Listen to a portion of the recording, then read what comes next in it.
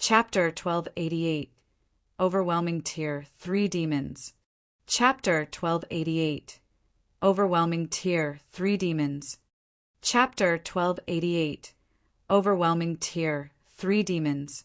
After hearing Sure Feng's command, both Anna and Kite set their sights on the demonic hunters guarding the herb garden. Demonic Hunter, Dark Creature, Demon. Level 70.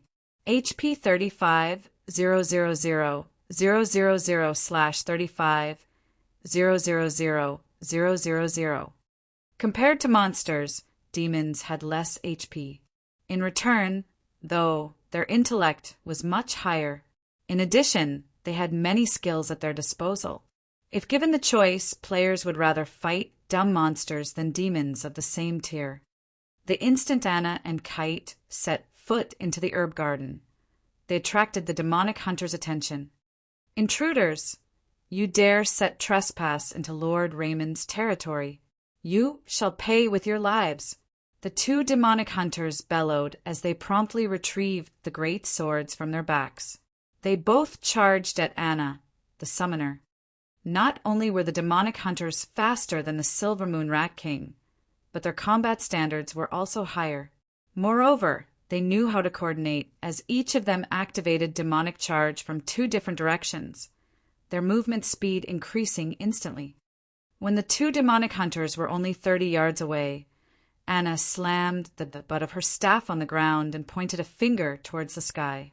As she did so, she finished chanting her incantation's final verse. Suddenly, a massive, golden magic array appeared before her. Silver magic arrays also appeared around Anna, one after another, surrounding the summoner. When the two demonic hunters were only 15 yards away, a golden giant emerged from the golden magic array. The golden giant served as a gatekeeper as it stood in the demon hunter's path. This move was the Tier 2 curse Anna had learned, Song of Summoning. It allowed her to summon a Tier 3 golden giant to aid her. 10 Tier 2 rock guardians also appeared from the silver magic arrays around Anna. In the blink of an eye, Anna had summoned a monster army. Golden Giant, Elemental Being, Great Lord. Level 72.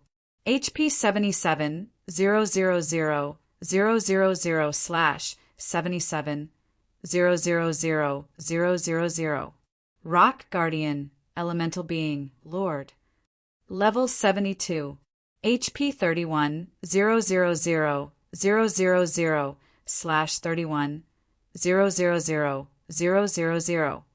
Although the two demonic hunters tried to circle the summoned creatures and attack Anna directly, the summoner had prepared for this. With a light wave of her staff, she fired several elemental bullets at the demonic hunters. Dang! Dang! Dang! The two demonic hunters responded quickly by blocking the bullets with their greatswords. However, the golden giant appeared behind the two demonic hunters, its fists descending on their heads. Boom! Minus 415,797. Minus 420,187. The impact blasted a large hole in the ground. At this point, Anna had finished writing another set of runes. She then flicked her finger at these runes. Immediately, these runes embedded themselves into the 10 rock guardians' bodies, who had already surrounded the two demonic hunters. As these runes merged with the rock guardians, a golden magic array formed around the two demonic hunters. Although the demonic hunters attacked the barrier, it remained intact as the rock guardians split the damage equally. Moreover, this magic array granted the rock guardians a 10% increase to their basic attributes and reduced the demonic hunters' basic attributes by 15%. With this, it became even more difficult for the demonic hunters to kill the rock guardians and break free from the magic barrier. So strong! Sure Feng was quite impressed. Although he had long since known that an epic personal guard had extraordinary potential, he never imagined that Anna would grow to the point of being capable of suppressing 2 Tier 3 demons all by herself. If a player of the same tier fought Anna, she would overwhelm them until their death. Not to mention, Anna still had her epic ranked legacy skill, Angel Summoning. Whether in a one-on-one fight or a group fight, Anna had no weaknesses. Suddenly, the sword Master Kite charged into the magic array and slashed his fragmented legendary sword at one of the demonic hunters. The targeted demonic hunter responded quickly, slashing its great sword horizontally and easily deflecting this attack. However, the instant the demonic hunter blocked the attack, it was forced to retreat by half a step. Immediately after, over a dozen wind blades struck the demonic hunter from multiple directions. Minus 44,671. Minus 44,598.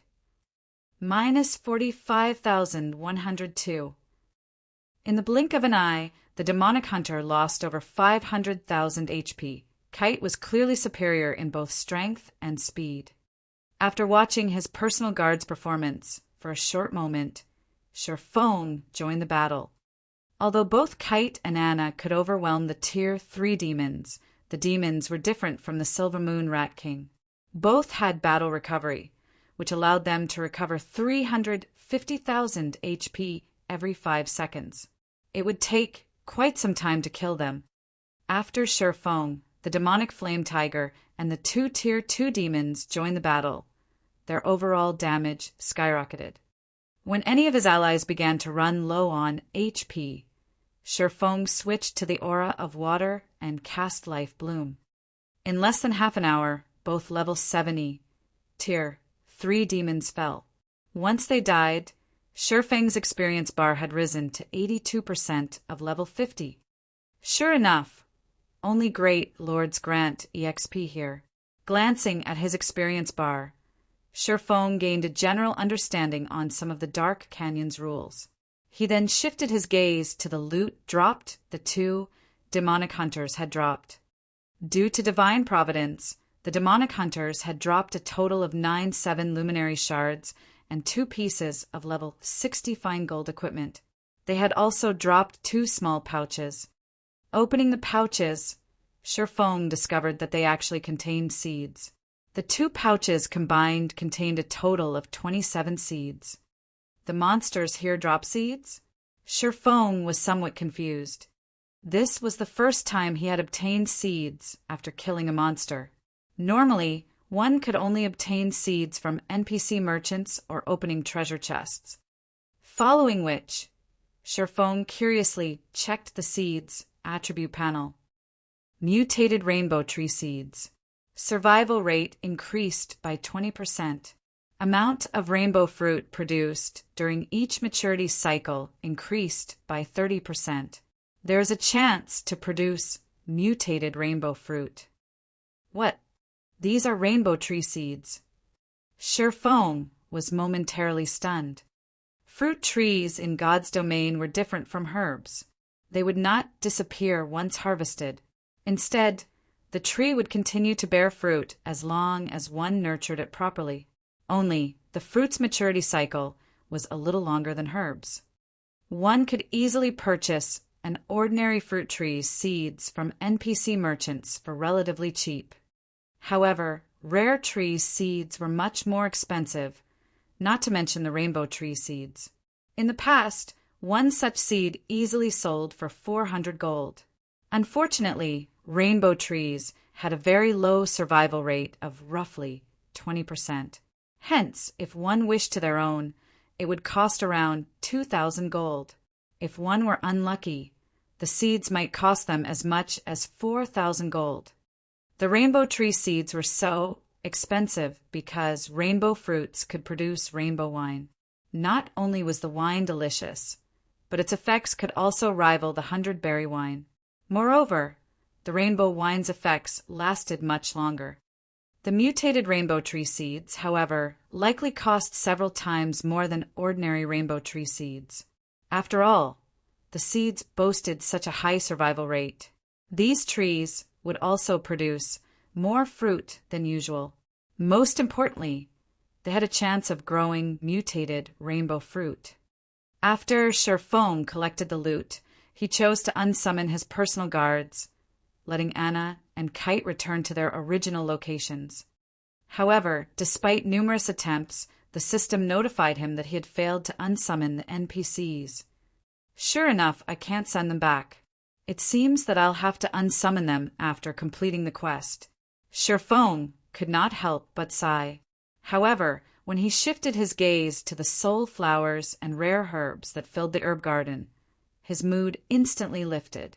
There was even a large number of moonlight fruit waiting to be harvested. He had to admit that an Azura mode promotion quest was wonderful. Sherfong collected the rare herbs and moonlight fruits frantically while waiting for the soul flowers to mature. Normally, soul flowers needed 3 to 4 days to reach maturity. However, due to Raymond's magic array, these only needed around 6 hours. Time passed very quickly. By the time Sherfong collected the soul flowers, his bag space was nearly full. It's about time for me to log off, Sherfong thought as he looked at the real-world clock. It was almost time for the White Tiger Dojo's friendly competition. As the Big Dipper's head instructor, he couldn't be absent from the event. He then chose to log out and disappeared from the herb garden. Rainbow fruit. Rainbow fruit in Chapter 1005 changed to 7-colored fruit. Chapter 1289, Difference caused due to time. Chapter 1289, Difference caused due to time. Chapter 1289, Difference caused due to time. Jinhai City, City Center Sports Arena. The sun shone brightly in the midday sky. At this moment, however, the glaring, scorching sun couldn't stop the enthusiasm of the crowd gathered in front of the sports arena. A sea of people waited outside the arena, which could accommodate 50,000 people. The White River Dojo had been advertising the friendly competition for some time. Advertisements decorated the city streets. Including Jinhai City, a total of 6 cities planned to participate. It was the grandest competition so far this year. In an era where everyone valued physical fitness, nothing was more popular than a fighting competition. Today was also a Saturday, and everyone had the free time to watch the competition. After all, this competition involved fighting experts from 6 cities. It could be considered a contest between these cities. Many had come to support their own local fighters. In order to spread the news thoroughly, the White Tiger Dojo had specifically invited many of these cities' important fighters to spectate. Seeing luxury hover cars arrive before the VIP entrance, one after another, the people lined up in front of the normal entrance gasped. Every individual that alighted from these vehicles were even more extraordinary. Look, isn't that Elder Sue? He's attending this event as well. Huh. Isn't that Master Chinwu? While the crowd watched in rapture, influential people entered the arena. Sherfong had also just arrived at the sports arena by car. As he had been occupied with gathering herbs, Xiao Yu and the others, finding it inappropriate to disturb him, had decided to head to the venue first. Hence, Sherfong had arrived alone. As soon as Sherfong emerged from the car, he was surprised. However, his surprise wasn't due to the number of spectators. Rather, he was surprised to see so many contestants. A line of people had queued up at the contestant entrance. There were at least 300 people in line at the moment. It was already enough to rival a provincial-level fighting competition. As Sherfong waited for Liang Jing to retrieve him, he noticed quite a few familiar faces in front of spectator entrance number 5. They were none other than Zhou Yuhu and his previous classmates. Brother Hu, you really are impressive. You even got your hands on entrance tickets. When I showed off my ticket, my classmates were so jealous. A robust youth with a long nose and beady eyes praised Zhou Yuhu. That's nothing to Brother Hu. Brother, who is famous at our school. Not only did he pass the professional fighter's test and officially become a reserve professional fighter, but he is also one of the few Shadow Guild experts in our school. It is a piece of cake for him to get a few tickets to this competition. A youth wearing a t-shirt proudly proclaimed, "Amazing! Brother, who has become a reserve professional fighter." In that case, won't he become an actual professional fighter in 1 or 2 years? At this moment, several tall, beautiful female students gazed at Qin Shiyu, who stood beside Zhou Yuhu in envy and admiration. "Senior Shiyu, you really are blessed. You actually nabbed Brother Hu for yourself." It was extremely difficult to become a professional fighter. One needed talent. Becoming a professional fighter also meant earning a high income. If one became one of the top 10 fighters in the city, living in a high-end residence and owning a luxury car would be possible. If one became a champion, they would gain a lot of influence and wouldn't have to worry about money for the rest of their life. "What are you girls talking about?" Qin Shiyu, who wore a blue blouse and short skirt, pretended to get angry. However, her eyes contained a faint trace of pride. As the group chatted merrily, Zhou Yuhu noticed Shifeng, who waited in the distance. "Huh, isn't that Shifeng?" Hearing Zhou Yuhu's words, everyone turned to look. These people more or less knew about the history between Shifeng and Zhou Yuhu. Shifeng had defeated Zhou Yuhu in a single move, instantly becoming famous in the university. However, it had been quite some time since they had seen Shifeng, as, shortly after his fight with Zhou Yuhu, he had vanished. Shifeng wore a dark blue tracksuit. Compared to several months ago, he had built up quite a bit of muscle. He gave off an indescribable sense of familiarity. "Why is he here?" Qin Shiyu watched Shifeng in confusion. After the fellowship party, Shifeng had cut off all connections with his classmates. After graduating from university, she had heard that Shifeng had joined a considerably powerful gaming workshop and was doing fairly well. "I suppose he's here to watch the competition." Watch the competition? I doubt that. If that was the case, he should be in line for one of the spectator entrances rather than relaxing on a bench. He graduated already, yet he's still going around wearing a tracksuit. I guess he hasn't done that well. Sure enough, those rumors about him becoming powerful were lies. "Senior Shiyu, it seems your decision back then had been a wise one. I wish my eyes were as keen as yours." The group praised Zhou Yuhu, one after another. After all, the difference between Zhou Yuhu and Shifeng was obvious. One was a nobody working for some gaming workshop, while the other was an upper echelon in the well-known Shadow Workshop. Moreover, not only was Zhou Yuhu the envy of white-collar workers, but he was also a reserve professional fighter. As long as he could pass the city's qualifiers within 3 years, he would officially become a professional fighter. Every dojo and training center in the city would offer high pay to recruit him. "Senior Shiyu, why don't we invite him to join us? We have an extra ticket. Letting it go to waste would be a pity." That's right. There are people willing to buy back row tickets for 1,500 credits. It would be a loss to hold on to it. In any case, he must want one. We can sell it to him for 1,200 credits. Consider it doing him a favor. Zhou Yuhu and Qin Shiyu agreed with the suggestion. Obtaining these tickets hadn't been cheap. Even back row tickets cost 500 credits through official channels. Originally, they had bought just enough tickets, but one of their party wasn't able to attend due to some urgent matter. If they did nothing with the ticket, they would have thrown away 500 credits. By selling it to Shifeng, they could earn a quick buck and ridicule their old classmate. All right then. In any case, holding on to it would be a waste. Since we are old classmates and we haven't seen him for some time, we can use this opportunity to catch up. Qin Shiyu nodded. However, after taking a few steps forward, Qin Shiyu noticed a gorgeous beauty with 4 black-clad bodyguards in tow approach Shifeng gracefully. This woman, wearing an exquisite business suit, even made Qin Shiyu feel ugly. She was none other than Liang Jing. "Head instructor, sure, you finally decided to show up. Let's hurry inside."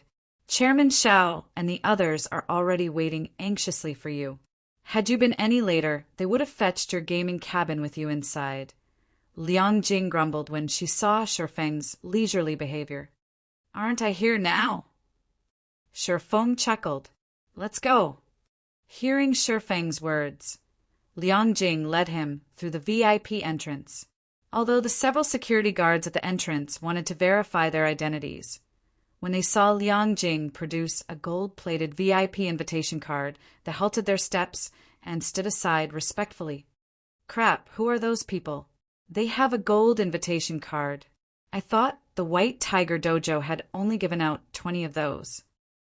As Shifeng and Liang Jing entered the building, the security guard stated after them in surprise, if the 20 golden invitation cards were split evenly among the 6 cities invited, each city would only get 3 or 4 cards. Only those whom the White Tiger Dojo valued would receive 1. Meanwhile, Zhou Yuhu and the others who waited in front of the spectators' entrance were dumbfounded, their eyes nearly falling out of their sockets. Chapter 1290, Display of Strength. Chapter 1290, Display of Strength. Chapter 1290, Display of Strength. How is this possible? Doesn't he work for a gaming workshop? Qin Shiyu stared at Shifeng incredulously as the latter entered the VIP entrance. She couldn't believe her eyes. Every person she had watched go in through that entrance was an influential fighter in Jinhai City, yet Shifeng boldly walked through the doors. Moreover, even the security guards had treated him with respect. How was he not doing well after graduating? He had risen to an entirely different level. So the rumors were true. Her companions' jaws had dropped as they stared at the VIP entrance. When they thought about how they had planned to sell Shifeng a back-row ticket, they realized the idea was laughable. Fortunately, they had not actually tried to sell him the ticket. Otherwise, they would have humiliated themselves. Senior Shiyu, aren't you very familiar with Senior Shifeng? I'm very interested in gaming. If there is an opportunity, would you introduce us? A petite girl with big, round eyes and cherry-red lips asked Qin Shiyu with anticipation. MHM, if there is an opportunity, I'll introduce you. Qin Shiyu muttered, wearing an indescribably awkward expression. Meanwhile, in the sports arena's VIP hall, upper echelons from the various dojos and training centers, as well as influential figures from the various cities, had gathered, chatting merrily. Only, despite the sounds of laughter that filled the hall, an intense hostility snapped between them. When 3 of the White Tiger Dojo's people entered, practically every upper echelon shifted their gazes to the newcomers. Among these 3, the one leading the group was a middle-aged man in his mid-30s. The man gave off a peaceful aura. Of the 2 men beside him, one was Gan Xingting, the representative instructor for Jinhai City's White Tiger Dojo, while the other was Xie Qiwen, White Tiger Dojo's rising star. What? Jiang Tianyuan is here. Seeing as Jiang Tianyuan is attending, this competition must be quite important to the White Tiger Dojo. When the crowd saw the middle-aged man, Jiang Tianyuan, they spoke in hushed whispers. In the fighting world, Jiang Tianyuan had been a superstar in the past. He had participated in multiple international competitions and had placed quite well. During his youth, he had been practically unrivaled among his peers within the country. The White Tiger Dojo had raised him to the position of advanced instructor at a very young age. He had even become a hall master, managing over a dozen branches. Jiang Tianyuan was definitely one of the White Tiger Dojo's core upper echelons. Even the dojo's head hall master treated him with respect. The fact that such an important figure had set foot in a backwater city like Jinhai City proved that the White Tiger Dojo intended to do anything possible to win this competition. The minor dojos and training centers clearly had no chance of winning. Qiwen, are the arrangements for the competition complete? Jiang Tianyuan asked quietly after he greeted the various VIPs. Hall Master, everything is complete. Once this competition is over, the White Tiger Dojo will secure all 6 cities, Xie Qiwen reported, smiling. Good then. Jiang Tianyuan nodded. However, I heard that the Big Dipper Dojo has a few skilled fighters. I've also heard that Lei Bao is now one of their instructors. Make sure our competitors do not grow complacent. Hall Master, rest assured, we've investigated the Big Dipper Dojo's situation. Among their 20-year-old and younger members, none are exceptional. I am sure that some other dojo or training center will deal with Big Dipper before we have to, Xie Qiwen said confidently. If the woman named Fire Dance, who had defeated Gan Xingting in a single move, took part in this competition, they would have to take Big Dipper seriously. However, none of the dojo's new members had any talent to speak of, much less strength. Compared to the Big Dipper Dojo, the other dojos and training centers posed were a greater threat. Right. Who have you chosen to be our 3rd representative in this competition? Jiang Tianyuan asked. I've heard that both Yu Ziping and Liao Huajie have performed considerably well thus far. Although Liao Huajie is one of the main branch's elites, Yu Ziping is nearly skilled enough to become an advanced apprentice. After some discussion, we've decided on Liao Huajie as our 3rd representative. At the end of the day, Yu Ziping is too young. Although Yu Ziping has the advantage when it comes to the basics, he doesn't have as much combat experience as Liao Huajie, Xie Qiwen explained, smiling. What a pity. This is a good opportunity to accumulate experience. After all, that child is quite talented. After Jiang Tianyuan considered the matter, he agreed with Xie Qiwen. The competition was extremely important. If it weren't, he would not mind letting Yu Ziping take part in it instead. However, Jiang Tianyuan only played with this thought. After all, neither Liao Huajie nor Yu Ziping was skilled enough to attract his attention. He had only asked because Yu Ziping was one of his daughter's friends. Elsewhere in the arena, Head Instructor Shi, you're finally here. When Xiao Yu saw Shi Feng enter the room, he hurriedly welcomed the latter. Anxiously, he asked, how is the team coming along? The competition was about to start, yet the Big Dipper's chairman was utterly unfamiliar with his team's condition.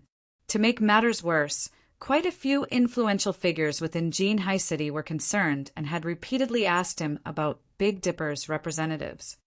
Meanwhile, he could only smile in response. He didn't have any answers for them. They should be all right, Shi Feng said, chuckling. Hearing Shi Feng's vague reply, Xiao Yu was speechless. He even wondered if Shi Feng was concerned at all. However, Xiao Yu's requirement wasn't overly high. As long as they didn't lose too miserably, he'd be satisfied.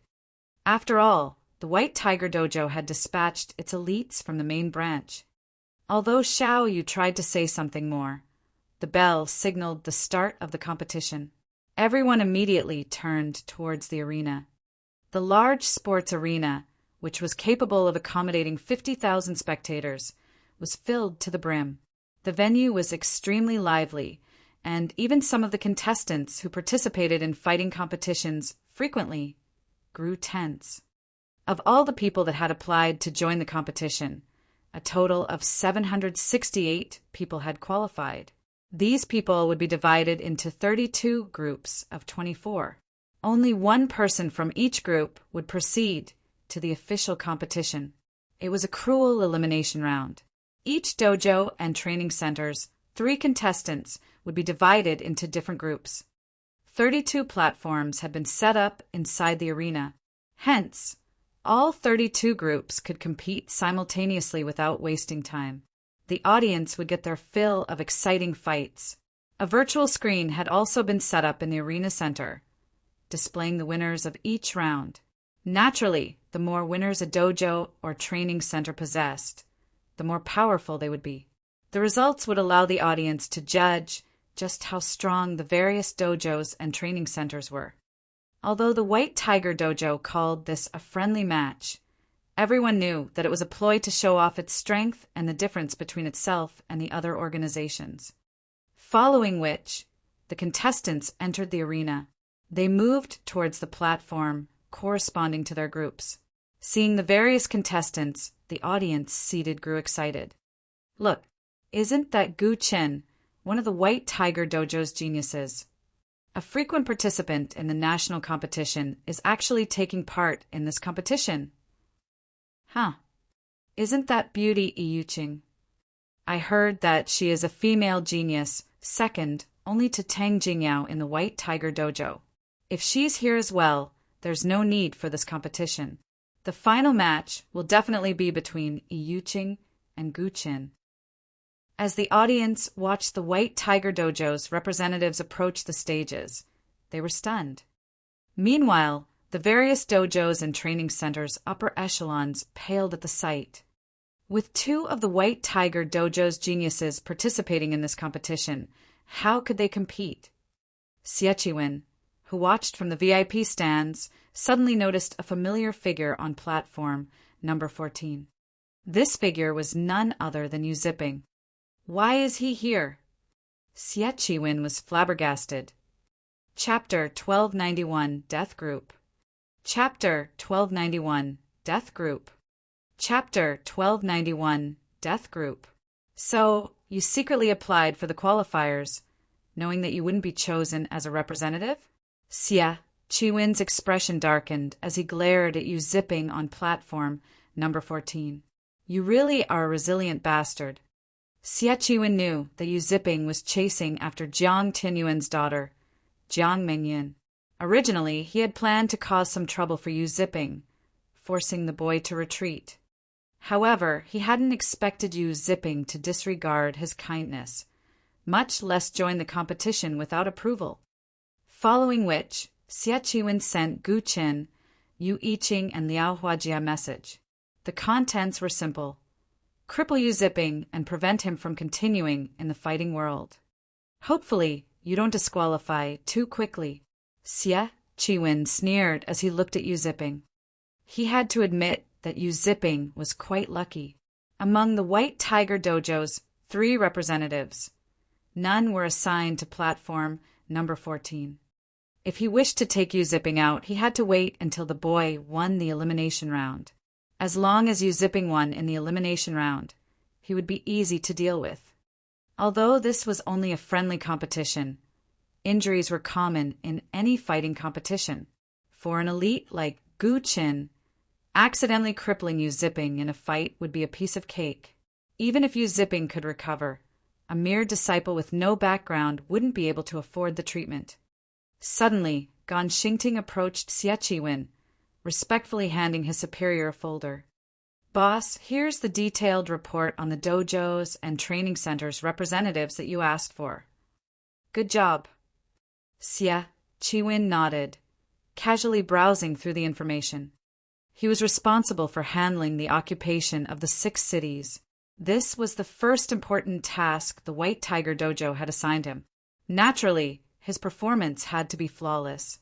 Although he didn't expect anyone from the 6 cities to defeat his dojo's representatives, he had Gang Xingting investigate any noteworthy opponents. Among the 6 cities, there were only 3 noteworthy opponents: the Martial Heaven Dojo, White Cloud Dojo, and Big Dipper Dojo. Among the 3, the Martial Heaven Dojo and White Cloud Dojo deserved the most attention. After all, these 2 were considerably famous in the past. Only, their fame had fallen considerably since then. However, they were still capable of nurturing national fighters once every few years. The martial arts master, Lei Bao, was the only reason the Big Dipper Dojo was considered a worthy foe. They also had Fire Dance, who was suspected of being a martial arts master as well. With these 2 masters, the Big Dipper Dojo might have some hidden trump cards. As Xie Chiwen read through the files, however, he noticed a familiar name, Yu Ziping. Moreover, Yu Ziping was representing the Big Dipper Dojo. Seeing this, Xie Chiwen was momentarily stunned. He was utterly dumbfounded by Yu Ziping's foolishness. Had Yu Ziping joined the competition as an individual, the youth would retain his identity as a White Tiger Dojo intermediate disciple. If that were the case, he couldn't do anything too drastic against the youth. After all, Jiang Tianyuan was watching. However, the situation had changed.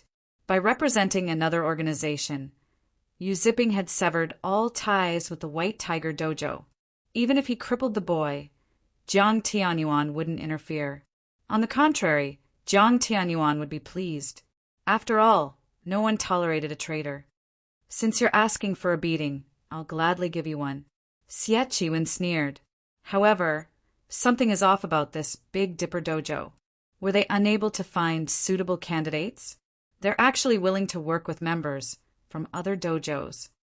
Although the information regarding Shadow Sword and Turtle Dove showed that both had participated in their own city's professional qualifiers, they had never passed the elimination rounds to become official professional fighters.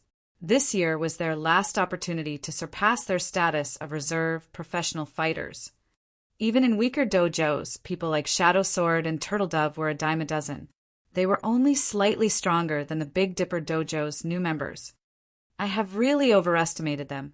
Xie Chiwen turned to look at Shifeng and the others, who sat in the VIP stands, his sneer still plastered on his face.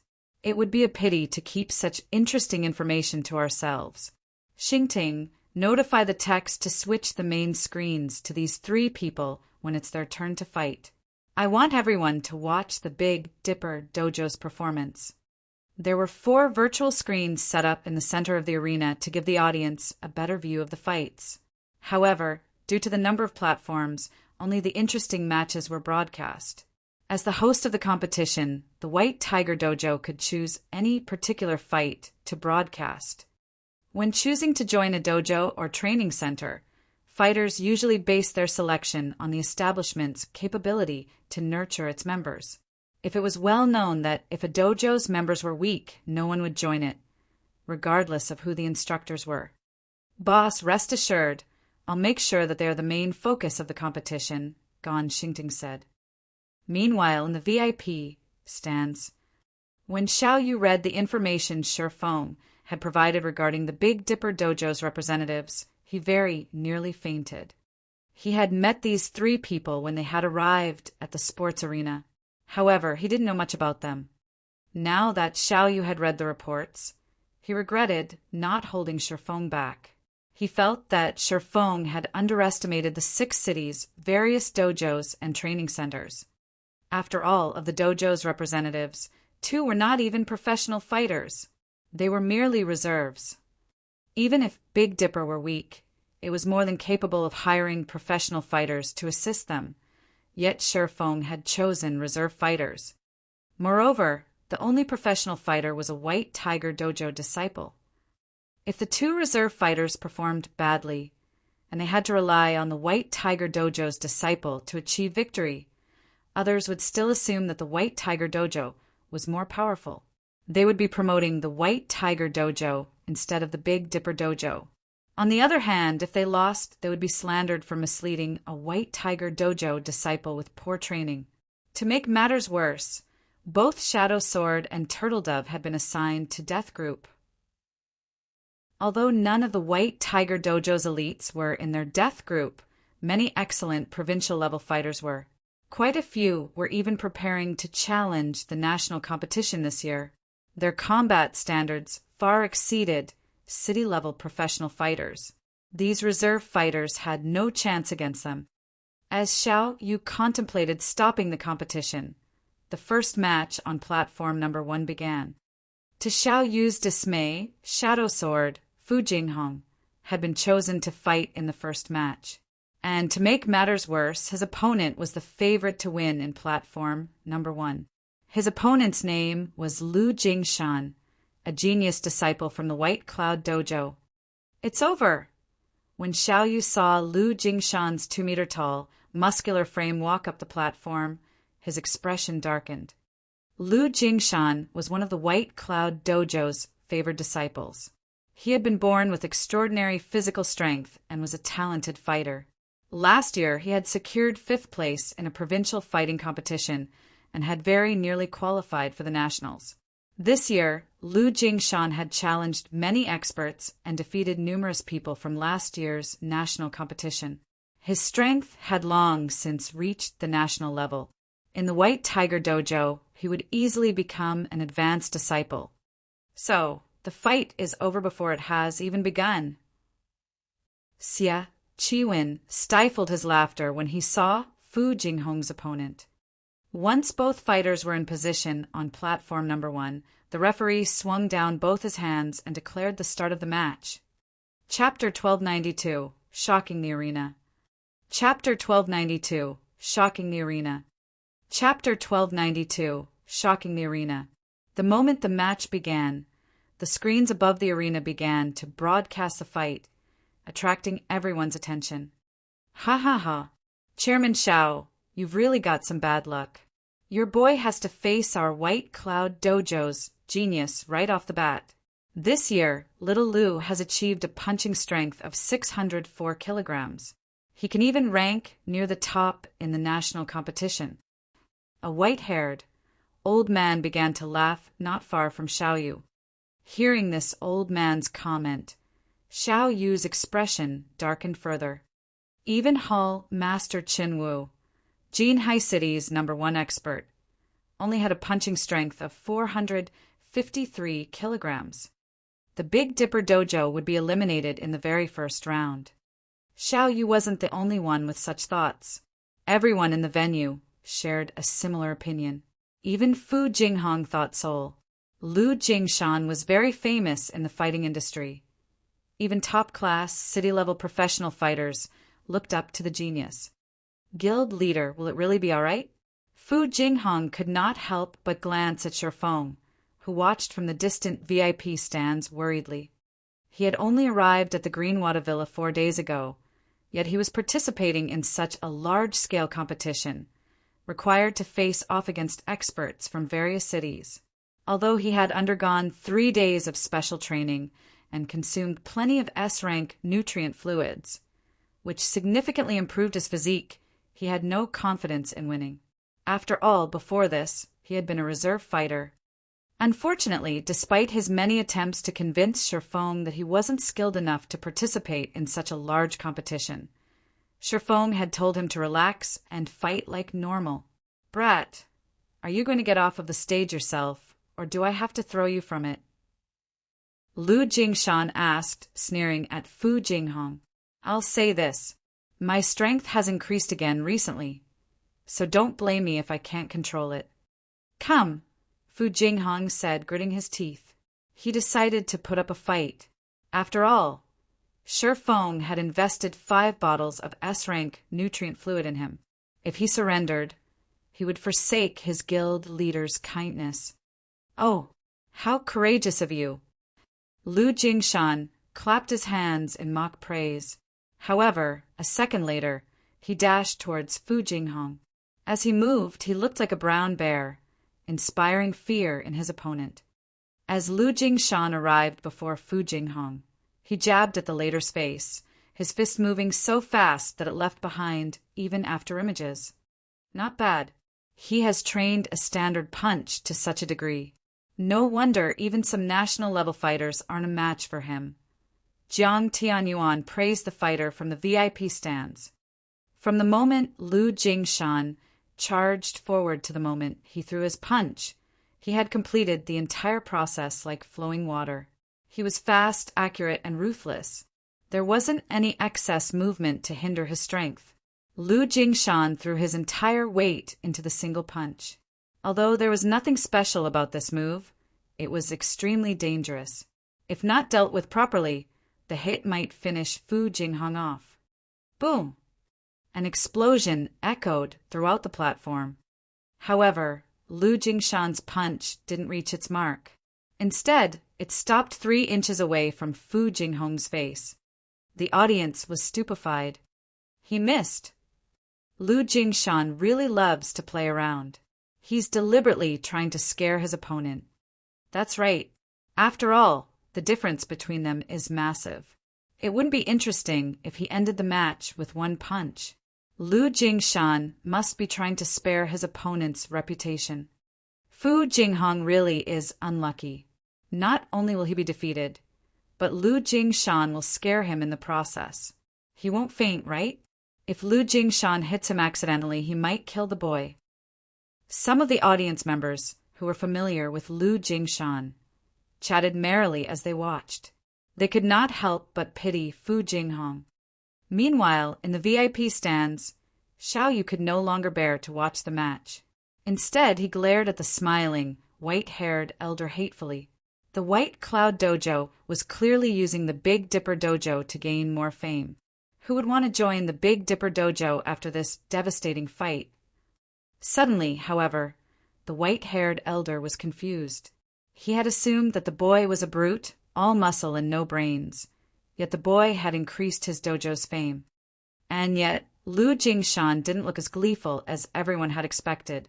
Rather, he looked at Fu Jinghong with a serious expression. He was not as kind or playful as everyone thought. He had planned to finish off Fu Jinghong with one punch from the very beginning to shock his following opponents. After all, this was not your standard competition. He had to fight several matches in a row. He might even suffer injuries as a result. Although the sports arena was equipped with excellent medical facilities and could help him heal small injuries very quickly, medicines and machines couldn't restore one's mental state. Hence, he had intended to finish his fights as quickly as possible. However, he had never expected Fu Jinghong to dodge his punch. "Brat, you got lucky, but your luck ends here," Lu Jingshan shouted. Immediately, he executed chaotic arrow strikes, his swiftest and most violent technique. He planned to overwhelm his opponent with brute force and speed. A wall of fists bombarded Fu Jinghong. Lu Jingshan's trademarked chaotic arrow strikes. That kid is doomed. It will take several months in the hospital to recover from his injuries. The audience could not help but pity Fu Jinghong when they saw Lu Jingshan's ruthless assault. As everyone thought that Lu Jingshan would send his opponent flying, Fu Jinghong reacted, blocking every one of the incoming punches. Impossible. He can actually block that. Is he even human? The audience in the VIP stands were shocked. This was especially true for the White Cloud Dojo elder. Lu Jingshan's punches were both swift and strong. This technique would even overwhelm national fighters. Yet Lu Jingshan couldn't even hit Fu Jinghong. What refined skills! Jiang Tianyuan's eyes glowed as he watched Fu Jinghong's movements. The spectators were focused on Fu Jinghong's defense, but Jiang Tianyuan was fully aware of how difficult it was to block Lu Jingshan's chaotic arrow strikes so effortlessly. First, Fu Jinghong needed to predict Lu Jingshan's attack trajectories accurately. Then, he needed to block the attacks from the correct angle. To achieve such a feat, one required an acute awareness of the fight and a wealth of combat experience. Jiang Tianyuan found it very difficult to believe that a youngster in his late teens could possess so much combat experience. What? I thought he was just a reserve fighter? Xiao Yu wore an incredulous expression as he watched Fu Jinghong move across the stage gracefully, his mouth hanging open. He then shifted his gaze to Shifeng, and all of his resentment for the man vanished. He was surprised and elated. He had never thought that Shifeng would find such a hidden expert. At the same time, his respect for Shifeng grew. After the fight continued for another dozen seconds or so, Lu Jingshan gradually weakened. While chaotic arrow strikes could overwhelm his opponent, the move taxed his stamina. "I see that you have some hidden strength as well, brat. You nearly fooled me." Seeing the fight going nowhere, Lu Jingshan gave up on using chaotic arrow strikes and pulled away from Fu Jinghong. He tried to buy himself some time to recover his stamina with words. "If dodging is the only thing you know how to do, you will never defeat me." However, before Lu Jingshan finished speaking, Fu Jinghong charged forward. He had no intention of giving Lu Jingshan time to rest. Seeing this, Lu Jingshan sneered at his opponent's foolishness. Adjusting his stance, he responded with a horizontal kick. As Lu Jingshan's leg was about to strike Fu Jinghong, the young fighter representing the Big Dipper Dojo slid to a stop as if he had predicted the counterattack. As a result, Lu Jingshan's leg brushed past Fu Jinghong's clothing. Lu Jingshan's stance crumbled as his attack missed, revealing weak spots in his defense. Using this opportunity, Fu Jinghong launched a scissor kick at Lu Jingshan's unguarded abdomen. Pooh! Lu Jingshan spat a mouthful of blood on the spot, flying off the platform and slamming into the ground. Although Lu Jingshan tried to stand, he swayed before losing consciousness and collapsing back to the ground. As this was a friendly competition, and each contestant had to participate in more matches than the standard competition, once a referee determined that a contestant was incapable of continuing, they would immediately declare the fight's outcome. Winner: Big Dipper Dojo's Fu Jinghong. Chapter 1293, Another Monster. Chapter 1293, Another Monster. Chapter 1293, Another Monster. He won just like that. The audience was dumbfounded as they stared at platform number 1's Fu Jinghong. Nobody had expected such an outcome. Moreover, the fight had ended so quickly. However, among those present, the upper echelons in the VIP stands were the most surprised. Although the general audience knew that Lu Jingshan was very strong, they didn't know that he was as skilled as a national-level fighter. And such an expert had been defeated by a disciple from a dojo they had never heard of. This was unbelievable. The Big Dipper Dojo? Didn't that dojo recently open? Amazing. I thought the rumors about Big Dipper recruiting a master were lies. It seems they are actually true. That guy defeated Lu Jingshan so easily. Doesn't this mean he already qualifies to join the national competition? After this competition is over, I have to apply for the Big Dipper Dojo. The majority of the audience found the unexpected outcome inconceivable. However, after considering the matter carefully, they realized how impressive the Big Dipper Dojo truly was. After all, none of them had ever heard of Fu Jinghong before. The Big Dipper Dojo must be impressive if it nurtured such an extraordinary fighter. The audience members aspiring to become professional fighters stared at the stage with bloodshot eyes. They were all eager to join the Big Dipper Dojo. Even if they couldn't become national-level fighters, they wouldn't have to worry about putting food on their table for the rest of their lives if they joined the ranks of provincial-level fighters. Due to the focus on Fu Jinghong and Lu Jingshan's fight, the spectators discussed the Big Dipper Dojo for a time. The more they talked about the dojo, the more enthusiastic they became. In the blink of an eye, the Big Dipper Dojo had garnered a lot of fame. Well, I won't have to worry about my marketing plans. When Shi Feng noticed the heated discussions in the other audience stands, with some even expressing their intent to join the dojo, he considered this a good opportunity to advertise the Big Dipper Dojo. The White Tiger Dojo was trying to occupy the various third-tier cities because it wanted to recruit more talented fighters as leverage during its negotiations with international corporations. After all, everyone had already learned that talented fighters had an easier time becoming experts in God's domain.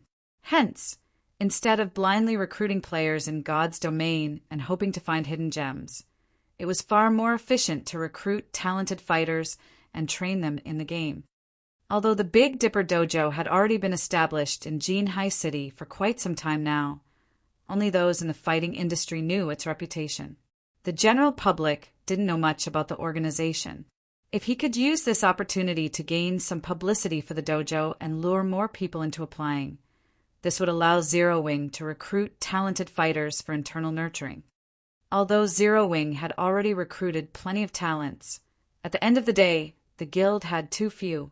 Zero Wing didn't even have enough experts to give first-rate guilds a run for their money, much less super first-rate guilds. Of course, the guild's lack of funding was the main reason for this. It couldn't afford to nurture a lot of players at once yet. However, Shi Feng had no intentions of selling his God's domain resources for credits, as it was his monetary resource in God's domain. In the future, these resources would become even more valuable. Selling them now would be the epitome of foolishness. Hence, he was forced to recruit talented players slowly. I thought he was just some newcomer who couldn't even pass the city's qualifiers? Xie was confused. Was there an error in the report? Or did he hide his strength intentionally? The fact that Fu Jinghong had defeated Lu Jingshan proved that he was not a mere reserve fighter. Yet no matter how Xie looked at it, it shouldn't be possible for a city-level fighter to grow to a national level within a short period. I have really underestimated the Big Dipper Dojo to think they would have such a hidden trump card. Xie could not help but shift his gaze towards Shifeng. Sneering, he muttered, "Although I've allowed you all to gain some fame, do you really think the championship will be that easy to win?" He hadn't expected the Big Dipper Dojo to have an expert capable of defeating Lu Jingshan. However, Gu Chen and Yi Yuqing had no cause for concern. Meanwhile, Shadow Sword, Fu Jinghong, was still dazed as he remained on platform number 1. "I won just like that," Fu Jinghong muttered as he watched the medics carry away Lu Jingshan on a stretcher. He questioned his own performance. Was that really Lu Jingshan? He had challenged the city qualifiers twice before. However, he had been eliminated both times. Meanwhile, Lu Jingshan was an expert who actively participated in provincial-level competitions. The difference between them was like heaven and earth. Logically, he shouldn't have been able to win. Yet, although Lu Jingshan's attacks had been fierce and powerful, he counted plenty of weaknesses in Lu Jingshan's stances. Most importantly, Lu Jingshan had telegraphed his attacks with his body language, which allowed him to predict his opponent's strikes. As a result, not only had he easily avoided Lu Jingshan's attacks, but he had also blocked Lu Jingshan's seemingly unblockable chaotic arrow strikes. This was a basic mistake that no expert should make. Of course, he hadn't realized his own abilities earlier, either. He had only learned about these factors after training with Lei Bao and sparring with Kola and the others. However, learning about these flaws was one thing. Putting this newfound knowledge to proper use was another altogether. To do so, he had arduously trained to execute void steps in God's domain and utilize the S-rank nutrient fluids to recover from the exhaustion, gradually increasing his brain activity. Only, even after his training, Kola and the others still beat him mercilessly. Meanwhile, in the VIP stands, Shifeng wasn't surprised in the least to see this outcome. Shadow Sword was immensely talented. He could easily see this in the young man's performance in God's domain.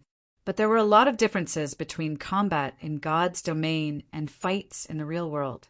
If one wished to use their combat experience in the game in the real world, they needed to adapt. After all, one's body in the real world was different from their body in God's domain. There were minute differences between the way one controlled these two bodies. Of course, with proper guidance, one could adapt easily.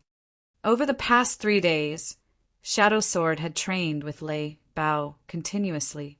He had also received plenty of nutrient fluids to aid his body's growth and repair. Most importantly, thanks to the S-rank nutrient fluids, his mental capabilities had evolved, allowing his 5 senses to become far more sensitive. Coupled with Shadow Sword's wealth of combat experience, it was only a matter of course for him to defeat someone like Lu Jingshan, who had very little combat experience. Once the match on platform number 1 ended, the matches on the other platforms began. The fights here were much more exciting than the city's annual fighting competition, so the audience's blood boiled as they watched. After watching Fu Jinghong defeat Lu Jingshan, who had been a favorite to win, the other fighters on platform number 1 weren't so desperate to win. If they didn't think that they could defeat their opponent, they simply surrendered. After all, they still had to participate in official competitions once this friendly competition ended. Unless absolutely necessary, they would avoid injury. Aside from platform number 1, some eye-catching experts emerged on the other platforms. The White Tiger Dojo's 3 experts, in particular, struck fear in their opponents extinguishing their plans for overcoming the elimination round. Meanwhile, the match on platform number 28 ended within less than 5 seconds. A robust man that was won. 9 meters tall was thrown from the platform, tearing a gasp from the spectators. If the person responsible were a muscular man, they wouldn't have been surprised. However, the victor was a charming beauty with an hourglass figure. With a single punch, this beauty had sent a 9-meter tall man flying over 3 meters away and off the platform's edge. The waiting fighters sucked in a breath of cold air when they saw this. Suddenly, they were afraid of this beauty. What kind of monstrous strength does she possess? Crap! Just who is she? Everyone began to evaluate the young woman. Meanwhile, the various dojos and training centers' upper echelons began to investigate this mysterious girl. When they discovered her identity, they nearly cried out in shock. This girl was actually one of the Big Dipper Dojo's representatives, Turtle Dove Yu Chow Chow. Chapter 1294, Famous. Chapter 1294, Famous. Chapter 1294, Famous. Amazing! Truly amazing! Are all of Big Dipper's disciples so powerful? Exclamations echoed throughout the spectator stands. When they discovered Yu Chow Chow's identity, their interest in the Big Dipper dojo grew. If only one of the dojo's representatives were strong, they could chalk it up to that individual's talent.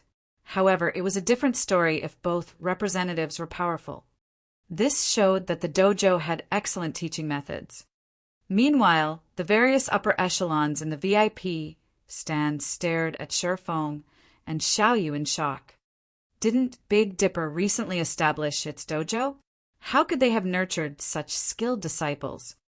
No wonder why the White Tiger Dojo stopped challenging the various dojos and training centers after visiting the Big Dipper Dojo. It turns out that the Big Dipper Dojo is actually quite powerful. So that rumor was true. The Big Dipper Group has won the lottery this time. Why can't a powerful master stumble into our dojo as well? Everyone in the VIP stands was a fighting industry insider, so they were all aware that the Big Dipper Dojo was a new construct. Moreover, the dojo had specifically been established for Shifeng. However, they had neither expected Shifeng to be such a powerful individual nor a capable instructor. With this, the Big Dipper Dojo's fame would grow. Ha ha ha! Big brother, our Big Dipper Dojo is famous. Several people just contacted me stating that they wish to join the dojo. There are even a few professional fighters among them who have previously refused our invitations, Xiaoyan said excitedly. Since the dojo's establishment, the Big Dipper Group had constantly searched for ways to expand the dojo's influence. After all, a dojo wouldn't necessarily become popular just because it had a master martial artist leading the training sessions. Before the dojo succeeded in nurturing powerful disciples, nobody would know how capable said master was. If the master happened to be inept at teaching, there was no point to joining the dojo. Hence, they had attempted to recruit some well-known professional fighters in Jinhai City and the several neighboring cities. Unfortunately, these fighters had either refused outright or demanded too high of a price. Now, however, these professional fighters who had acted like almighty masters acted like children. They were all eager to join the Big Dipper Dojo. Xiaoyu nodded and smiled as well. He hadn't realized how thoroughly Shifeng had hidden his capabilities either. Now, they didn't have to worry about damage to the Big Dipper Dojo's reputation, and they could recruit a plethora of well-known professional fighters. As the audience paid more attention to the Big Dipper Dojo, the matches around the arena became increasingly intense as the various competitors fought to obtain the only advancement slot for their respective platforms. As predicted, all 3 representatives from the White Tiger Dojo advanced through the elimination round eventually. All 3 were unbelievably skilled. The other dojos and training centers didn't fare as well. Over 40-plus dojos and training centers had come to participate. Even if the remaining slots were divided equally, not every establishment could earn a slot. Furthermore, Many fighters had joined the competition independently. In the end, only the stronger dojos and training centers would advance. The White Tiger Dojo really is impressive as expected of one of the country's best dojos. The other dojos and training centers simply aren't a match for it. The Martial Heaven Dojo is also pretty strong. All 3 of its representatives advanced. As for the White Cloud Dojo, if Lu Jingshan hadn't lost, all of its representatives would have advanced as well. That Big Dipper Dojo is also quite skilled. All 3 of its representatives advanced to the next round, too. Moreover, I heard that the Big Dipper Dojo is relatively new. It can definitely rival the Martial Heaven Dojo and White Tiger Dojo. When the organizers displayed the list of fighters who had advanced above the stage, the audience discussed the various establishments.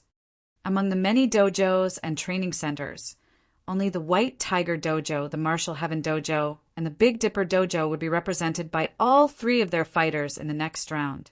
Hence, many people started comparing the 3 dojos. When Xia Chiwen heard the chatter, he paled. The spectators were comparing one of the country's best dojos to third-rate organizations. If news of this reached the main branch, the higher-ups would call his management capabilities into question. Damn it, where did Big Dipper find so many experts? Xia Chiwen balled his fists as he glared at the distant Xiaoyu. In his opinion, the only person in the Big Dipper group capable of such a feat was the sly old fox Xiaoyu. As Xia Chiwen inwardly cursed Xiaoyu's cunning, Jiang Tianyuan asked from beside him, "Chiwen, why is Yu Zipping listed among the Big Dipper Dojo's representatives?" "Hall Master, this. I'm not sure."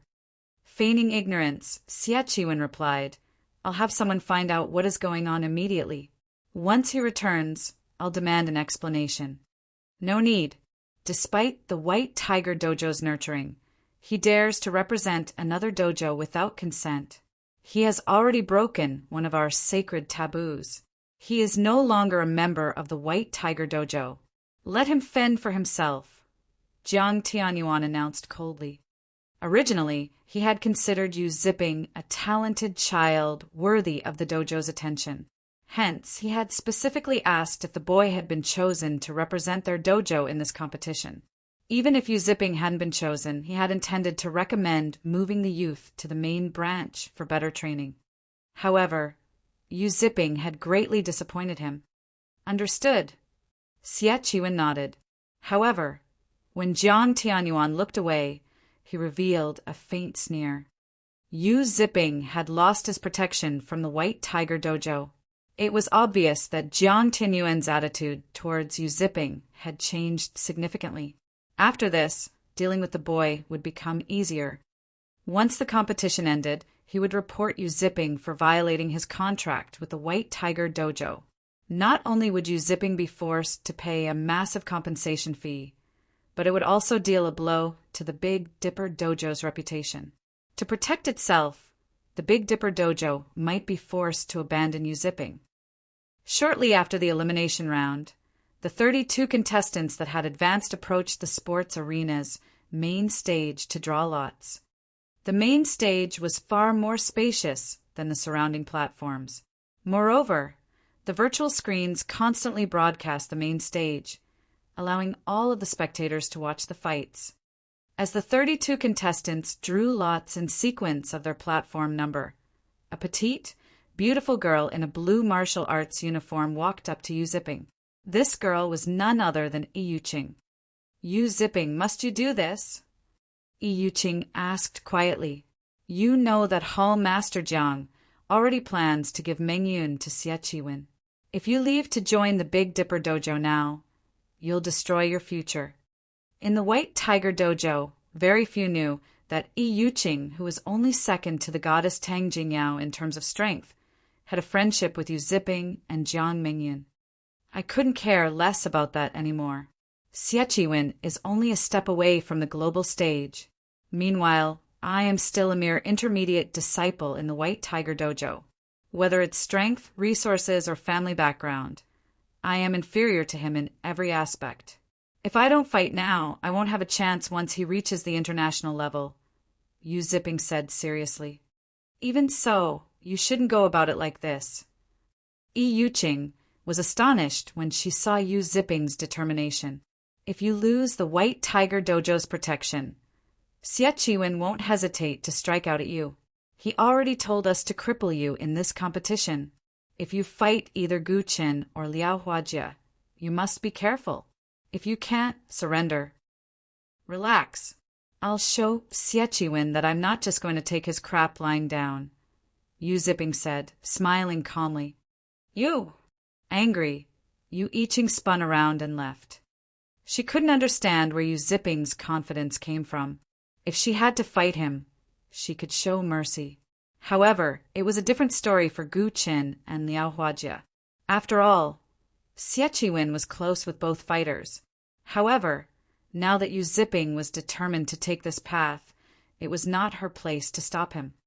Time passed quickly. After the drawings were done, the competition resumed. The screens above the arena displayed the first matchup. First match, Liao Huajie vs Yu Zipping. Chapter 1295, Instant Judgment. Chapter 1295, Instant Judgment. Chapter 1295, Instant Judgment. As the first match was announced, a commotion erupted in the VIP stands. A present White Tiger Dojo disciple fighting an ex-White Tiger Dojo disciple. This match is going to be interesting. Those in the VIP stands were all insiders of the fighting industry. They had already investigated every fighter that had advanced through the elimination round. They were all aware of Yu Zipping's background. Yu Zipping had been a relatively talented disciple of the White Tiger Dojo. He had become an intermediate disciple despite being so young. If he continued to work hard for another year or two, he definitely could have become an advanced disciple. Becoming an advanced disciple in the White Tiger Dojo was basically a guarantee that one could qualify for the national fighting competitions. Yet, for some inconceivable reason, Yu Zipping had shown up as one of the Big Dipper Dojo's representatives.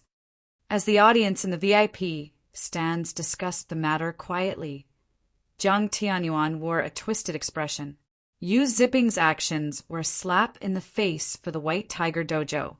The dojo would become a laughingstock. "Oh, master, rest assured, Liao Huajie will teach the boy how wrong and foolish his decision was," Xie Qin said, smiling. He had waited for this day for a long time. Although Yu Zipping was slightly more skilled than Liao Huajie, the latter had far more combat experience. Liao Huajie could easily defeat Yu Zipping. With Yu Zipping's defeat, they would show everyone the White Tiger Dojo's strength while leaving a stain on the Big Dipper Dojo's reputation. He could even cripple Yu Zipping in the process. This was practically killing 3 birds with 1 stone. There was no possibility of Liao Huajie's defeat. He was very familiar with Yu Zipping's skills. The teen would need another 1 or 2 years of arduous training to reach the national level. Meanwhile, Liao Huajie's strength was not as simple as everyone assumed. Below the main stage, the various fighters watched Liao Huajie and Yu Zipping on the main stage. They were very curious to see the outcome of this fight. Unlike everyone else, a flash of concern appeared in Yu Yiqing's eyes as she watched Yu Zipping stretch. She then quietly moved toward Shadow Sword and Turtle Dove, who also watched the match. Quietly, she said, "If you two are Yu Zipping's friends, you must stop this fight. Liao Huajie is not as simple as you think. He is one of our main branch's watchmen. If you don't stop Yu Zipping before the match starts, he will be in danger." A watchman. Shadow Sword and Turtle Dove turned to Yu Yiqing, their expressions turning serious when they heard this. "Are you telling the truth?" Yu Yiqing was a member of the White Tiger Dojo. Although they did not know what Yu Yiqing intended by warning them, they knew that watchmen should not be underestimated. Those who weren't familiar with the various dojos and training centers might not know what the term watchman implied. However, those who focused on breaking into the industry's inner circle were familiar with the word. To put it simply, a watchman determined if a disciple was worthy of focused nurturing. After all, a dojo or training center's resources were limited. It was not possible to provide tons of resources to every member. Hence, anyone who could defeat the designated watchman would receive the dojo's attention and vice versa. This maintained the quality of the establishment's best disciples. Watchmen were no weaker than those favored disciples. Rather, the opposite was true. On average, watchmen were stronger. Generally, watchmen were experts the establishment's upper echelons had chosen unanimously, although watchmen were forced to hide their achievements during their service. Once their term ended, they would receive their dojo's best training. Moreover, as compensation, they would have access to an abundance of resources during their service. As a result, many people aspired to become watchmen. Unfortunately, very few were ever chosen. Although not every dojo and training center had watchmen, it was normal for a peak dojo like the White Tiger Dojo. Why would I lie to you? Yu Iching rolled her eyes at Shadow Sword and Turtle Dove. She was one of the White Tiger Dojo's geniuses. She didn't need petty tricks to defeat her opponents. Although I'm not trying to brag, Lu Huajie is no weaker than I am. Yu Zipping stands no chance against him. Moreover, Lu Huajie is famed for his mercilessness during fights. He's as strong as you are? Turtle Dove asked as she evaluated Yu Iching. If I fought him, I'd have a 60-40 chance of winning, Yu Iching said after giving the matter some thought. Lu Huajie had been hiding his strength. Only the dojo's upper echelons knew his true skill. Meanwhile, she was the genius Tang Jingyao's future successor, so she was at least on par with Lu Huajie. However, to convince the Big Dipper Dojo to take Lu Huajie more seriously, she exaggerated his strength a little bit. So that's the case. We shouldn't need to notify the guild leader, then. Turtle Dove breathed a sigh of relief. Shadow Sword nodded in agreement. He, too, didn't think this matter was worth Shifeng's time. You guys, Turtle Dove and Shadow Sword's response dumbfounded Yu Iching momentarily. Although she tried to ask if they truly understood the severity of the matter, they shut her up with a word of thanks. As a result, she could only walk away, fuming as she realized that Shadow Sword and Turtle Dove were just as stubborn as Yu Zipping. None of them could be reasoned with. As Yu Iching tried to think of a way to convince Yu Zipping to drop out of the match, the timer above the main stage began to count down. Yu Zipping, I had thought you were better than this. I had believed that you could have joined the main branch after another year or two, but you crossed the line today. You betrayed the White Tiger Dojo. Today, I show you the price for that betrayal, Lu Huajie said as he stopped 2 meters away from Yu Zipping. Sneering, he continued, Brother Chiwen has asked me to pass you a message. You are 100 years too early if you wish to compete on his level. Suddenly, Lu Huajie moved. Executing swimming dragon steps, he was instantly within attack range of Yu Zipping. He then launched a flying knee kick at Yu Zipping's face. At the same time, his arms lashed towards Yu Zipping's neck like whips. Lu Huajie's attacks were extremely vicious. From the very onset of the match, he aimed for Yu Zipping's life. Against an attack to the face, fighters instinctively go on the defensive, ignore attacks from other directions. However, Lu Huajie wanted more from his flying knee attack than Yu Zipping's focus on defending himself. Martial artists frequently practiced conquering their defensive instincts. Rather, Lu Huajie wanted to distract his opponent with the initial attack, preventing Yu Zipping from noticing the attacks aimed for his neck. As Lu Huajie's knee flew towards Yu Zipping's face, Yu Zipping dashed forward instead of retreating. That guy is insane. The fighters below the stage were shocked by Yu Zipping's suicidal counter. If the knee struck his face, he would die. Is he trying to get himself killed? Lu Huajie was a little surprised by Yu Zipping's actions. However, it didn't distract him from his attacks. In the moment between life and death, Yu Zipping barely avoided the knee as he circled to Lu Huajie's side. When their bodies interlocked, Yu Ziping used centrifugal force to land a powered punch to Lu Huajia's back.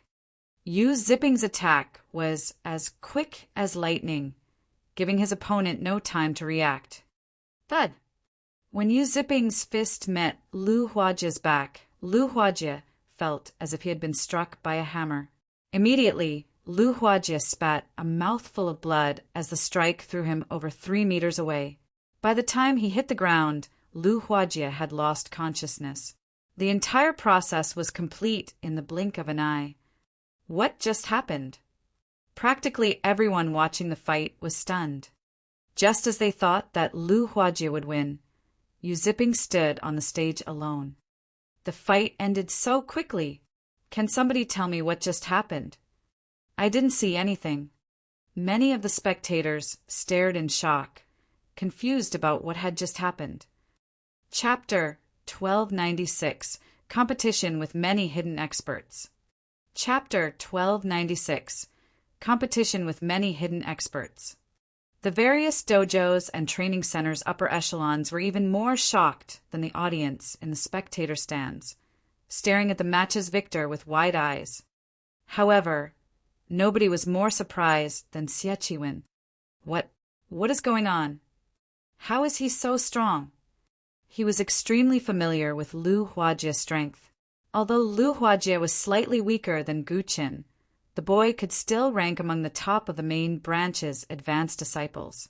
This was why the main branch had agreed to dispatch Lu Huajia for this friendly competition. Xie Qiwen wouldn't be able to defeat Lu Huajia so quickly, yet Yu Ziping had ended the match in the span of a breath.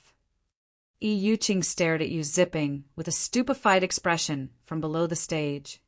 Impossible! How did he become so strong? Yi Yuqing thought back to what Yu Ziping had told her. Could he have hidden his strength all this time? Moreover, Yu Ziping wasn't the only one behaving strangely today. The other 2 Big Dipper representatives, Fu Jinghong and Yu Qiao, had been extraordinarily calm despite learning that Lu Huajia was a watchman. They were both obviously confident of Yu Ziping's victory. However, this only further confused Yi Yuqing.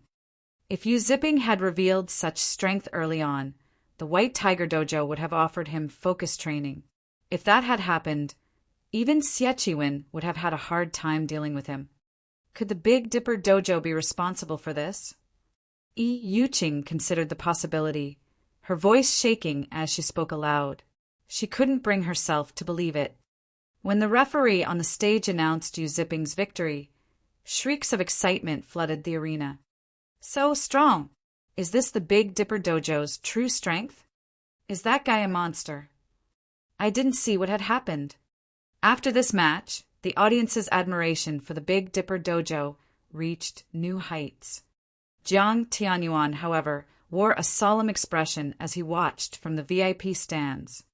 Hall Master, Lu Huajia must have been careless. However, Gu Qin and Yi Yuqing should be able to restore our reputation. Xie Qiwen hurriedly explained. Although he knew that his explanation was somewhat forced, it was true that Lu Huajia had been careless. When fighting an expert of the same level, a direct, full-powered assault was foolish. If the opponent spotted a weakness, they could certainly obtain victory with a single blow. Lu Huajia's miserable defeat was understandable. Hopefully that is the case. After this competition, I would also like a proper explanation for why Yu Ziping is suddenly representing the Big Dipper Dojo. Jiang Tianyuan responded in a deep tone as he glanced at Xie Qiwen. While it was true that Lu Huajia had been careless, not every fighter could find an opportunity to deal such a devastating blow. It a certain degree of skill. It was clear that Yu Ziping had already reached the standard.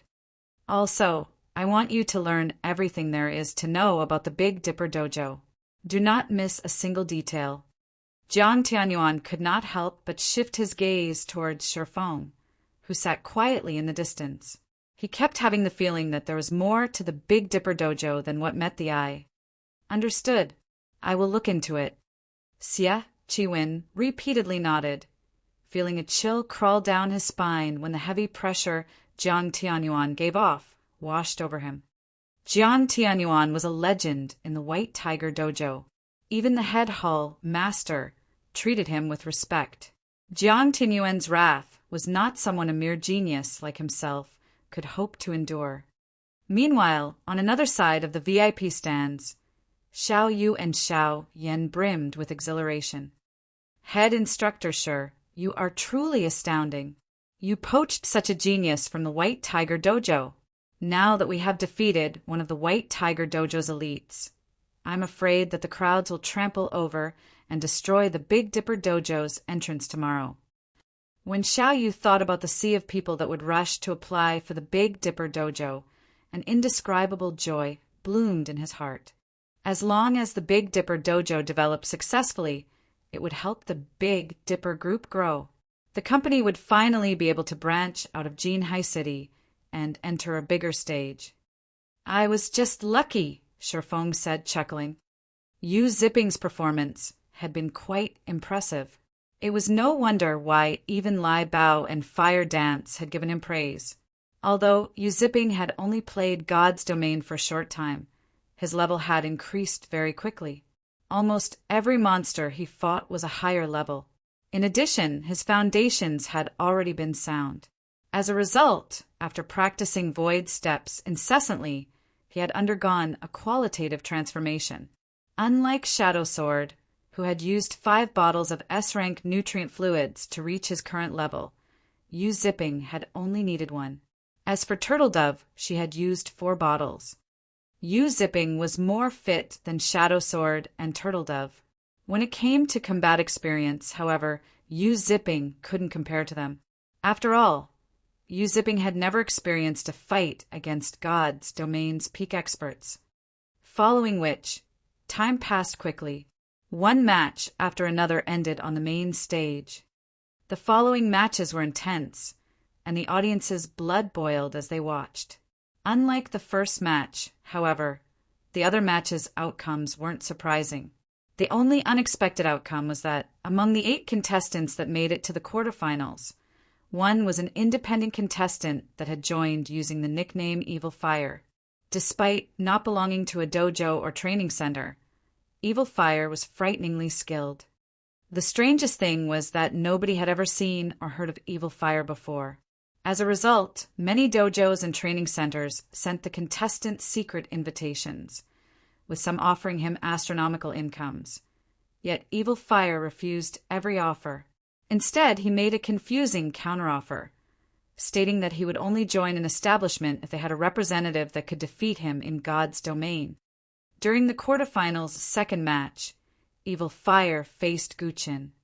No one had expected the unknown Evil Fire to defeat Guqin, one of the White Tiger Dojo's geniuses and Xie Qiwen's future successor, in less than 10 moves. During the final exchange, Evil Fire abandoned all caution as he landed a ruthless blow to Guqin's chest, knocking his opponent out instantly like a wild beast. As a result of his recklessness, though, Evil Fire had broken an arm. Evil Fire's combat method made every spectator shudder. If not for the high-quality medical care available, Evil Fire's fighting career might have ended with that final blow. Is that person trying to get himself killed? He's a savage. Xiao Yan frowned when he recalled Evil Fire's fight. It was very obvious that Evil Fire had deliberately sacrificed an arm to finish Guqin. No normal martial artist would have fought so desperately, especially not in a friendly competition. Trying to get himself killed? Shifeng did not voice his opinion. Although the fight seemed desperate, in reality, he had made the wisest decision. The match's outcome wouldn't have been so clear otherwise. After all, Guqin clearly had the advantage regarding physique. Evil Fire had only defeated his opponent due to having more combat experience. Based on the way Evil Fire fought, Shifeng could tell that the teen had experienced plenty of life-or-death battles. Otherwise, the teen wouldn't have been able to maintain his calm in such an intense fight. As everyone discussed Evil Fire's match, Xie Qiwen wore a grim expression. He couldn't understand what was happening.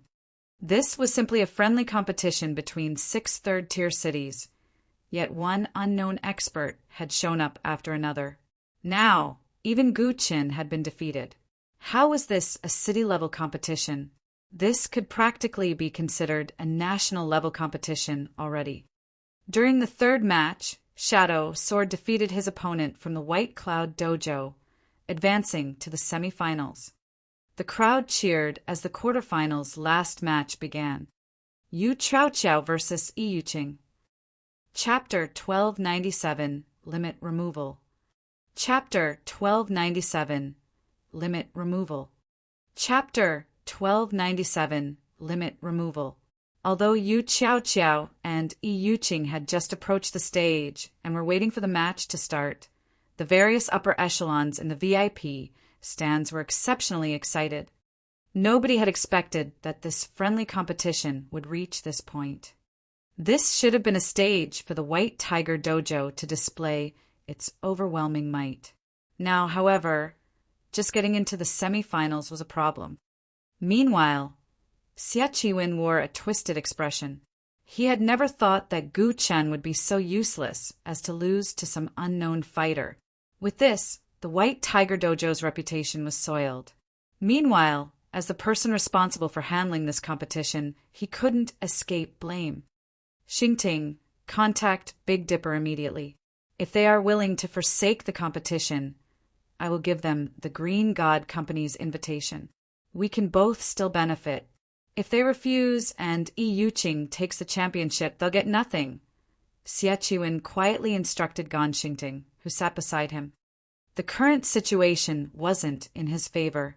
Although Yi Yuqing was very strong, at the end of the day, she was no match for Gu Chen. Gu Chen had only lost to Evil Fire because he hadn't dared to go all out. It was difficult to guarantee that Yi Yuqing would not make the same mistake.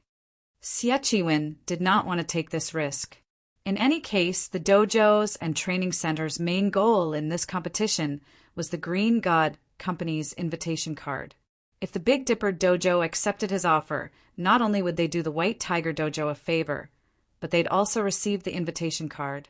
This was a heaven-sent opportunity to a small dojo like Big Dipper. Gan Xingting immediately left the VIP stands and contacted Xiaoyu, notifying the man of Xie Qinwen's offer. Big brother, did something happen? Xiao Yan asked curiously when he noticed Xiaoyu's hesitant expression while he was on a call. The Big Dipper Dojo had already garnered quite a bit of fame during this friendly competition. It wouldn't have any issues expanding past Jinhai City in the future. This should be cause for celebration, not concern. It's the White Tiger Dojo. They've offered a deal. If we forfeit, they will compensate us with the Green God Company's invitation, Xiaoyu explained. At the end of the day, the White Tiger Dojo was still one of the best dojos in the country. If Big Dipper won the championship, well, it would indeed help to further its reputation, but it would also provoke the White Tiger Dojo. The Big Dipper Dojo would have some trouble expanding into other cities, particularly first and second-tier cities. However, if Big Dipper conceded this competition, it would benefit their expansion. Even Xiao Yan hesitated for a moment. However, he shifted his gaze to Shifeng and said, Big brother, rather than deciding ourselves, why don't we let Shifeng make the decision? After all, Shifeng is the dojo's manager. The dojo's development should be left to him. I guess that's true. Xiaoyu smiled bitterly. After all, he wasn't responsible for the Big Dipper Dojo's management. Rather than having a headache over this matter, it was better to leave it to Shifeng. While Shifeng looked young and immature, his mind was anything but. The only reason the Big Dipper Dojo had come this far was Shifeng. If he decided on his own, and Shifeng disagreed, it would sour their working relationship. Following which, Xiaoyu passed Xie Qinwen's message to Shifeng. Head instructor Shi, what do you think? Xiaoyu looked at Shifeng, curious as to what decision the youth would make. The White Tiger Dojo's favor wasn't easy to earn. If the Big Dipper Dojo tried to expand to first and second-tier cities, it would run into the White Tiger Dojo. Moreover, it was not a guarantee that they would win the championship. If they rejected this offer, they might lose the opportunity to obtain the Green God Company's invitation. The White Tiger Dojo's offer didn't particularly surprise Shifeng. Straightforwardly, he responded, "Chairman Xiao, tell them that we can get the Green God Company's invitation by ourselves. We don't need their charity." The White Tiger Dojo was a frightening organization. As one of the best dojos in the country, it had branch dojos in practically every first and second-tier city. Shifeng understood Xiao Yu's thoughts. If he hadn't been reincarnated, he really would have been tempted to accept this offer as well. After all, getting in the good graces of a top dojo would make things easier when the Big Dipper Dojo expanded into first and second-tier cities. Unfortunately, the future was in God's domain. The Big Dipper Dojo had only recently established. If he wanted to recruit talented players and quickly increase the dojo's fame, this friendly competition was the best stepping stone available.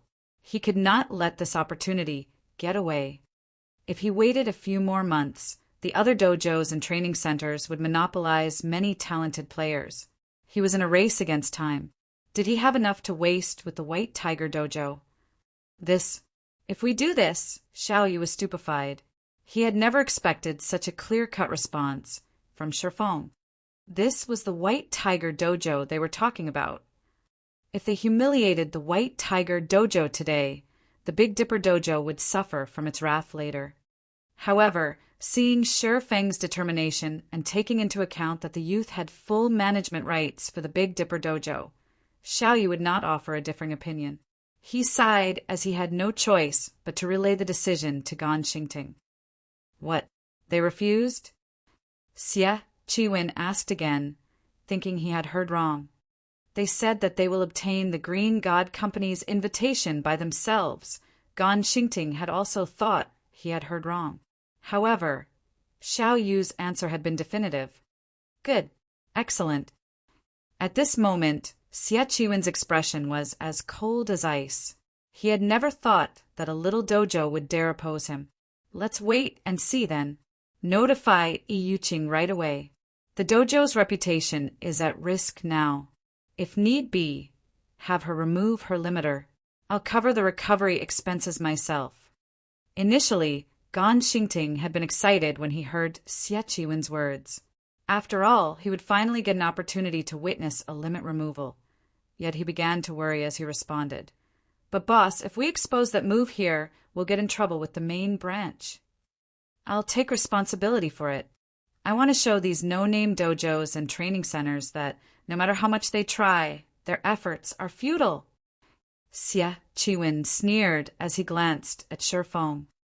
On the main stage, both Yu Qiao and Yi Yuqing eyed each other, carefully observing the other party's movements. As soon as the referee swung his hands down and announced the start of the match, both fighters dashed forward, invading into each other's attack range. Although Yi Yuqing's attacks seemed soft and light, they were incredibly fierce. Every punch and palm strike sounded like an explosion, overwhelming the audience. Although Yi Yuqing was a girl, she had already achieved a 550 kilograms punch. Over a century ago, her punches would have qualified her for a boxing championship. She was fully capable of punching holes through concrete walls and crushing stones in her palm. She could even put an ordinary person's life at risk with one hit. Against Yi Yuqing's overwhelming attacks, any normal person would have retreated. However, Yu Qiao did not. Instead, she launched her own barrage of attacks, her hands moving like whips as they clashed with Yi Yuqing's attacks. Her momentum was no slower than Yi Yuqing's. Moreover, every time she blocked an attack, a loud crash would echo throughout the venue. This scene stupefied the audience at the spectator stands. Both fighters exchanged blows constantly, attacking and defending nonstop. In the blink of an eye, Yu Qiao and Yi Yuqing had exchanged numerous moves. The audience could not keep up with the two girls. This continued for over a dozen seconds without either side securing an advantage. It was obvious that neither side would have an easy victory. Seeing the fight going nowhere, Yi Yuqing backed away. With a confused expression, She then said, "I haven't found a single weakness in your defense, even after our exchange. It really is hard to imagine why an expert like you would join a small dojo that has no history. In terms of strength and speed, she was clearly a cut above you, Chow Chow. However, Yu Chow Chow continued to find holes in her defense, forcing her to parry or dodge and preventing her from exhibiting her full strength. Rather than a teenage girl, Iyuching felt as if she faced a veteran fighter who had participated in fighting competitions for over a dozen years.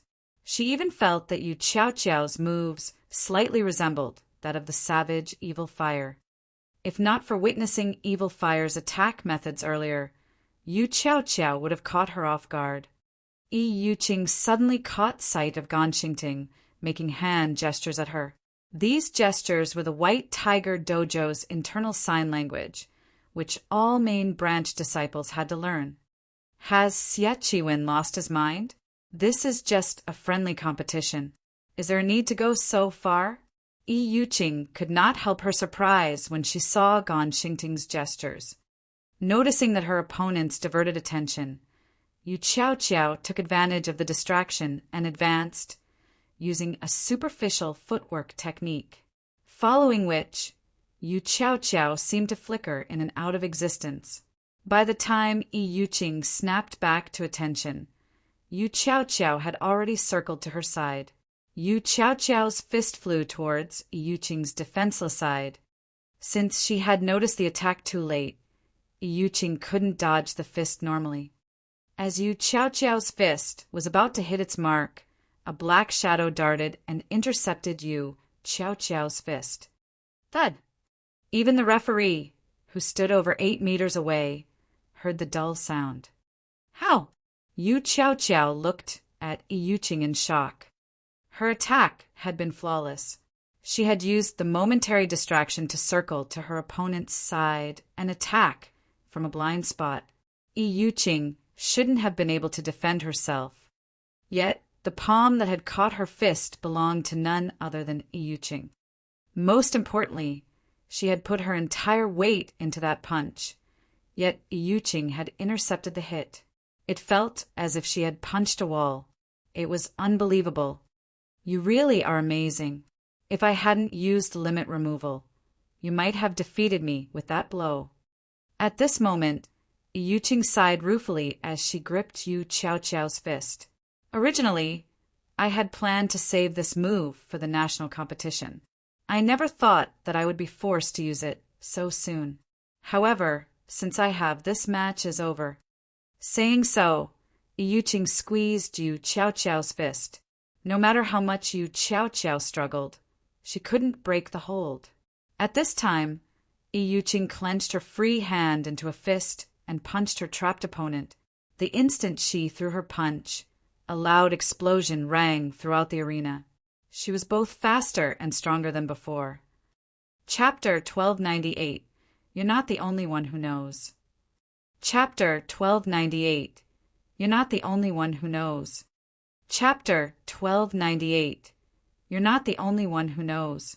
Knowing that she couldn't avoid Iyuching's fierce punch, Yu Chow Chow clenched her free hand into a fist and aimed a punch for Iyuching's wrist. The instant her fist met the young woman's wrist, however, she felt as if she had punched a steel wall. Fortunately, the force behind her punch diverted Iyuching's attack trajectory slightly, the latter's punch missing her shoulder and only tearing her clothing. When Iyuching saw that her first hit had failed, she followed up with another, giving Yu Chow Chow no time to breathe. Limit removal was a double-edged sword. Ordinary people could only exert up to 20% of their muscle strength, with their minds suppressing the remaining 80%. However, the White Tiger Dojo had a secret technique that allowed one to loosen the suppression with breathing techniques and mental training. Although this technique only removed a small portion of the limiter, it increased one's strength, speed, and reaction speed tremendously. However, in return, one would damage their own muscles and weaken their internal organs. The limit removal technique was the equivalent of trading one's life force for strength temporarily. If one used this technique for too long, they could die. After all, humans' minds suppress their strength to protect the body. Even though Yi Yuqing had trained constantly as a professional fighter, which made her much tougher than ordinary people, it was very risky to use limit removal. She wouldn't use it unless absolutely necessary. If not for Xie Qinwen's promise to pay for her recovery and the White Tiger Dojo's reputation being at risk, she wouldn't have even considered using the trump card. Yi Yuqing launched a series of rapid punches. Meanwhile, Yu Qiaoqiao tried her best to block while struggling to break free from Yi Yuqing's hold. However, Yi Yuqing's control grew more precise, which made it increasingly difficult for Yu Qiaoqiao to block her attacks. Yi Yuqing's punches were like bullets from a machine gun. They were both fierce and powerful. The strong wind from her punches stirred the dirt and dust on the stage. The audience was stupefied. So strong! Is this the genius that will succeed Tang Jingyao in the White Tiger Dojo in the future? Why do I have the feeling that Yi Yuqing is even stronger than Gu Chen? In Gu Chen's fight against that evil fire fellow, his punches only caused some sound. Yi Yuqing's punches are sending dirt into the air. Just how strong is she? Is this the White Tiger Dojo's true strength? She's inhuman. Compared to the audience in the spectator stands, however, the fighters below stage were truly shocked. After all, nobody knew just how strong Yi Yuqing was. A monster. Thank goodness I wasn't matched with her. She'd knock me out with a single punch. As expected of one of the White Tiger Dojo's geniuses, she can contend with national fighters. It seems the White Tiger Dojo will be this competition's champion. The fighters below stage felt their skin grow cold as they watched Yi Yuqing's violent display. Meanwhile, in the VIP stands, Jiang Tianyuan watched the battle in silence. Although he didn't express joy, he didn't seem dissatisfied either. Seeing this, Xie Qinwen breathed a sigh of relief. Ha ha ha! Good. As expected of Tang Jingyao's future successor, her limit removal's efficiency should be at around 30% or so. Although she is still slightly weaker than Gu Chen, only experts from the other top dojos should be any match for her now. Xie Qinwen sneered as he watched Yu Qiaoqiao's defense crumble. One of the reasons that the White Tiger Dojo had become one of the best dojos in the country was this limit removal secret technique. Of course, the other top dojos and training centers had their own similar techniques, though there were slight variations. This was why other dojos and training centers had no hope against the top establishments. However, this kind of secret technique was extremely difficult to learn. Not everybody could master it. Both Gu Chen and Yi Yuqing were known as geniuses in the White Tiger Dojo because they had grasped this secret technique. Hence, they were showered with attention and resources in the dojo. Normally, the dojo only permitted the use of limit removal during national competitions, as the technique took a toll on the user's body. After all, one would need a lot of time and resources to recover. However, Xie Qinwen couldn't care less right now. He would rather get reprimanded and compensate Yi Yuqing with S-rank nutrient fluids, dwindling his limited stockpile, than lose this friendly competition. Big Dipper, just you wait. I'll repay this debt sooner or later. Xie Qinwen glared at Shi Feng and the others, plotting his revenge. Meanwhile, on Xiao Yu's side, we're finished. Yi Yuqing has been hiding her strength all this time. With such strength, who could defeat her? Seeing Yi Yuqing suppress her opponent, Xiao Yu began to have regrets. If he had tried to persuade Shi Feng, they might have obtained the Green God Company's invitation card. Now, however, they would lose everything. The other upper echelons were similarly stunned. Rumors indicated that Gu Chen was stronger than Yi Yuqing. Now, however, it would seem that the opposite was true. If they compared their own disciples against this young woman, the difference between them would be like the difference between an adult and a child. Hiding her strength, huh? When Shi Feng saw the veins popping on Yi Yuqing's arms and forehead, he realized something. The White Tiger Dojo sure is willing to splurge. They're using limit removal in such a small competition. Aren't they afraid that it would affect their performance in the national competition? At present, very few in the fighting industry knew about limit removal. In 10 years, though, the move would be common. This was all due to God's domain. After all, God's domain had the technology to develop the human brain's potential. With a well-developed brain, it wasn't unusual for someone to be capable of removing their body's limiters. It was likely that no one fully understood the pros and cons of the limit removal technique yet. As for Yu Chao Chao, who was currently overwhelmed, Feng wasn't worried. After all, limit removal wasn't unique to the White Tiger Dojo. Moreover, compared to the limit removal technique in Feng's past, the present techniques were laughably crude. Meanwhile, on the stage, just as Yi Yuqing's fist was about to strike Yu Chao Chao's shoulder, Yi Yuqing's fist suddenly froze. What's going on? Yu Yuqing was shocked when she couldn't move her fist. Before she realized it, Yu Chao Chao had caught her wrist. Not only that, but she had broken free of the latter's hold.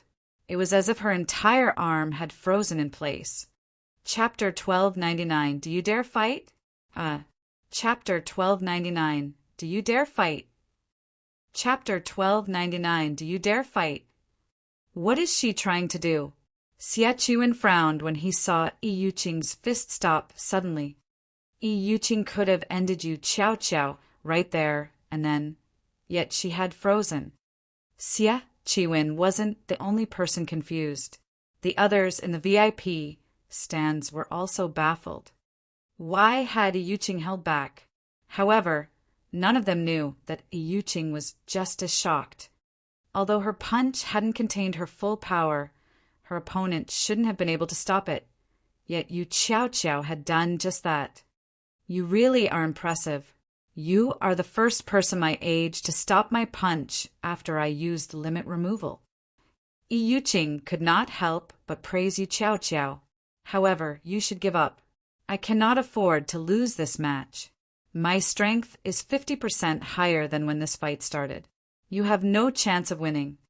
Yi Yuqing could not help but admire Yu Chao Chao.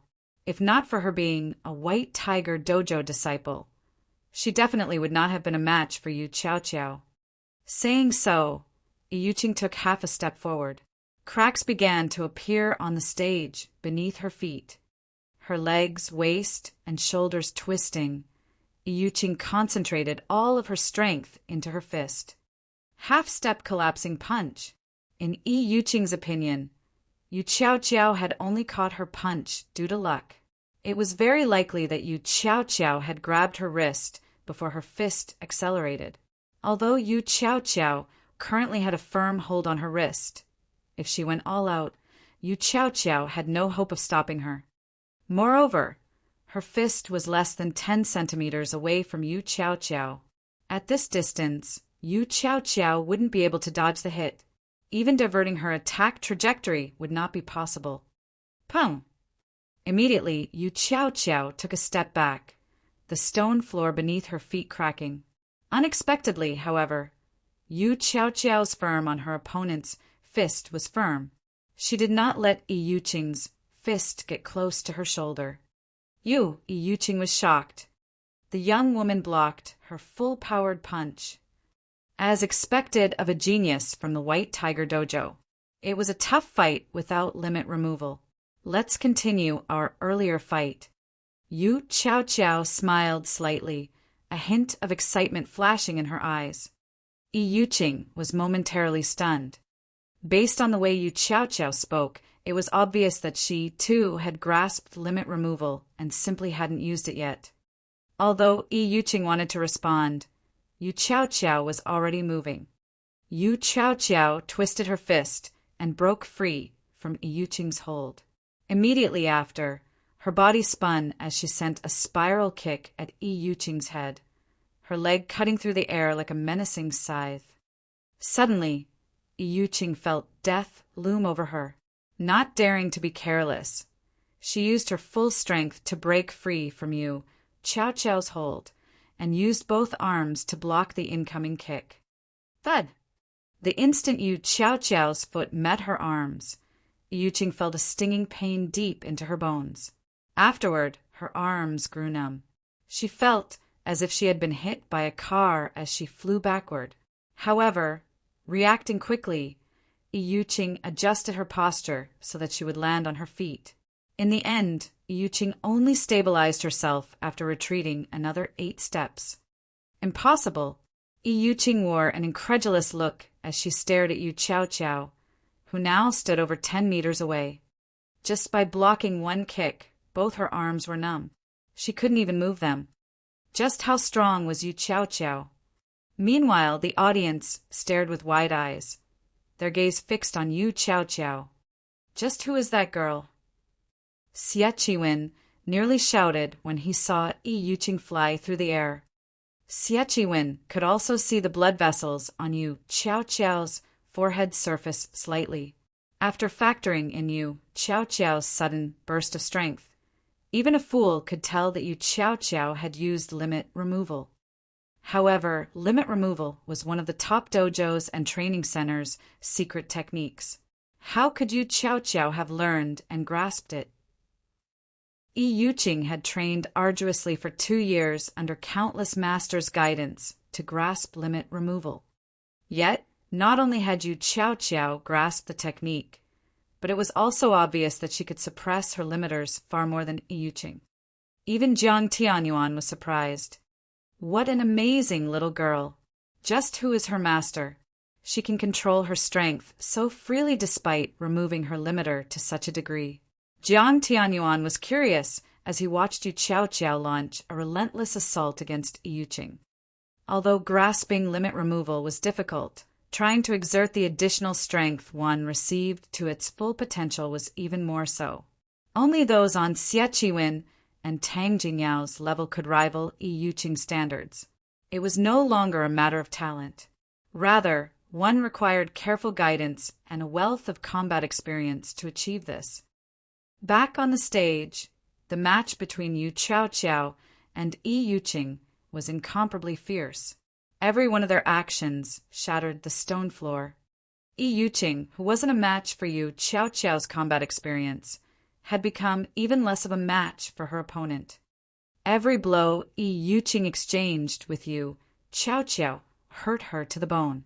In the end, Yu Qiaoqiao found a massive weakness in Yuqing's defense as she launched a palm strike at the woman's shoulder, shoving Yuqing off the stage. Yuqing realized that this was Yu Qiaoqiao's way of showing mercy. Had she not taken pity on her opponent, Yuqing would have suffered more than just a fall off the stage. A genius? Yuqing looked up at Yu Qiaoqiao. Suddenly, she found that all of the praise she had received from others, calling her a genius, truly laughable. Ignoring all other aspects, Yu Qiaoqiao was leaps and bounds above her regarding her strength after executing limit removal. Her defeat was only a matter of course.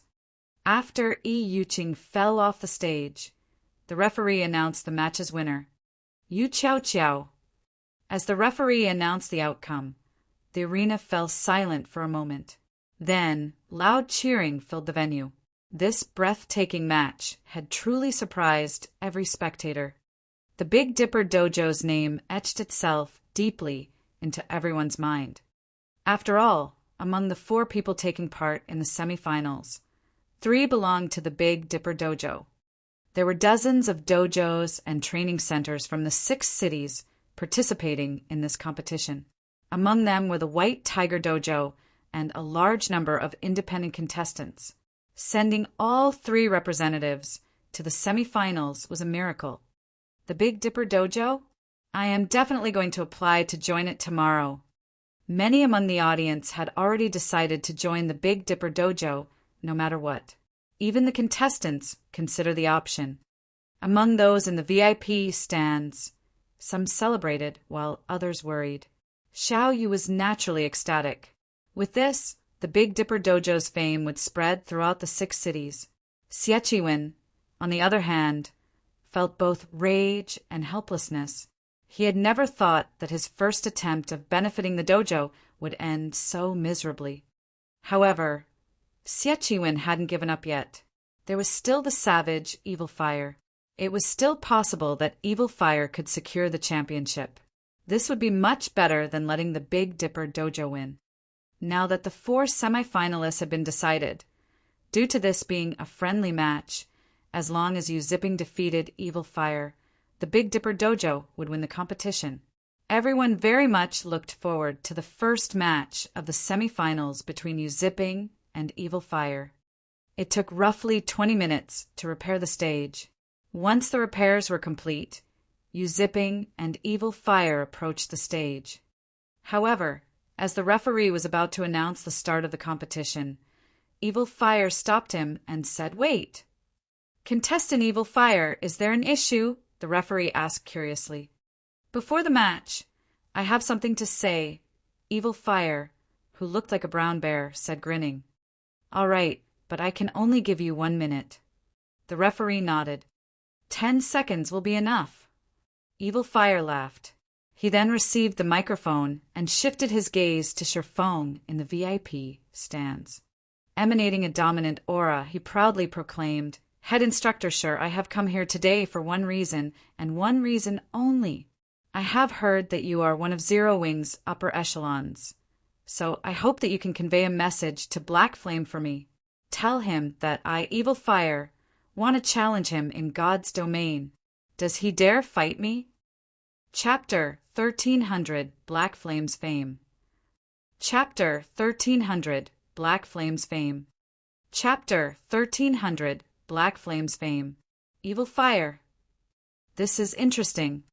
As Shifeng looked at Evil Fire, he tried to remember his past. He hadn't actually heard this name before, yet based on the skill Evil Fire displayed, Shifeng concluded that the youth was extraordinary. Evil Fire should be someone powerful in God's domain. Otherwise, the youth wouldn't have here to challenge him so confidently. Evil Fire's words echoed throughout the sports arena. Meanwhile, everyone else in the venue had fallen silent. Everyone was stunned. Nobody could have imagined that Evil Fire's goal in this competition was to challenge someone. He hadn't even challenged someone in the real world, but someone in God's domain. What's going on? Crap, he's challenging someone to a fight in a game? Why can't he just do that in the game? Did he really have to do this here? What do you know? He is talking about Black Flame. Who is Black Flame? Is he someone amazing? You don't play God's domain, so you might not know, but Black Flame is the guild leader of Starmoon Kingdom's #1 guild. The secret pavilion even gave him the title Sword King. He is a mythical existence, and countless experts in God's domain want to challenge him.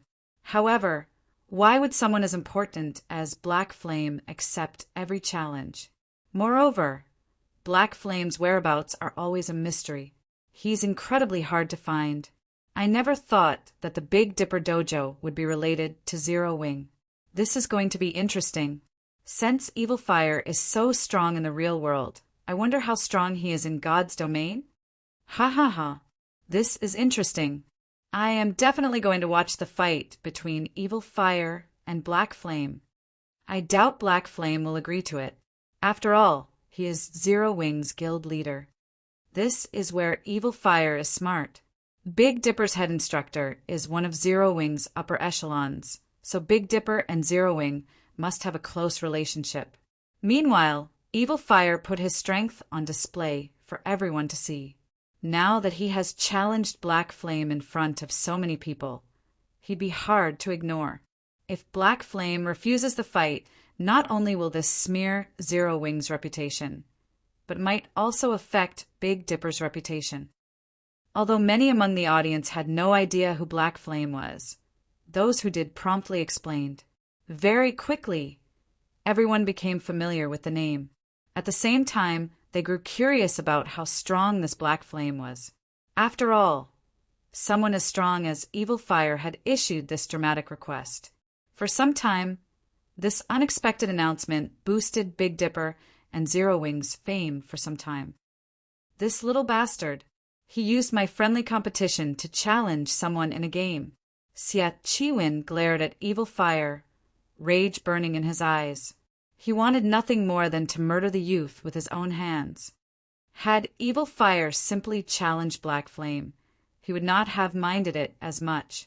The issue was that Evil Fire had defeated Guqin. Guqin was one of the White Tiger Dojo's geniuses. Yet Evil Fire used the fame of his victory as a stepping stone to challenge Black Flame. This was a slap in the face for the White Tiger Dojo. Meanwhile, Shadow Sword and Turtledove, standing beside the main stage, were furious. This bastard overestimates himself. He dares to challenge the guild leader, Jinghong. Make sure that you take care of him later. Turtledove's gaze burned with rage. If she didn't have to recuperate after using limit removal, she'd take care of the brat herself. Leave it to me. I'll make sure this kid spends several months in the hospital after the competition. Shadow Sword nodded seriously. In God's domain, challenging a guild's leader was the equivalent of declaring war on the entire guild. They could not let such an insult slide. Head instructor, sure. 2 days. I'll give you all 2 days to prepare. When the time comes, I'll head to White River City's Divine Coliseum for the challenge. Hopefully, Black Flame doesn't chicken out. Evil Fire smiled at Sherfong. He then tossed the microphone back to the referee before turning and leaving the stage gallantly. After catching the microphone, the referee noticed Evil Fire leaving the stage.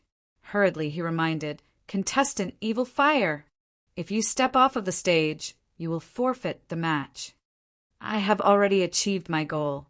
Consider this match my loss," Evil Fire responded nonchalantly. Saying so, Evil Fire descended the steps. He paid no attention to the competition's outcome. Everyone was stunned. He surrendered? He's not going to continue? Crap. He's too cool. Doesn't he want the 5 million credits? Does he need to go this far? Did he really join this competition just to challenge Black Flame? The audience was shocked as they watched Evil Fire leave the arena, ignoring the championship prize. Not many had the opportunity to earn 5 million credits. Meanwhile, due to Evil Fire forfeit, Yu Zipping won the match. Naturally, the Big Dipper Dojo had secured the championship. As for the position of champion, neither Shadow Sword nor Turtledove cared, as both focused on God's domain. They were no longer interested in the fighting world. Hence, in the end, Yu Zipping was crowned champion. This set off a commotion among the various dojos and training centers, upper echelons. The normal audience might not know much about Yu Zipping's background, but they did. Yu Zipping had been an intermediate disciple in the White Tiger Dojo. Now, however, he had left the dojo and won this competition's championship. This would seriously wound the White Tiger Dojo's reputation. Xie wore an ugly expression. Although he wanted to rage and kill Yu Zipping personally, he had a much larger problem to deal with, Jiang Tianyuan, who had been silent for some time now. "Chiwen, I believe that you know what to do. I want an explanation for this. Once we return, you will also explain yourself to the head hall master. You are aware of the consequences if we're not satisfied with your explanation." Jiang Tianyuan glanced at Xie. He then stood and walked away. Although he hadn't reprimanded Xie with his words, his chilling tone stole the strength from Xie legs. Jiang Tianyuan's anger was reasonable. After all, Yu Zipping's performance today had been shocking. The youth definitely qualified to join the main branch for concentrated training. Yet such a talented fighter had represented the Big Dipper Dojo. Explained to the head hall master? Xie suddenly felt faint. Compared to the White Tiger Dojo's head hall master, he was nothing. Although he was one of the dojo's geniuses, he was only a genius. He wasn't a powerhouse. Normally, he would encounter the head hall master a few times a year. Yet he was told that he would have to present his case to such an important figure. Xie felt wronged. Although he had chosen Lu Huajie for personal reasons, his decision had been logical, as Lu Huajie had been much stronger than Yu Zipping. However, Yu Zipping had become so powerful, so much so that he had defeated Lu Huajie. How could he possibly know what was going on? As the competition ended, the audience gradually departed the arena. As they left, they discussed Evil Fire's challenge to Black Flame. Meanwhile, as Sherfong and the others prepared to leave the VIP stands, Gon Xingting stopped them. "May I know what business Instructor Gon has with us?" Xiao Yu asked, smiling. They had won the friendly match fair and square. Even the White Tiger Dojo couldn't find an excuse to cause them trouble. They also had tens of thousands of witnesses. If the White Tiger Dojo tried to do something here, it would only humiliate the dojo further. Chapter 1301 Competition. Chapter 1301 Competition. Chapter 1301 Competition.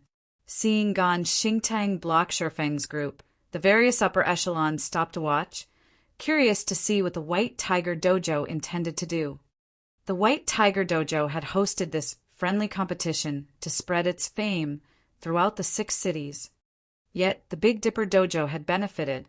It would be a lie to say that the White Tiger Dojo was not furious. Ignoring the stares, Gon Xingting glanced at Sherfong before turning to Xiao Yu. Displeased, he said, "Hall Master Jiang would like to invite Head Instructor Shi for tea. May I know if Head Instructor Shi is free?" An invite from Hall Master Jiang. Everyone who heard this was momentarily stunned.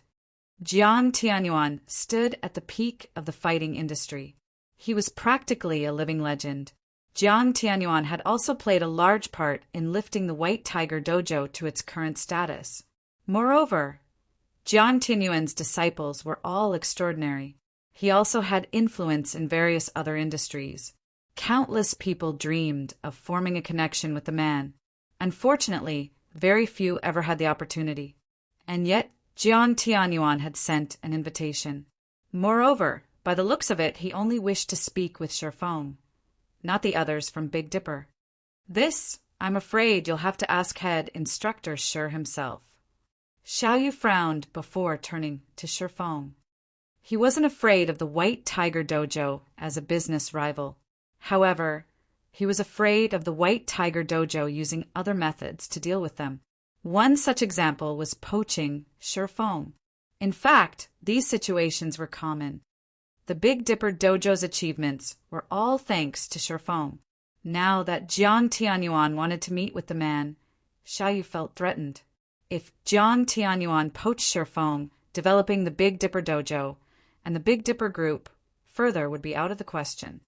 The White Tiger Dojo possessed wealth and influence. Even if Sherfong became one of its branch hall masters, he would enjoy far more benefits than the Big Dipper group could ever hope to offer. However, it also would not do to refuse Jiang Tianyuan. After all, Jiang Tianyuan had taken the initiative to invite Sherfong. If they refused to meet with him, Jiang Tianyuan would consider it disrespect. If that happened, even if Jiang Tianyuan didn't act personally, his followers would be more than enough to make the Big Dipper group suffer. Hence, Xiao Yu could only leave the decision to Sherfong. "Lead the way," Sherfong responded calmly and without hesitation. They were bound to meet sooner or later. After all, if he wanted Yu Zipping to join Zero Wing, he would have to overcome the hurdle known as Jiang Tianyuan first. Following which, Gon Xingting led Sherfong to the arena's top-floor lounge. "Big brother, what do we do? If Jiang Tianyuan offers Sherfong something that he can't refuse, the Big Dipper Dojo will be finished," Xiao Yan asked anxiously as he watched Sherfong walk away. He had to admit that Sherfong had already become irreplaceable in Big Dipper. If Sherfong left, Big Dipper would backslide. "We can't let Jiang Tianyuan poach him. No matter what it takes, we must convince him to stay. I heard that he and Ruashi are close. Think of a way to convince her to help us. At most, we'll concede a slightly higher percentage of our profits when negotiating with the Zhao group." Xiao Yu was determined to compete with the White Tiger Dojo. In the top-floor lounge, as soon as Sherfong entered the room, he sensed for piercing gazes locking onto him. The origins of these ominous looks stood beside Jiang Tianyuan. 3 of these people were men, and 1 was a woman. All 4 wore black suits and appeared to be Jiang Tianyuan's bodyguards. Although they only stood there, they radiated a chilling aura. It was very obvious that they weren't like the pampered children Gu Qin and Yu Qing. These people must have experienced many trials and tribulations. Moreover, their auras were even more intense than Lei Bao's. Of course, that was not to say that these 4 people were stronger than Lei Bao. It was simply because Lei Bao kept his aura hidden. Shi Feng didn't doubt that, if he showed the slightest hint of a threat, these 4 would immediately move to kill him. The White Tiger Dojo really is impressive. They've even hired such extraordinary bodyguards. Shi Feng swept his gaze across these 4 people, noticing that they all had falcon tattoos on the back of the hands. This mark belonged to none other than the Black Falcon Alliance. The Black Falcon Alliance was a globally renowned mercenary alliance. Anyone who wanted this tattoo had to earn the Black Falcon Alliance's acknowledgement first. The organization's ordinary members simply weren't worthy. As Shi Feng entered the room, Jiang Tianyuan smiled as he gestured to the sofa before him and said, "Sit." Only then did the 4 Black Falcon bodyguards relax a little. However, their gazes never once left Shi Feng. Shi Feng ignored the gazes as he approached Jiang Tianyuan. Seeing Shi Feng's reaction, Jiang Tianyuan inwardly praised his guest. He was very familiar with his 4 bodyguard strength. If all 4 worked together, even an internal force expert wouldn't walk away unscathed. Very few youngsters like Shi Feng could remain unperturbed under their attention. After emptying the teacup placed before him, Shi Feng smiled and asked, "Hall Master Jiang, may I know what business you wish to discuss?" "Young man, you are quite impatient. This isn't your average tea. This is the Green God Company's Harmony Tea. Savoring it properly will aid in one's mental recovery and help expand one's mind," Jiang Tianyuan said, his heart aching as Shi Feng downed the tea. Shi Feng couldn't help his surprise. "So, this is the rumored Harmony Tea." Shi Feng looked at the teapot on the table incredulously. The taste had been unique.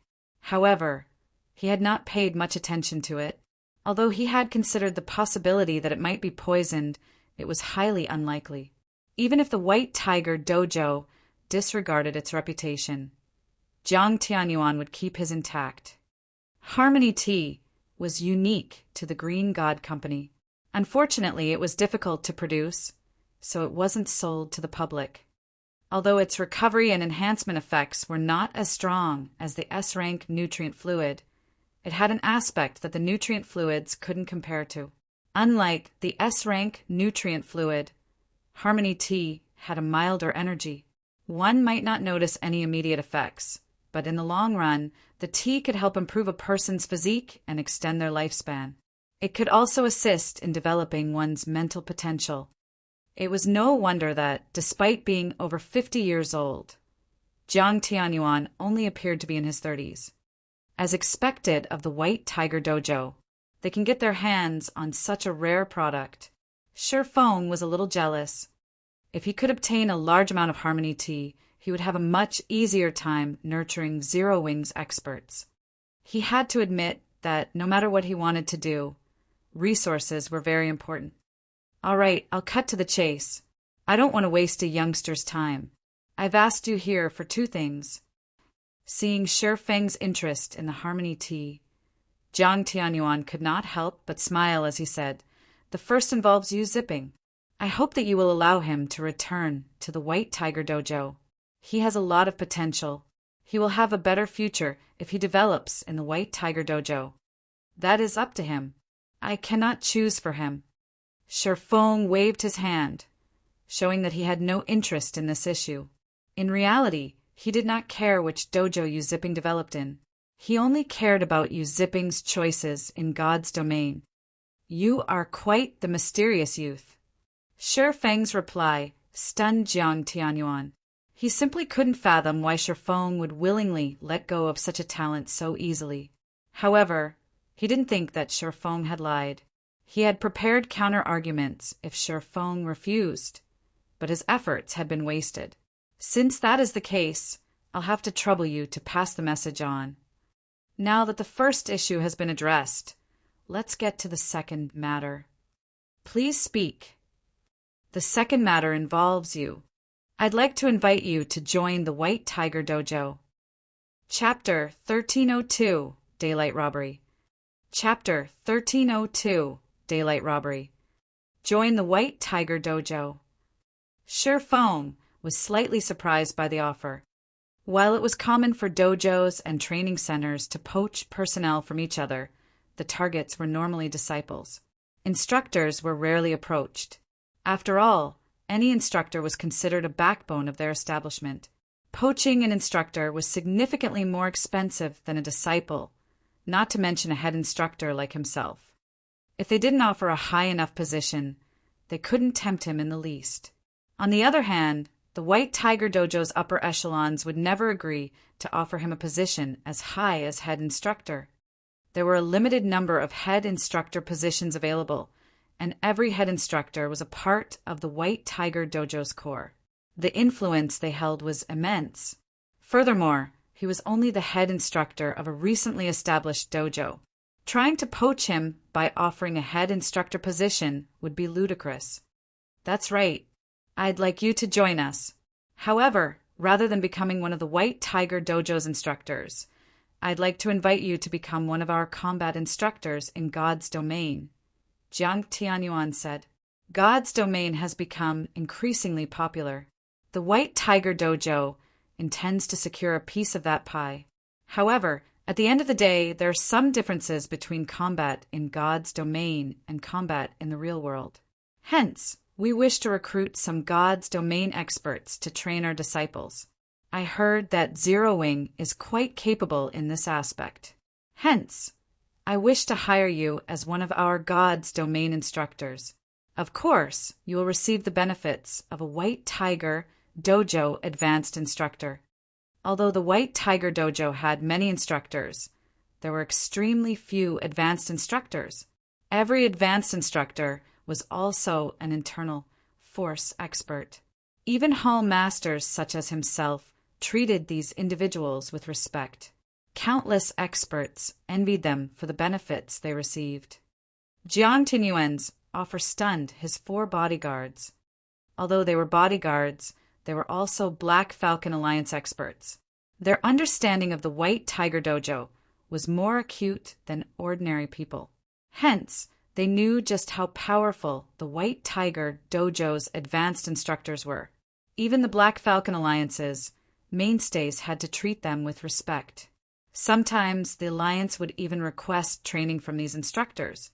It wasn't even a guarantee that these instructors would agree. It was very difficult to imagine that a youngster in his early 20s would have the opportunity to become an advanced instructor in the White Tiger Dojo. Forget about the advanced instructor position. What other benefits can you offer? Shifeng said, shaking his head. He wasn't particularly interested in becoming an advanced instructor in the White Tiger Dojo. While the fame and influence that came with the position were tempting, they were not particularly useful to him. Other benefits. Jiang Tianyuan gave Shifeng an odd look. Curiously, he asked, "What do you have in mind?" The position was a good opportunity to gain some renown in the fighting industry. Countless people coveted the position, yet Shifeng didn't seem interested. S-rank nutrient fluid or harmony tea, both are acceptable, Shifeng said after giving the matter some thought. As for the exact amount, that depends on how many players you'd like me to train. My price is roughly 20 people per bottle. I can guarantee that they will reach the trial tower's 5th floor within a short time. Both S-rank nutrient fluid and harmony tea would significantly help his guild's experts. They were far more practical than the position of advanced instructor. Moreover, Stone Forest Town had the battle arena. It was an excellent location to nurture experts, including the fact that the White Tiger Dojo's disciples would start with sturdy foundations. It would not be difficult to train them to the 5th floor standard in a short time. Hearing Shifeng's words, the 4 bodyguards rolled their eyes. Each bottle of S-rank nutrient fluid sold for 1 million credits on the market. Yet Shifeng wanted 1 bottle for training 20 experts. Even when the Black Falcon Alliance hired advanced instructors from the White Tiger Dojo to teach 300 of their elite members, it didn't pay 1 million credits per month. Shifeng's demand was simply daylight robbery. Your request is too expensive. Jiang Tianyuan frowned. He more or less understood God's domain. Hence, he knew just what kind of standards a 5th-floor expert in God's domain possessed. Furthermore, the White Tiger Dojo's disciples were already combat experts. Even if they simply experimented themselves, they could easily reach the 5th floor. I am willing to offer 1 bottle for 100 players. The first session will include 500 players. At the very least, I want them to reach the Trial Tower's 6th floor within 1 month. Reaching the 6th floor within 1 month is too difficult. If you want all 500 to reach that standard, I'll take no less than 50 bottles. Otherwise, you'll have to find someone else, Hall Master Jiang. Shifeng hadn't expected Jiang Tianyuan to be so familiar with God's domain. Unfortunately, his understanding wasn't sufficiently thorough. Reaching the Trial Tower's 6th floor was the equivalent of being an expert in a first-rate guild.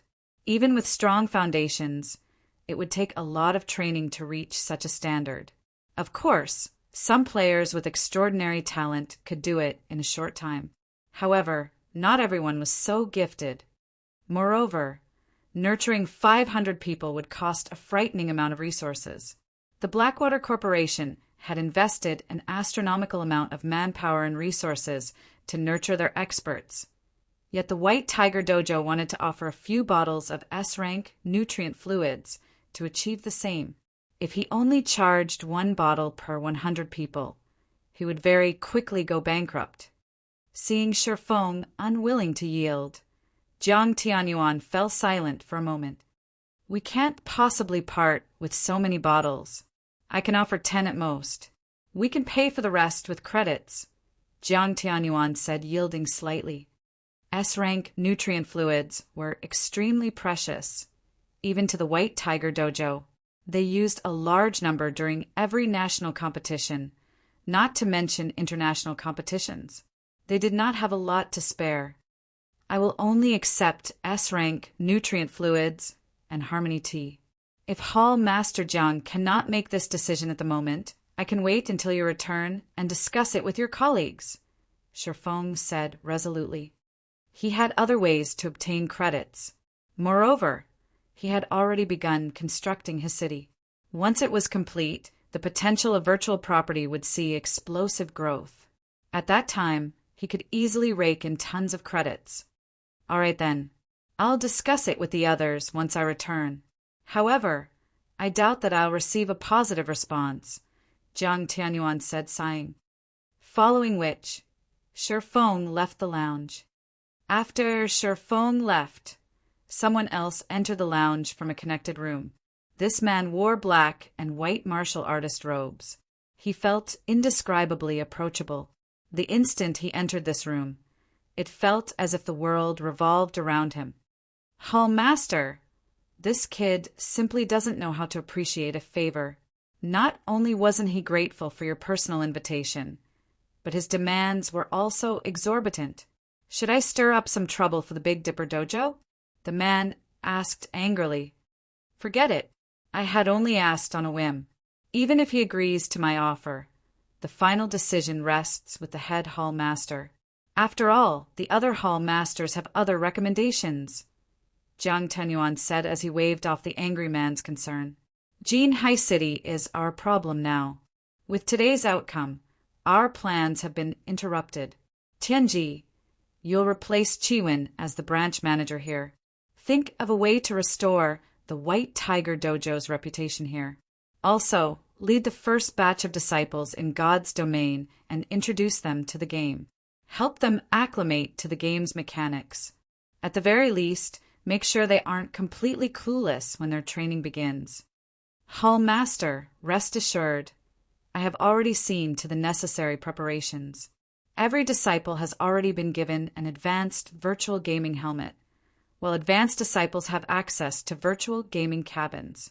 By the time the other hall masters make their move, we will have gained a stable foothold in God's domain, the man named Tianji said, laughing. As soon as Sherfeng returned to the Greenwater Villa, he logged back into God's domain. He had just discovered some clues on how to proceed with his Tier 2 promotion quest. Meanwhile, Evil Fire's challenge posed too much of a threat. If he did not deal with it properly, he would become a laughingstock in White River City. It might even affect the Big Dipper Dojo's reputation. He had no intentions of wasting today's results. Chapter 1303 Secret Alchemy Technique. Chapter 1303 Secret Alchemy Technique. Chapter 1303 Secret Alchemy Technique.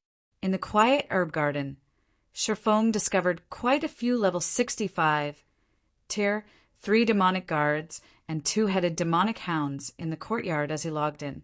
Unlike the demonic beasts wandering about, these demonic guards patrolled the inner courtyard in groups of 10, with 2 demonic hounds accompanying each group.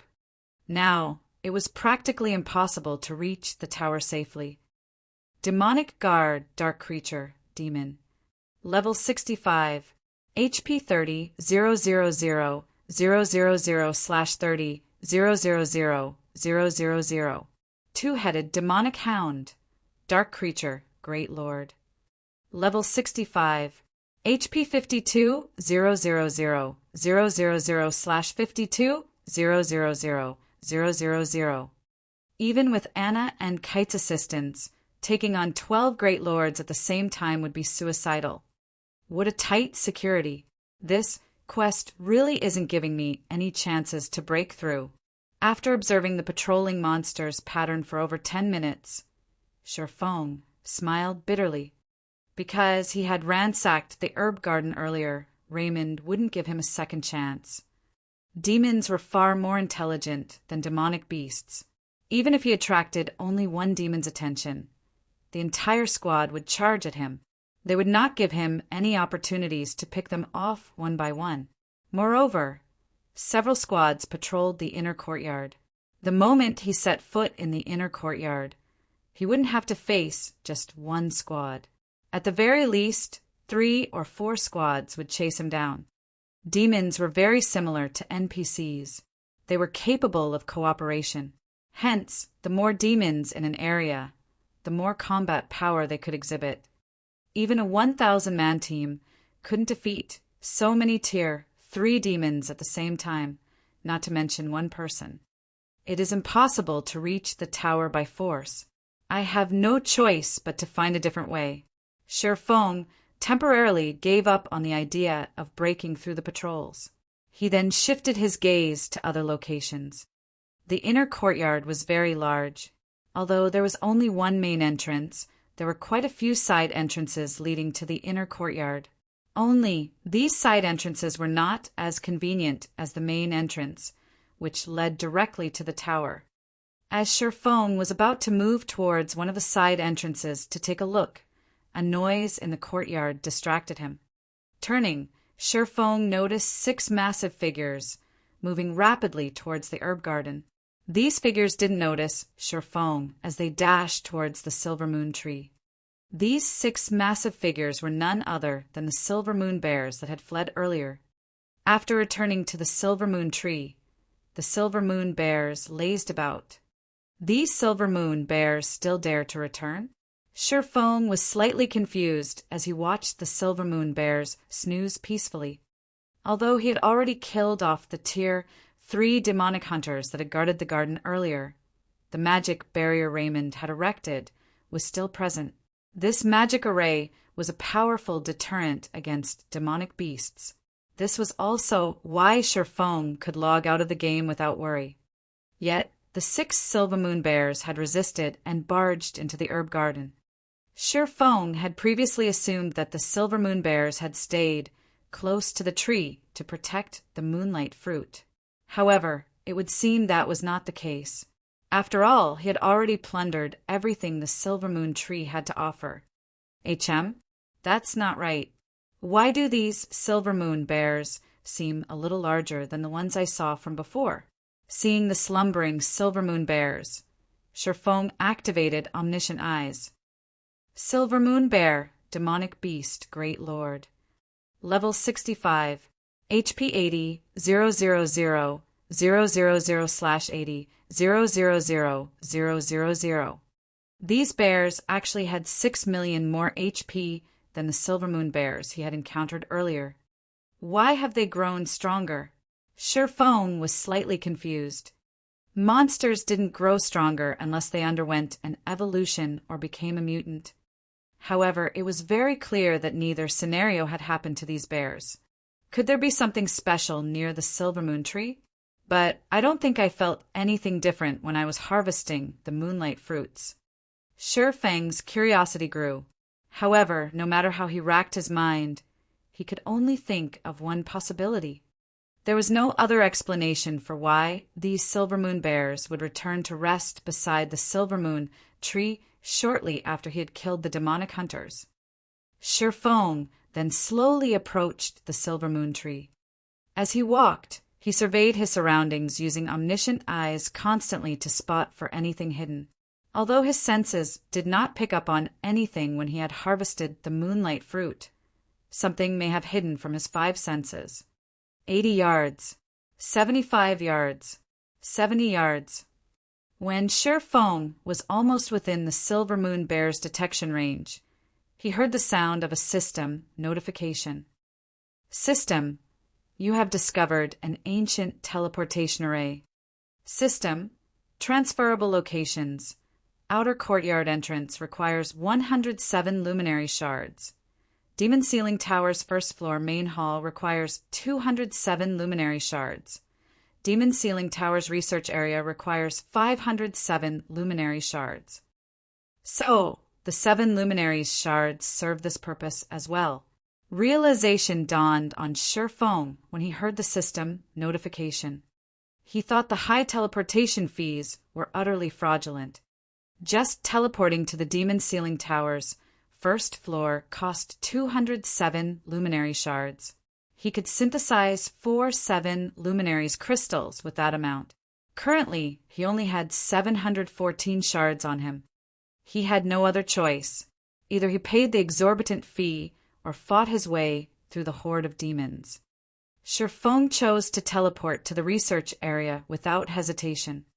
Although the price of 500 shards was high, the moon god was famed for its knowledge in alchemy and magic arrays. Every one of the moon god's recipes that circulated the world was extremely valuable. The various grandmaster alchemists coveted every one of these items. Needless to say, the moon god's research area would be extraordinary. Shifeng naturally could not pass up the opportunity to ransack the moon god's research room just to save some 7 luminary shards. Immediately, Shifeng's vision blurred.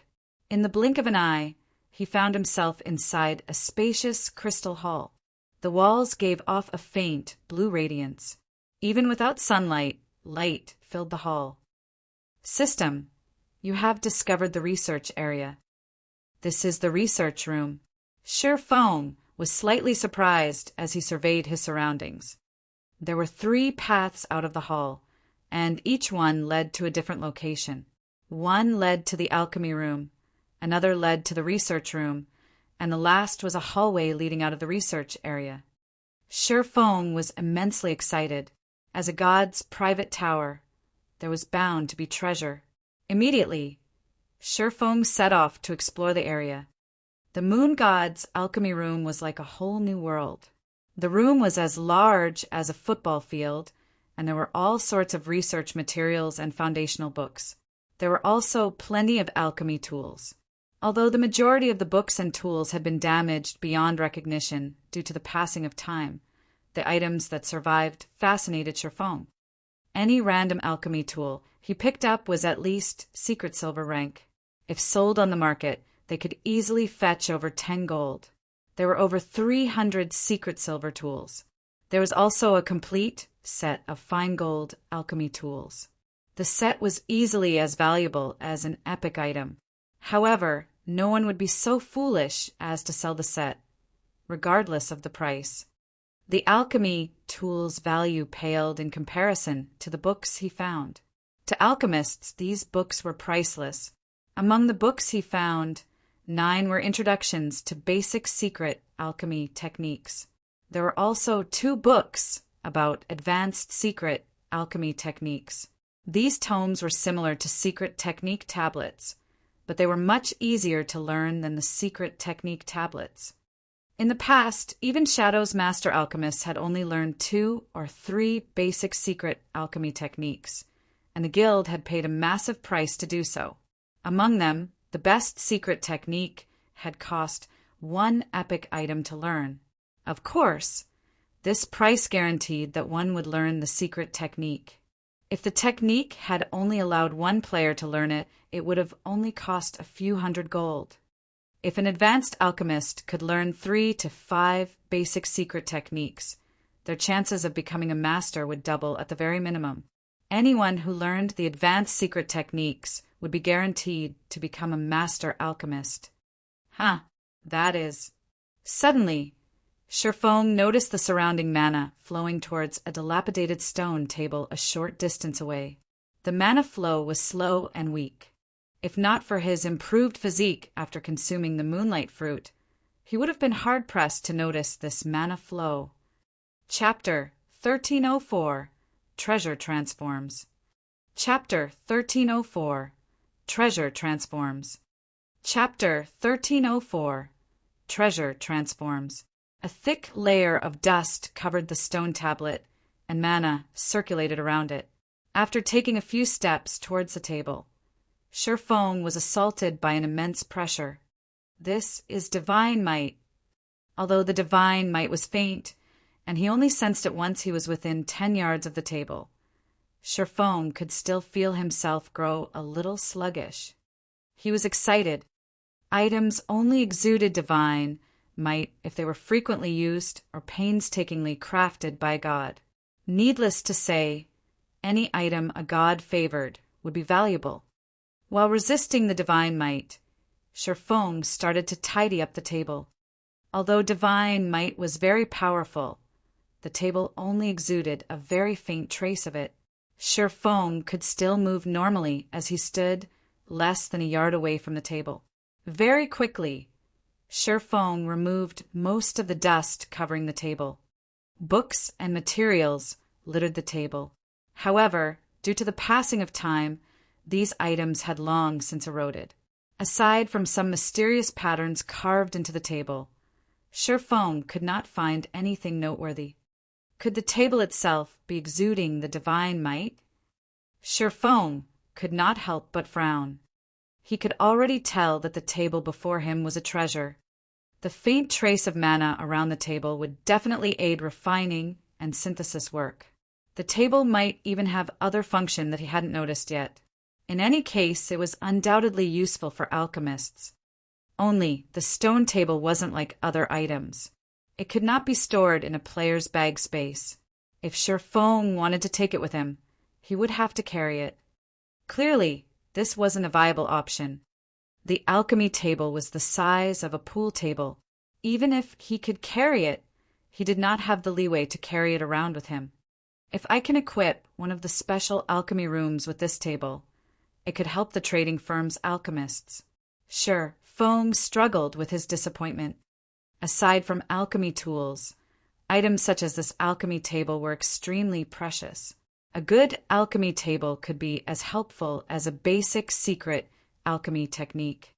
However, since Sherfong could not take the table with him, he had no choice but to take out the soul orb and absorb it. Since the alchemy table radiated divine might, it could be considered as a god crystal. One of the reasons he had chosen the Azura mode promotion quest was to obtain a large number of god crystals to lift the demon god Paimon seal. Please let it absorb this table. Sherfong silently prayed. He then clicked the Absorb Divine Power button on the soul orb's interface and selected the alchemy table as the target. Currently, no one owned the alchemy table. Sherfong wasn't sure if the soul orb could actually absorb an ownerless item. After all, he had never tried. The soul orb immediately began to emit a dark smoke, which soon enveloped the table. However, even after several seconds, there was no indication that the smoke was devouring its target. "Don't tell me it's not possible," Sherfong muttered worriedly. As soon as Sherfong had said so, however, the sound of a system notification reached his ears. "System, do you wish to allow the soul orb devour the magic alchemy table?" Without hesitation, Sherfong clicked the agree button. The magic alchemy table might even be more valuable than an epic weapon, but it was worthless if Sherfong couldn't take it with him. He would rather sacrifice such a treasure to lift the seal on the soul orb than leave it behind. As Sherfong clicked agree, the magic alchemy table began to radiate a golden glow. It was clearly trying to resist. Unfortunately, the soul orb was the fragment of the treasure of illusion, an item on par with a godly relic. How could a measly magic alchemy table resist it? In the next moment, the magic alchemy table melted at a speed visible to the naked eye. Streams of golden air flowed into the soul orb. In less than a minute, the magic alchemy table had vanished. Meanwhile, the soul orb statistics had changed slightly. Aside from the absorbed god crystal counter increasing from 0 to 1, it now only required 95 player souls to form a drop of soul water. Absorbing god crystals has other effects? Sherfong could not help his surprise. He was instantly ecstatic. If he didn't need to absorb as many souls, he could craft soul water much faster. Once he finished absorbing the magic alchemy table, he activated omniscient eyes to search the room once again. If he relied only on his 5 senses, it would take him a long time to find other items like the magic alchemy table. He might even miss some. With the omniscient eyes, however, nothing within 100 yards of him could hide. Charlene didn't lie to me. A god's previous residence has plenty of god crystals to offer. After activating omniscient eyes, Sherfong discovered another potential god crystal. This one was a broken chair. Sherfong hadn't noticed the divine might radiating from it earlier due to a suppression magic array, and since it was a broken chair, he hadn't paid any attention to it. Following which, Sherfong absorbed this broken chair, increasing the god crystal counter to 2. To ensure that he didn't miss any god crystals, Sherfong scoured the alchemy room. He scanned the entire room with omniscient eyes again and again. This is surprising. A single room had 4 god crystals. This is a huge harvest. Sherfang's eyes burned with excitement when he saw that the soul orb only needed 6 more god crystals to remove Paymon's seal. He only needed 80 souls now to produce a drop of soul water. The soul orb had been one of the 7 treasures. However, due to demon god Paimon, it couldn't exert its true strength. The flower of 7 sins had nurtured hundreds of experts in the past, even without unlocking the soul orb's full potential. If Sherfong could use the soul orb without fear of repercussions, the outcome would be incredible. After sweeping through the alchemy room, Sherfong made his way towards the research room. The research room was far more luxurious than the alchemy room, as it had been used to invent high-end alchemical products. Until now, the only known location that could help players surpass the master threshold to become grandmasters were Titan City's special rooms. As soon as Sherfong entered the research room, he froze. Why is he here? Sherfong felt as if he had just fallen into a death trap when he saw the familiar figure wandering around the research room. This figure was none other than the dark wizard Raymond. Currently, Raymond was in the midst of concocting a potion. Fortunately for Sherfong, Raymond was very focused on his task. Including the several bookshelves that served as cover and the magic arrays to prevent interruption, Raymond did not discover Sherfong immediately. Even so, Sherfong could feel a headache brewing. The research room was different from the alchemy room. It had been well maintained and was in excellent condition. Needless to say, this room contained several treasures. Even without using omniscient eyes, Shifeng had already noticed 2 potential god crystals.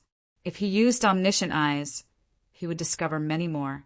He might even find enough to lift the soul orb seal and still have some to repair other items. Not to mention, the moon god was famous for its alchemy research. Needless to say, the moon god had spent a lot of time in this room. Should I go in or not?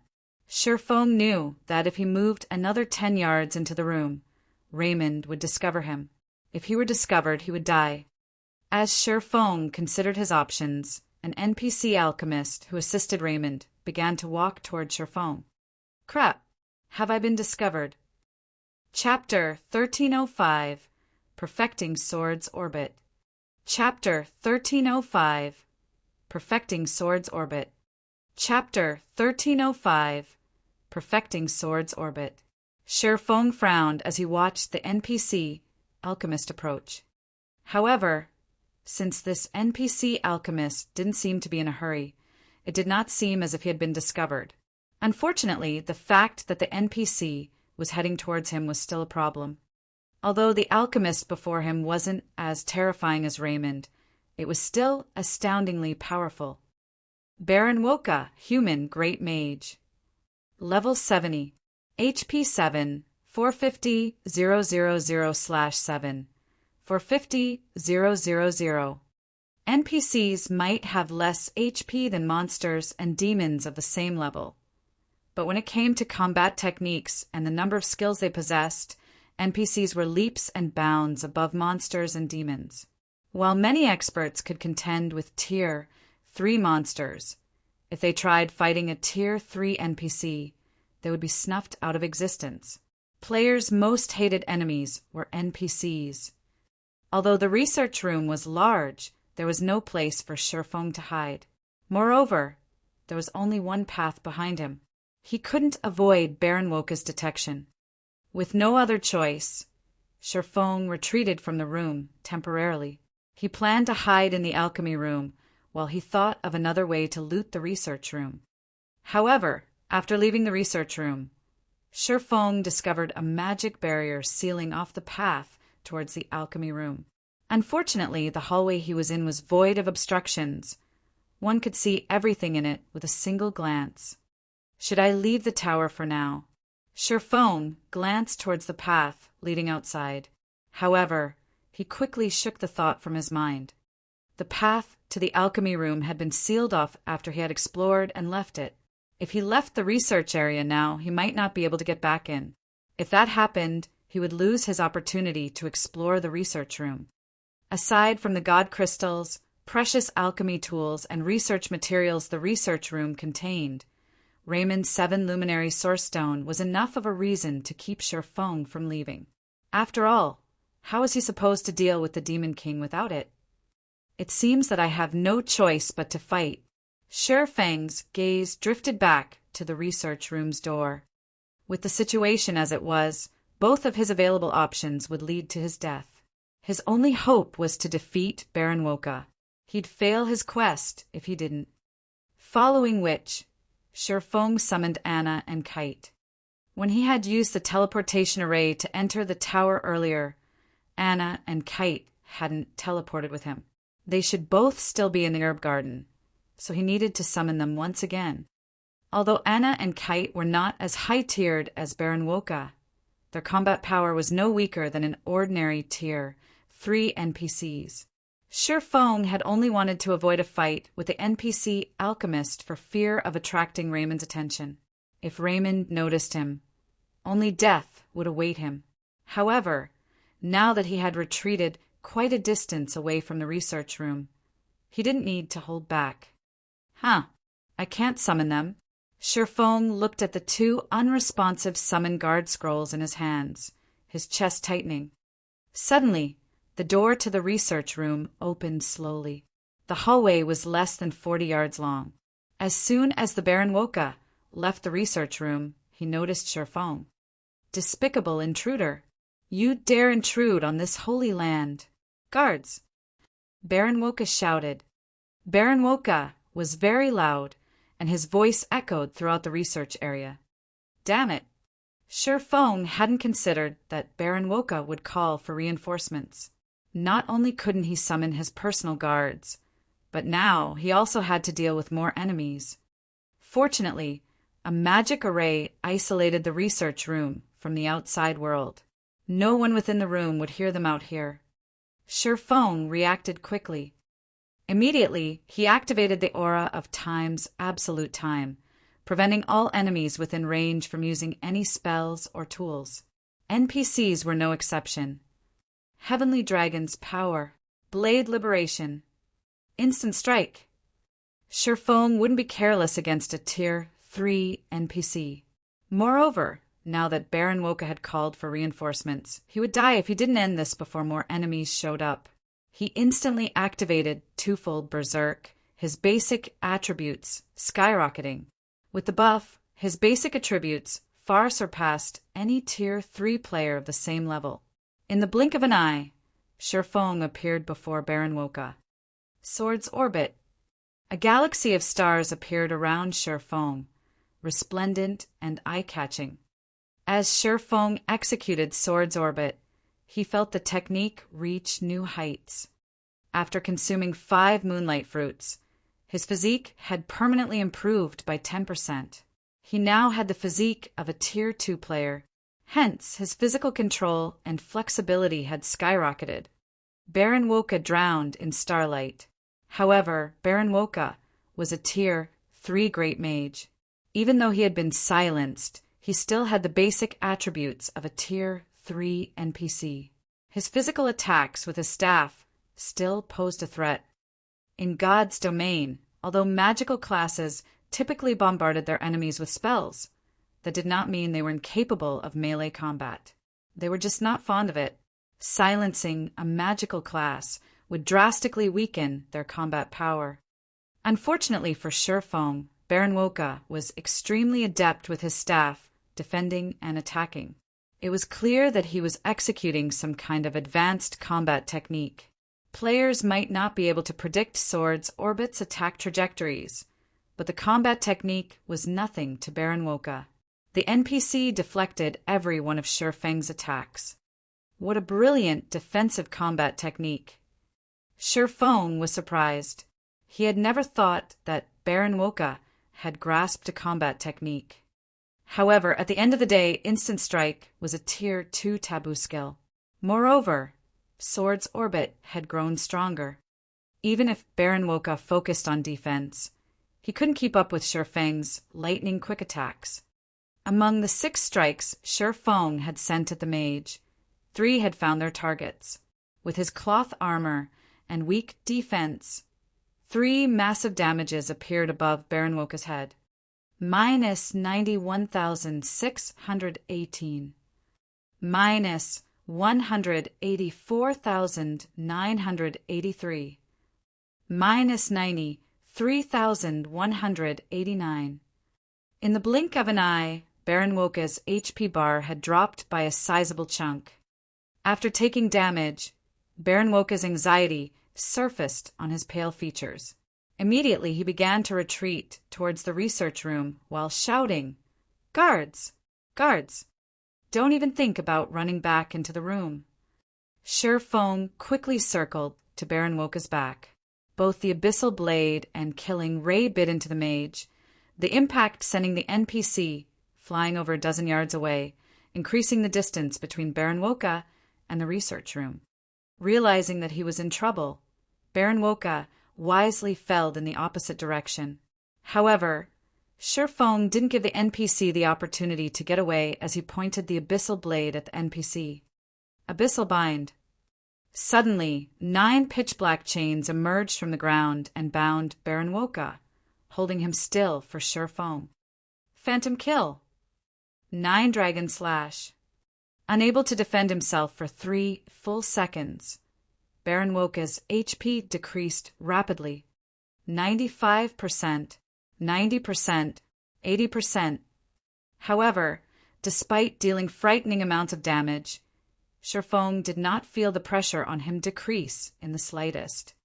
When Absolute Time's 30-second duration ran out, Baron Woka would be able to save himself. Shifeng needed to kill the NPC before he ran out of time. Furthermore, absolute time was only fully effective against enemies of the same tier. Against Baron Woka, it wouldn't be as effective. According to Shifeng's estimates, he'd be lucky if the skill silenced Baron Woka for half of the duration. Trying to kill Baron Woka in 15 seconds would test Shifeng's explosive power. When Abyssal Bind and Instant Strike's duration ran out, Baron Woka sneered at his enemy. "Despicable intruder, I'm going to offer you to Lord Raymond as a guinea pig." Baron Woka retreated while blocking Shifeng's attacks, which had slowed significantly. "Guards, get over here and save me." Baron Woka was only 20 yards away from the hallway's exit. Shifeng had only dealt so much damage and overcome Baron Woka's defensive technique due to Instant Strike increasing his attack speed by 500% and damage by 400%. Now that the taboo skill was on cooldown, Baron Woka had a much easier time defending himself. Even against Shifeng and his doppelganger, Baron Woka easily blocked half of the attacks. When Baron Woka's HP fell to 43% and the NPC was about to leave the hallway, Shifeng used everything he had left. Abyssal Curse. Suddenly, as if Baron Woka had just stepped in muck, he couldn't move or attack. Dragon Breath. Divine Providence. Both Shifeng and his doppelganger used flame, burst simultaneously, and dealt a total of 30 devastating attacks. Every attack devoured over 100,000 of Baron Woka's HP. Eventually, the NPC alchemist's HP fell to 0. Baron Woka glared at Shifeng with reluctance as he collapsed to the ground. Chapter 1306, Unforgivable Person. Chapter 1306, Unforgivable Person. Chapter 1306, Unforgivable Person. The instant Baron Woka's body hit the ground, a golden glow enveloped Shifeng's body as his experience bar increased from 82% of level 50 to 4% of level 51. He obtained more EXP from the NPC alchemist than from the 2-tier, 3 demonic hunters he had killed earlier.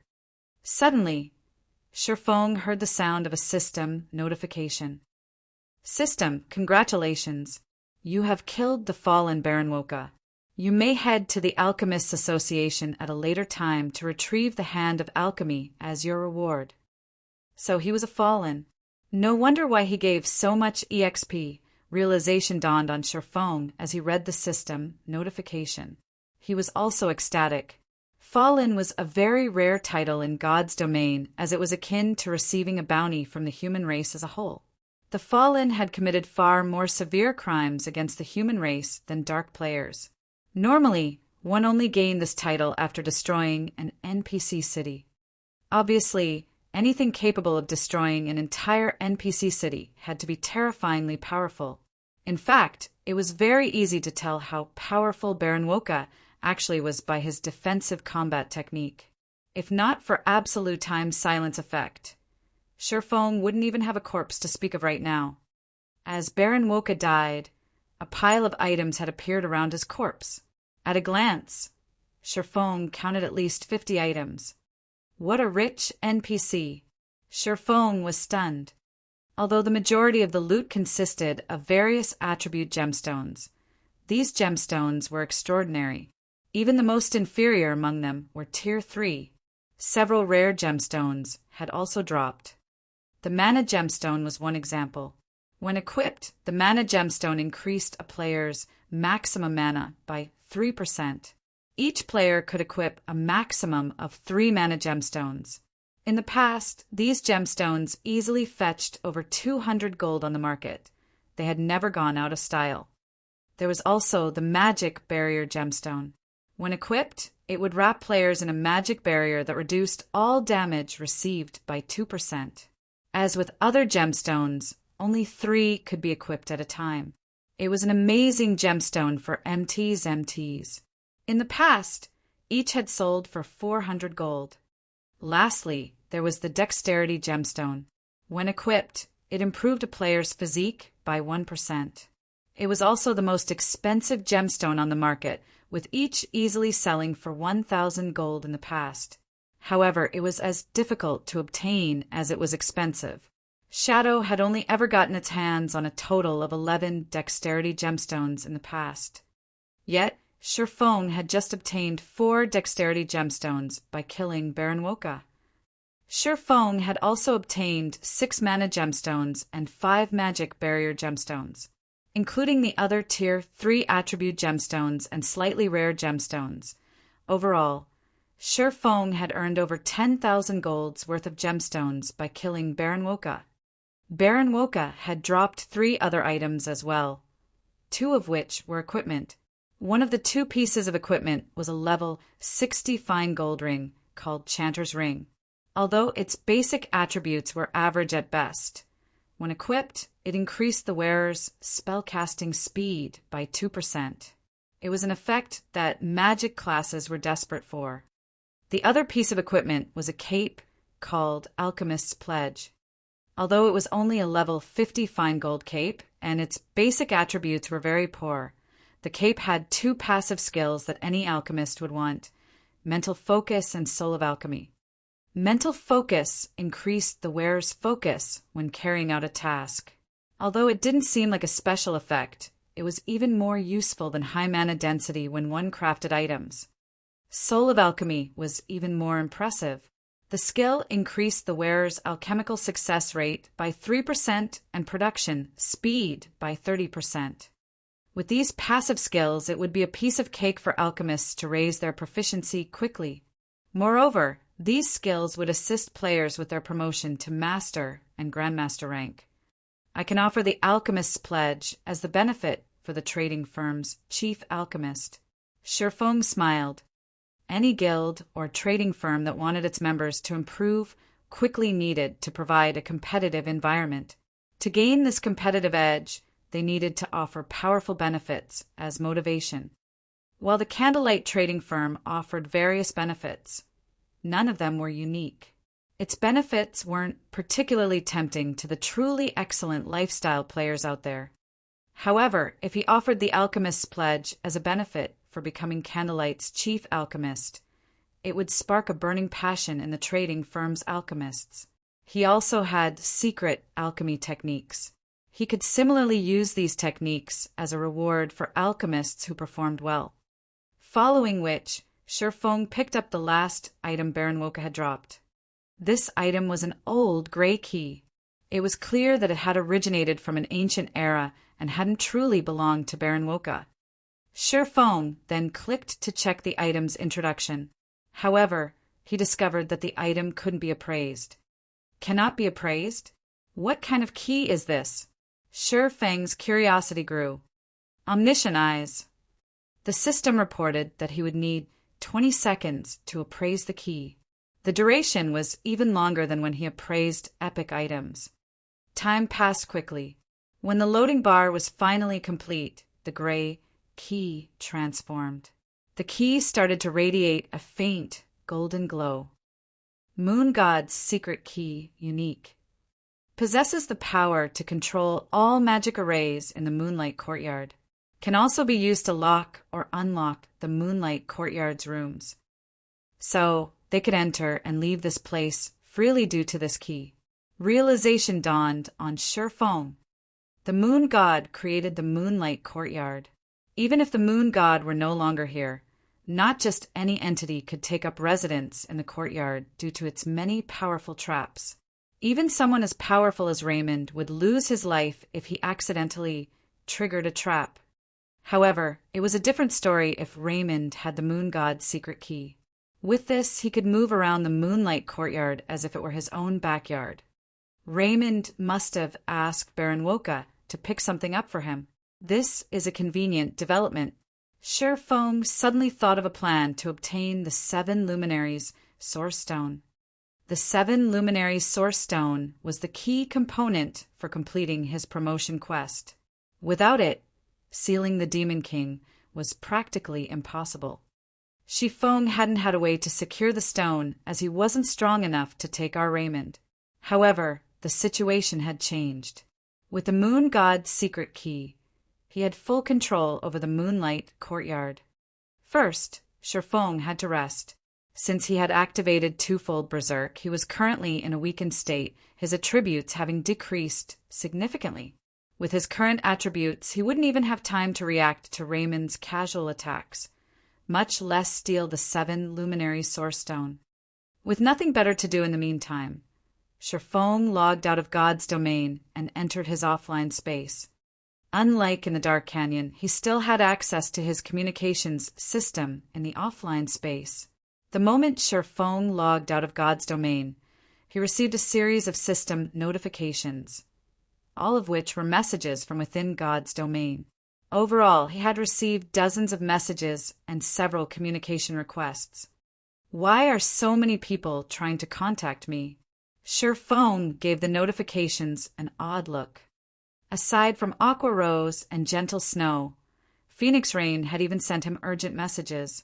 Moreover, she had tried to call him 3 times. Has something happened? Shifeng opened his friends list and called Aqua Rose. Chapter 1307, Qualitatively Changing a Town. Chapter 1307, Qualitatively Changing a Town. Chapter 1307, Qualitatively Changing a Town. Inside the dim offline space, a few seconds after Shifeng made the call request, Aqua Rose connected to the video call. Currently, the video showed Aqua Rose out in the field, a slightly anxious expression on her face. Moreover, the sounds of an intense battle seemed to come from every direction. Guild leader, your communication system is finally up, Aqua Rose said, sighing with relief. Her frown relaxed slightly. I was prepared to send Blackie to go and knock on your cabin. Has something happened? Shifeng asked as he examined Aqua Rose's tired expression. He had logged back into God's domain a short time ago, and before he had returned, he hadn't received a single message. Yet, as soon as he logged out, so many people had tried to contact him. Whatever Aqua Rose wanted to talk about, it must be important. Otherwise, with Aqua Rose's capabilities, she would have solved the problem without contacting him. Since Gentle Snow had joined Zero Wing, Aqua Rose had a much easier time managing the guild affairs. This was even after taking into account the guild's expansion. In fact, Aqua Rose and Gentle Snow were so capable that they could solve many issues without his help. Hence, he had been able to challenge his promotion quest without worrying about his guild. Not long ago, Heaven's Burial gained access to Evernight City. They've turned the Frozen Scar map into an Azura mode regional dungeon. Based on the information Evernight City published, a guild can gain access to the city once they kill the Frost King, the regional dungeon's final boss. Every large guild is focusing on raiding the regional dungeon. Quite a few superpowers have set their sights on this dark city. The competition in Frozen Scar is intense.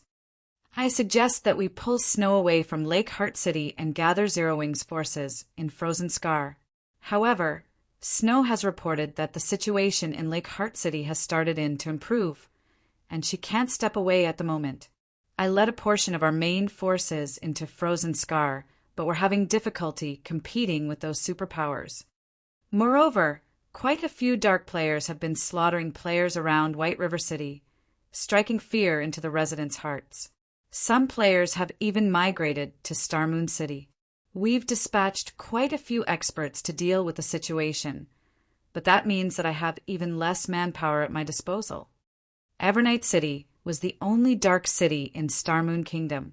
It offered a few privileges that most ordinary NPC cities lacked, one of which was a teleportation array connected to Evernight City, which guilds could gain access to once they had enough reputation. The city would build this array in one of the guild's towns or cities, allowing the guild's players to teleport from the guild town or city to Evernight City with ease. Moreover, as a guild increased its status in Evernight City, it would gain access to more teleportation arrays. Ordinary NPC cities didn't have such a privilege to offer. Not only was this convenient for guilds, but it would also aid in their development. There wasn't a lot of distance between Starmoon City and Evernight City. Many players could use Evernight City as a waypoint to reach farther guild towns and grind in the nearby high-level maps without traveling for dozens of hours. Rather than put down roots in a particular guild town permanently, players could treat it like a temporary rest point, moving their operations at a moment's notice if necessary. Independent players would swarm to a guild town tethered to Evernight City, boosting the town's development. Access to Evernight City. Sherfong immediately came to a realization. It was no wonder why Aqua Rose was so nervous. Even Phoenix Rain had tried to contact him several times. If Zero Wing could gain access to Evernight City and secure a teleportation array for Stone Forest Town, it would transform the town. Of course, this was true for other guilds as well. It was no wonder why so many guilds were going mad over this matter. Even the various superpowers wanted in on the action. Guild leader, I'd like Snow to shift her focus away from Lake Heart City for now. If the other guilds kill the Frost King, it will become very difficult for us to gain access to Evernight City. Aqua Rose explained. No, Snow has to keep her focus in Lake Heart, Sherfong said, shaking his head. As for you, give up on raiding Frozen Scar for now. Give up. Sherfang's decision stunned Aqua Rose. Stone Forest Town had only become the #1 town in Starmoon Kingdom after overcoming many challenges. If they let the another guild kill the Frost King before them, they might not be able to maintain Stone Forest Town's position. That's right. Give up on raiding the Frost King. Instead, figure out a way to raid Blizzard Fortress, the team dungeon in the Frozen Scar. Try to get the first clear if possible. Sherfong nodded. Guild leader, that's a level 50, 100-man team dungeon. Aqua Rose was astonished. By the time we obtain the first clear, someone else will kill the Frost King. A level 50, 100-man team dungeon was a massive challenge to any guild at this stage of the game. Raiding one was far more difficult than raiding the Frost King. Based on their investigation, the Frost King was only a level 53 Grand Lord. The only reason it hadn't been raided yet was that no one had found its hiding place deep within the Frozen Scar. Players needed to kill many monsters and bosses in order to reach the final boss. Taking into account the Frozen Scar's severe environment, which increased players' stamina consumption by several times, progress to reach the Frost King was quite slow. They would be crazy to ignore the Frost King, the easier raid target, to challenge the Blizzard Fortress instead. The Frost King is an Ice-type boss. Fighting it without very high ice resistance is nearly impossible, but the weapons and equipment that drop in the Blizzard Fortress are somewhat unique. Almost every item offers high ice resistance. If we have these items, it'll be much easier to raid the Frost King. In any case, with so many guilds in the running, the competition won't conclude for some time. We'll use this opportunity to bolster our team strength. It won't be too late to raid the Frost King once we've done so, Sherfong said, smiling. He did not bother to explain further details. All right, I understand. I'll try to raid the Blizzard Fortress as quickly as possible. In reality, Aqua Rose still had her doubts. She knew that they had tons of Sea God's blessings in the guild warehouse. The potion could significantly increase a player's resistances. However, since Sherfong had given her an order, it wouldn't be wise to insist against it. She could only try to raid the dungeon as quickly as possible. Following which, Aqua Rose disconnected the call. Meanwhile, Sherfong smiled wryly at Aqua Rose's confusion. He could not reveal too much information. After all, no one had actually raided the Frost King yet. He couldn't just come out and say that players needed a minimum of 300 points of ice resistance to raid the boss. With such a high requirement, not even stacking 2 bottles of Sea God's Blessing would be enough. They needed other weapons and equipment to supplement for the missing points. Otherwise, players wouldn't stand a chance against the Frost King. Many guilds had contested for the right to enter Evernight City in the past as well. Similarly, these guilds had focused on clearing a straight path towards the Frost King, expending tons of manpower and resources in the process. However, only after encountering the Frost King did everyone realize how much of a nightmare the boss truly was. In the end, despite only being a Grand Lord, the Frost King had wiped out an army of hundreds of thousands of elite players, transforming them into ice sculptures. However, the fact that Heaven's Burial had gained access to Evernight City concerned Sherfong. When Evernight City had surfaced in the past, over 20 days had passed before the first guild had gained access to the city. Yet it had only been a few days, and Heaven's Burial had already entered the city. It was inconceivable. To make matters worse, the first guild to gain access enjoyed additional benefits, which would make it far easier to gain guild reputation in Evernight City. It wouldn't be long before Heaven's Burial connected its guild town to Evernight City. This won't do. I need to hurry. After a 2-hour nap, Sherfong logged into God's domain once more.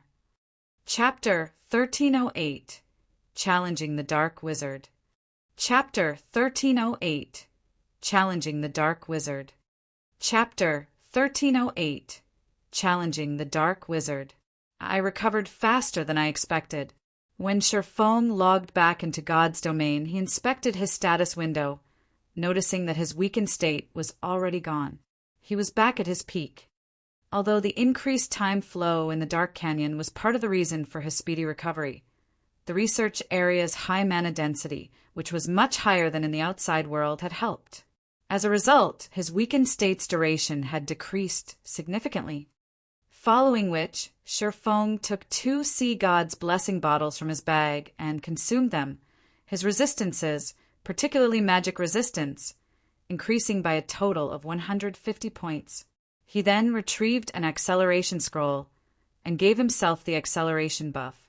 Following which, he switched his swordsmanship master title to the basic tyrant title, increasing his fortitude by 30 points, stamina by 20%, and all basic attributes by 5%. After making a series of adjustments, Sherfong pushed his basic attributes and movement speed to his current limit. While Sherfong had rested in his offline space, he had thought about how he would go about stealing the 7 Luminaries' Source Stone. He had run through several simulations in his mind, afraid of the unexpected. A Tier 5 Grand Wizard was an extremely dangerous opponent. The slightest mistake would result in his death. While Sherfong did not mind dying, his death would result in the loss of the Soul Orb. If he lost the Soul Orb now, he did not know how long it would take to find another one of the 7 treasures again. He couldn't lose the Soul Orb now. Hopefully, the system won't try to mess with me. Sherfong then carefully opened the research room door and snuck in. Raymond was still immersed in his alchemy in the room. He had blocked every distraction from his mind as he focused on his research. Meanwhile, he had placed the 7 Luminary Source Stone above a research table in the center of a small, crimson magic array not far from him. This small magic array utilized the 7 Luminary Source Stone as a power source, supplying the mana Raymond needed to craft his item. Sherfong did not rush to snatch the 7 Luminaries' Source Stone. Instead, he quietly examined the room's layout and the items around the room. As a God's domain expert, the first thing he needed to do when encountering a foreign environment was to adapt. This way, he could exert his maximum combat potential during a fight. This time, however, Sherfong didn't observe his surroundings just to adapt, but to locate the research room's treasures as well. He had only reached the Moon God's research room, which had been excellently maintained after many challenges. He'd do himself a disservice if he stole the 7 Luminary Source Stone and ignored everything else. Every item in the research room was sorely tempting. The alchemy tools on the research tables alone were dark gold rank. Even after a decade of playing God's domain, such tools had been incredibly precious. Every alchemist constantly hunted such treasures. Sherfong even spotted a complete set on one of the research tables. Aside from the alchemy tools, the The research room had quite a few items that radiated divine might. The moon god must have used them all frequently. Any one of these items could easily sell for over 100,000 magic crystals in an auction. There were also quite a few tattered designs on an experiment table. These designs had been crafted with extremely valuable materials. Rather than the standard sheepskin parchment, the designs had been drawn on dragon skin. Only gods would dare use a dragon's skin as parchment. Fortunately, dragon skin parchment would survive storage for tens of thousands of years. As he carefully analyzed the research room, shock bubbled in Shifeng's chest. The research room was a treasure trove. It could likely rival the fallen Arkansas, if only the dark wizard Raymond weren't present. Raymond finally completed the item he had been working on, a golden ring, with a jewel radiating a 7-colored brilliance in its center, floated in the air before him. The jewel also released a frightening pressure. Even Shifeng, who stood far outside of the research room's magic array, felt a significant weight bearing down on him. "What is that?" Shifeng stared at the golden ring, curiously. Very few items in God's domain, aside from items gods had used, emitted that kind of pressure. Every one of these items was a masterpiece. The golden ring's pressure could even rival divine might. After completing the ring, Raymond's hand stopped moving as he began to chant an incantation. A 4-fold magic array then appeared above the golden ring, absorbing the surrounding mana and forcing it into the ring. Like a massive whale taking a breath, the golden ring sucked in the dense mana, yet despite absorbing so much, the ring showed no signs of slowing. A chance! Watching the golden ring absorb mana, Shifeng knew that this was the crucial moment to act. If he missed this opportunity, he wasn't likely to get another. Immediately, Shifeng activated Phantom Kill and had his doppelganger stay near the research room's entrance, keeping the door open. He then dashed towards Raymond. Raymond, Dark Shaman King, Human, Grand Wizard. Level 72. HP? / Although Raymond was only level 72, he was a Tier 5 NPC. He detected the fluctuations in the magic array almost immediately, which Shifeng had caused as he ran through it. When Raymond realized that he had an intruder, his gaze turned cold. Die. Without hesitation, Raymond waved his wrinkled arm and gestured towards Shifeng. 5 magic arrays of different colors formed at his fingertips, overlapping. The amount of mana around Raymond's palm even made Shifeng shudder with fear. This is insane. He's using Elemental Crush right off the bat? As soon as Shifeng saw the 5 magic arrays, he recognized the spell. Elemental Crush was a Tier 5 miniature destruction spell. Although the attack's range wasn't large, it was even more frightening than a Tier 5 large-scale destruction spell. If struck, even MTs of the same tier and level would lose half of their HP instantly. However, the spell had a flaw. Its runes were overly complex. The chant was also quite long. Tier 5 Grand Wizards didn't usually use this spell in PvP. However, Raymond could forgo both the incantation and runes, casting the spell instantly. Suddenly, space around Shifeng started to crumble. Everything around him turned dark. In the blink of an eye, everything within 30 yards had been turned to dust.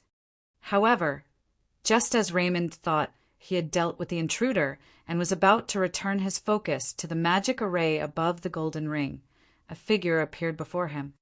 Close 1. Shifeng could not help but glance at his previous position, fear lingering in his heart. Fortunately, he had Instant Strike, which allowed him to teleport to his target. Otherwise, he wouldn't have dodged the spell with his movement speed. Despicable mortal, die. Realizing that Shifeng was still alive, Raymond grew serious as he activated his domain.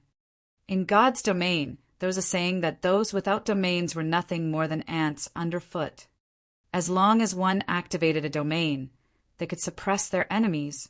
Against weaker opponents, it would be a one-sided slaughter. However, Feng had prepared for Raymond's domain. As soon as he appeared before Raymond, he activated Absolute Time, freezing the area's mana. Even the Dark Shaman King couldn't access the mana. Raymond's spreading domain crumbled instantly. Feng sighed with relief. He knew that Absolute Time wouldn't silence Raymond for more than 10 seconds. He could accept that as long as it was effective against the NPC for even a brief moment. Without hesitation, Feng activated Power of Darkness and Windwalk before dashing towards the 7 luminary source stone. Damnable ant! Seeing Feng run past him, flames of rage burned in Raymond's eyes as he smashed the black, metallic staff in his other hand toward Feng. Although Raymond couldn't use his spells, Raymond's physique, strength, and speed were leaps and bounds above the swordsman's. Even without using combat techniques, he could kill Feng instantly. Pum! A metallic clang echoed when the staff crashed into Feng. However, the staff stopped half an inch before Feng, unable to proceed. Defensive Blade. Raymond was helpless against this move. He was a magical class. Without his spells, he couldn't deplete Defensive Blade's block counts quickly. He could only smash his staff into Feng repeatedly to deplete the block counts. This gave Feng enough time to reach the 7 luminary source stone above the research table. With lightning-quick reactions, Feng grabbed the source stone and stored it in his bag space.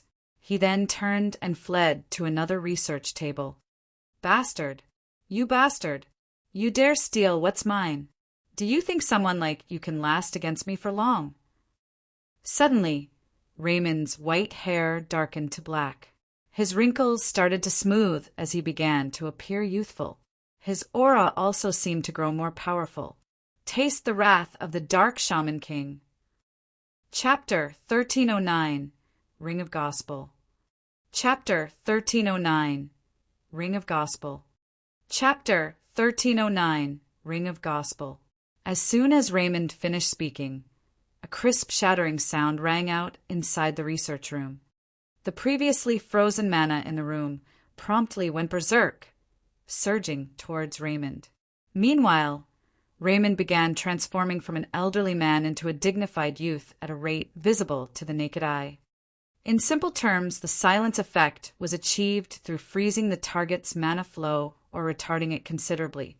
For Raymond, someone who had gazed into the abyss of magic, resolving such a situation was not a difficult task. Meanwhile, one of the most effective ways to remove a silence debuff was to forcibly break free from the restrictions placed on their mana. This was also the reason why the silence debuff was very weak against high-tiered existences. Disappear from this world. At this moment, not only was Raymond chanting an incantation, but he was also writing runes in midair. Meanwhile, both his chanting and writing speeds were beyond anything Feng had ever seen before.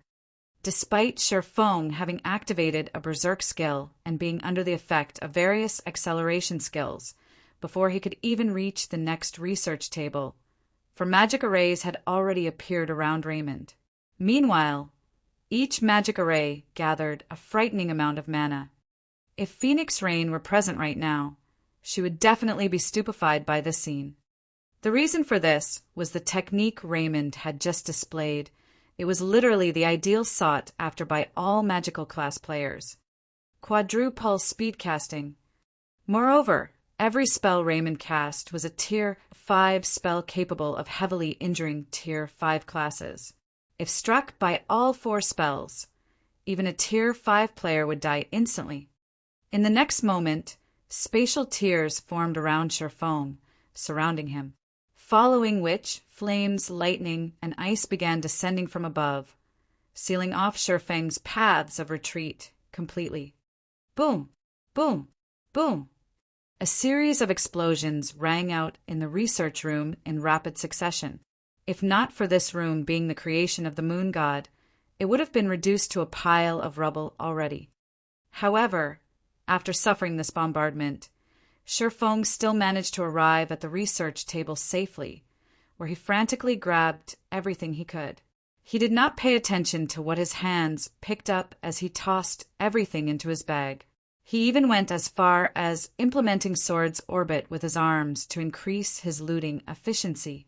After plundering everything on the research table, he headed straight for the experiment table with the dragon skin parchments on it.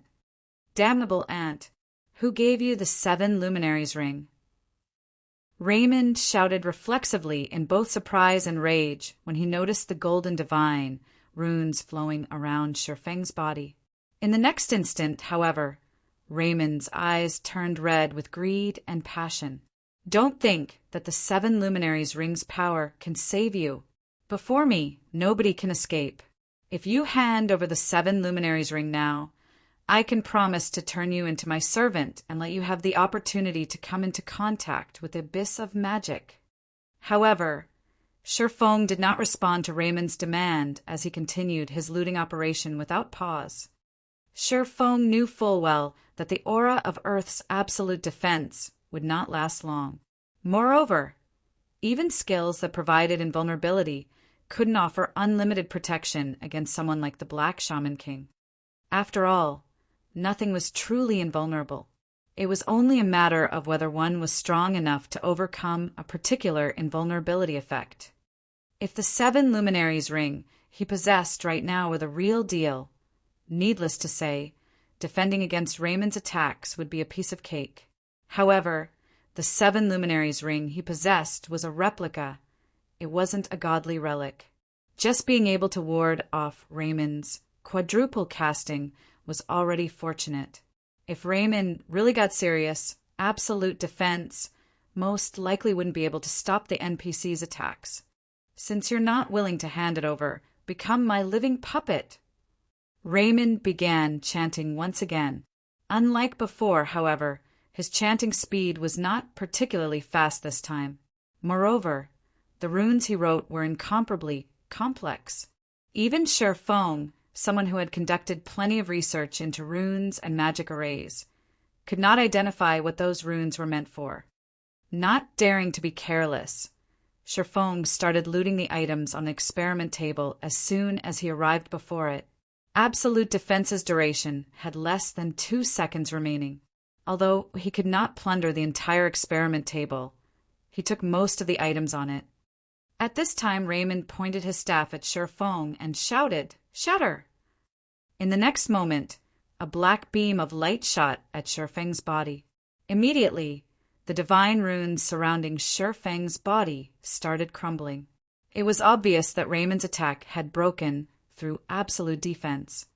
"Become my loyal slave." Raymond then slammed the butt of his staff on the floor. A shadow instantly formed beneath Shifeng's feet. Gray strands slowly rose from the shadow, binding Shifeng's body. Why does he know even the necromancer class's dark bondage? Shifeng frowned when he saw the gray strands wrapped around his feet. Dark bondage was a tier 4 spell that could turn a living creature into one slave. The success rate of the spell depended on the user's and target's levels and tiers.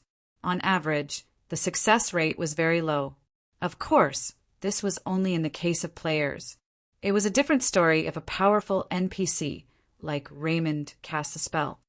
When nearly half of Shifeng's body was bound, Raymond revealed a sneer on his face. Divine steps. Suddenly, 10 doppelgangers formed around Shifeng. He then chose to switch positions with one of them. Even a spell like Dark Bondage couldn't stop Shifeng from swapping places with his doppelganger. He promptly took another item from the experiment table. However, as soon as Shifeng stored the item into his bag, he suddenly found himself as well as his 10 doppelgangers appearing before Raymond. What? He knows even the Tier 5 curse space conversion. Shifeng was surprised as he swept a glance at his surroundings. Hurriedly, he started switching places with his other doppelgangers, which were slightly farther away from Raymond. At this time, Raymond also activated his domain once more, directly suppressing Shifeng and preventing him from moving whatsoever. Only Shifeng's 10 doppelgangers, which were invulnerable like Shifeng, could still move.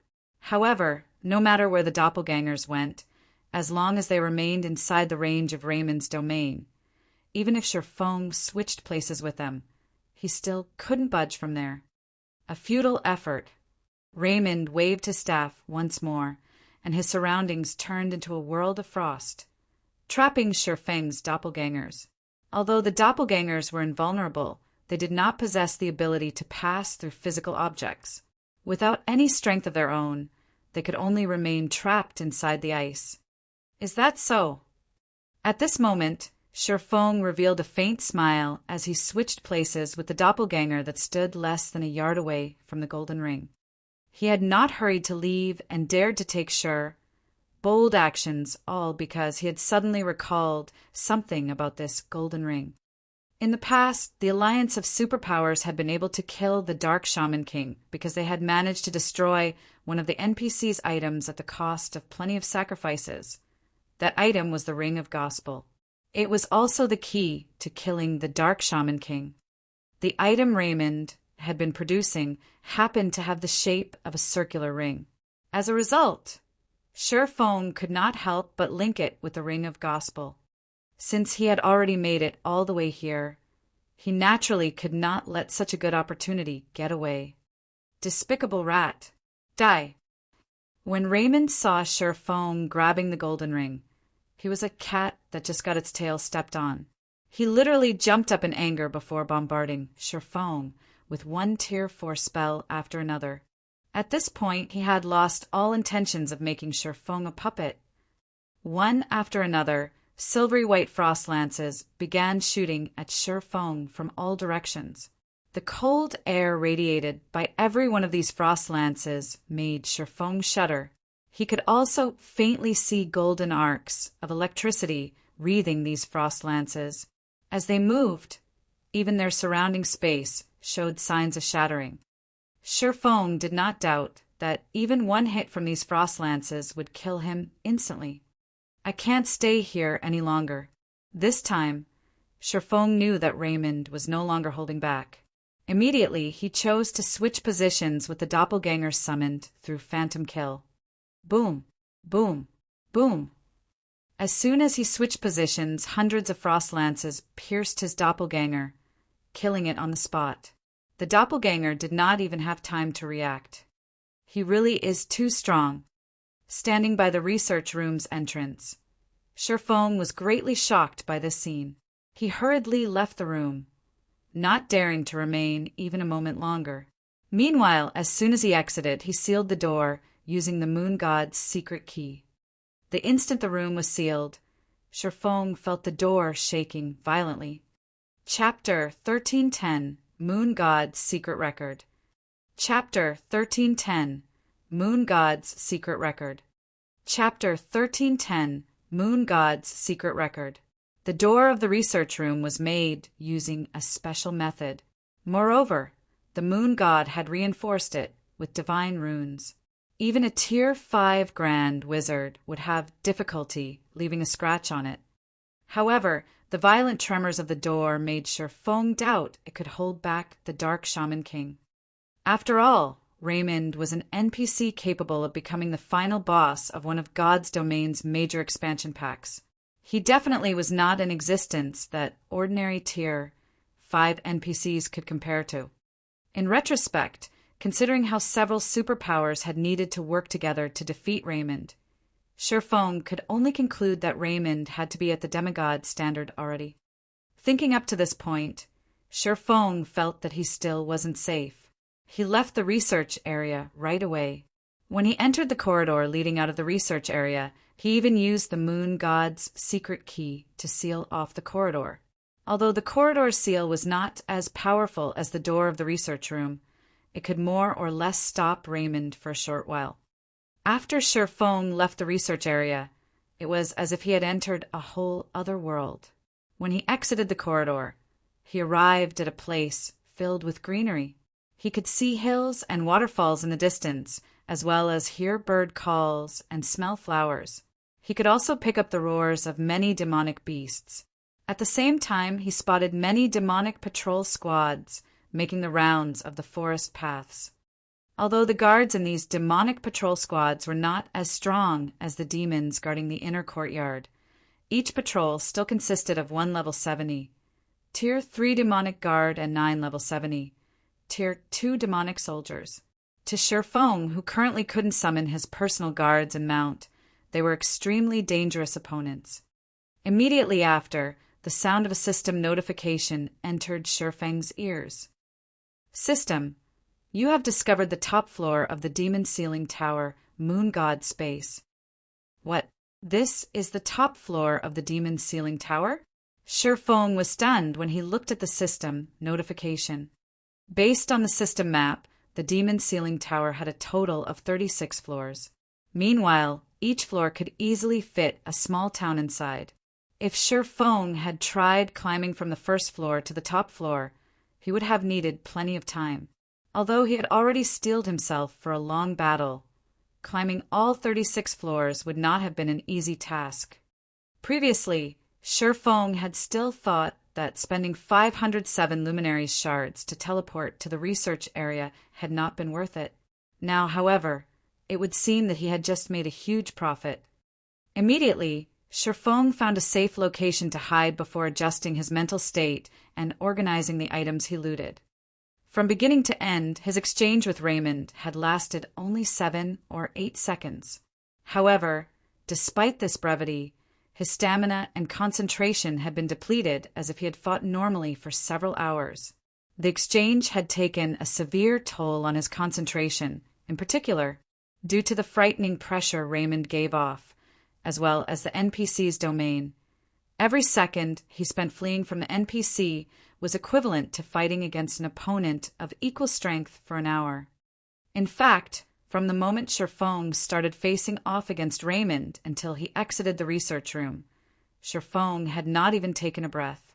After all, even the slightest delay in his actions could lead to his death, rendering all his efforts since entering God's domain useless. One could imagine just how much pressure Shifeng felt during those short 7 or 8 seconds.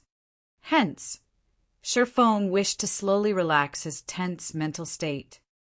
Meanwhile, at the Azura Mode regional dungeon Frozen Scar, many of Starmoon Kingdom's powerful and well-known guilds were currently gathered here.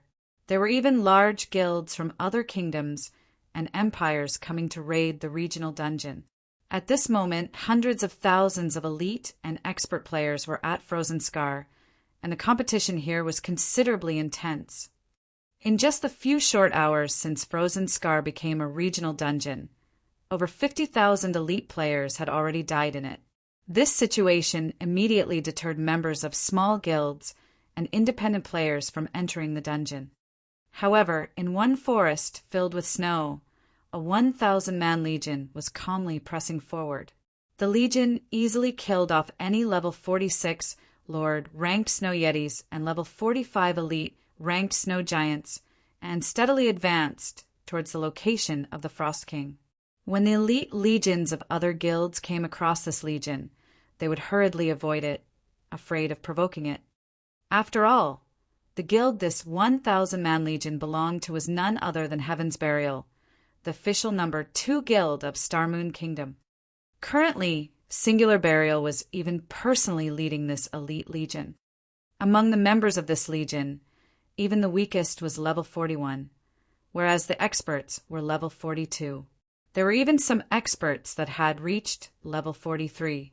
Meanwhile, these players were all geared in level 40 top-tier equipment, with the most inferior being fine gold rank and the majority being dark gold rank. The strongest among all these players was Singular Burial.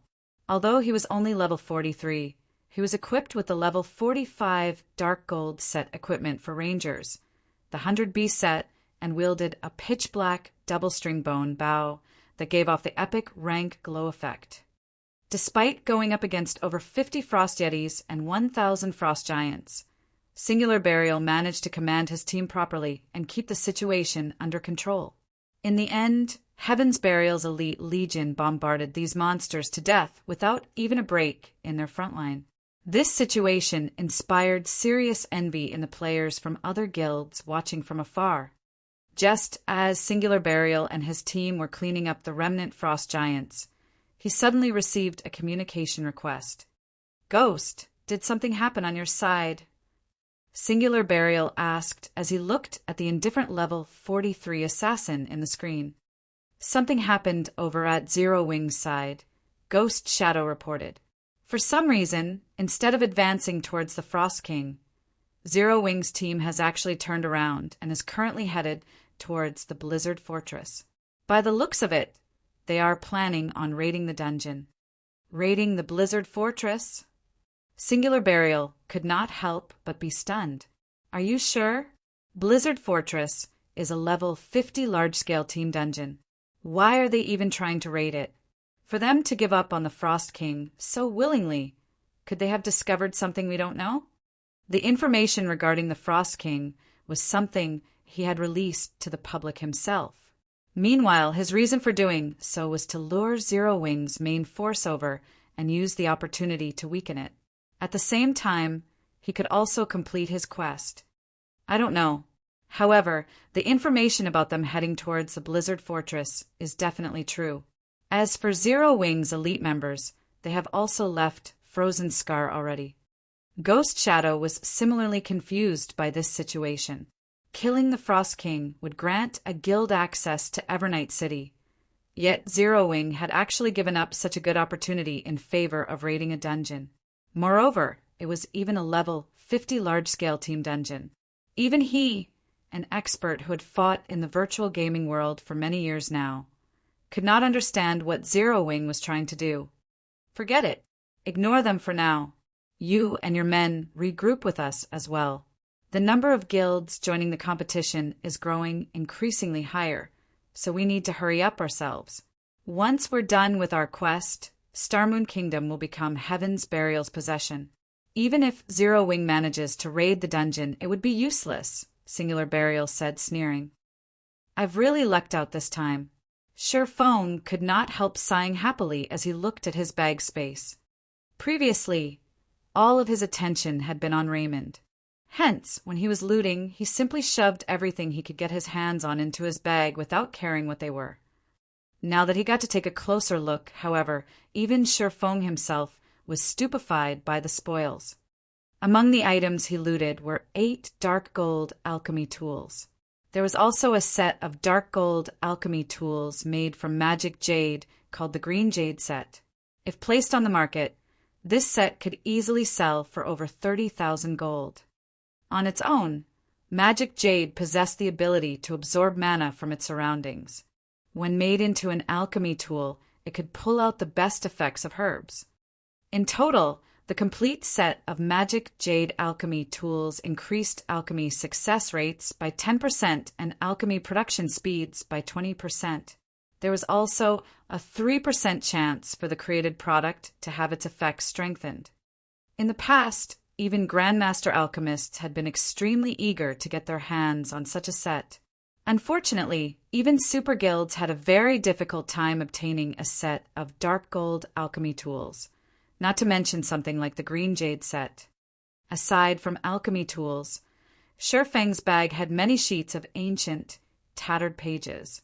Recorded on these pages were recipes made by the moon god. However, as the pages were dilapidated, they could not be used. After Sherfang used omniscient eyes to appraise one of the tattered pages, the sound of a system notification suddenly entered his ears. System, ancient tattered page discovered. Repairing it requires 100 magic crystals. Dragonskin parchment sure is amazing. Even after enduring tens of thousands of years of corrosion, it can still be repaired using magic crystals. No wonder gods would use dragonskin parchment to make records in ancient times. Realization dawned upon Sherfang. Having picked up so many tattered pages, he never hoped that every one of them would still be usable. He would be fine with just one. At the very least, he wouldn't have wasted his precious time trying to collect all these tattered pages. Hence, it was truly surprising that the pages could be repaired. Sherfang started repairing page after page right away. As he repaired the pages, he also organized them based on the page numbers, and surprisingly, the pages actually automatically combined. After around 10 minutes passed, he was finally done repairing all 31 pages he picked up. Suddenly, the combined pages transformed into a thick, ancient book that radiated a faint trace of divine might. Meanwhile, there were 4 words written in the ancient divine language on the cover of this ancient book. Moon God's Secret Record. Chapter 1311. Upgrading to Fragmented Legendary Rank. Chapter 1311. Upgrading to Fragmented Legendary Rank. Chapter 1311. Upgrading to Fragmented Legendary Rank. What? This is the Moon God's secret record. Shifeng stared at the ancient book in his hands time and again, his heart unable to calm down even after some time. Even his breathing right now had bated. There were 5 great alchemy scriptures in God's domain. These 5 great alchemy scriptures were like the Holy Bible to alchemists and were highly sought after. In the past, every alchemist that had managed to get their hands on these alchemy scriptures had become famous individuals in the alchemy world. Meanwhile, one of the 5 great alchemy scriptures was the Moon God's secret record. Legend had it that the Moon God had edited it extensively. However, many wars had also been waged between kingdoms and empires because of the Moon God's secret record, and it ended up divided and scattered all over God's domain. Eventually, with the passage of time, the Moon God's secret record had disappeared entirely. Shifeng had never imagined that he would actually come across the Moon God's secret record, and even obtain it in the Moonlight Courtyard.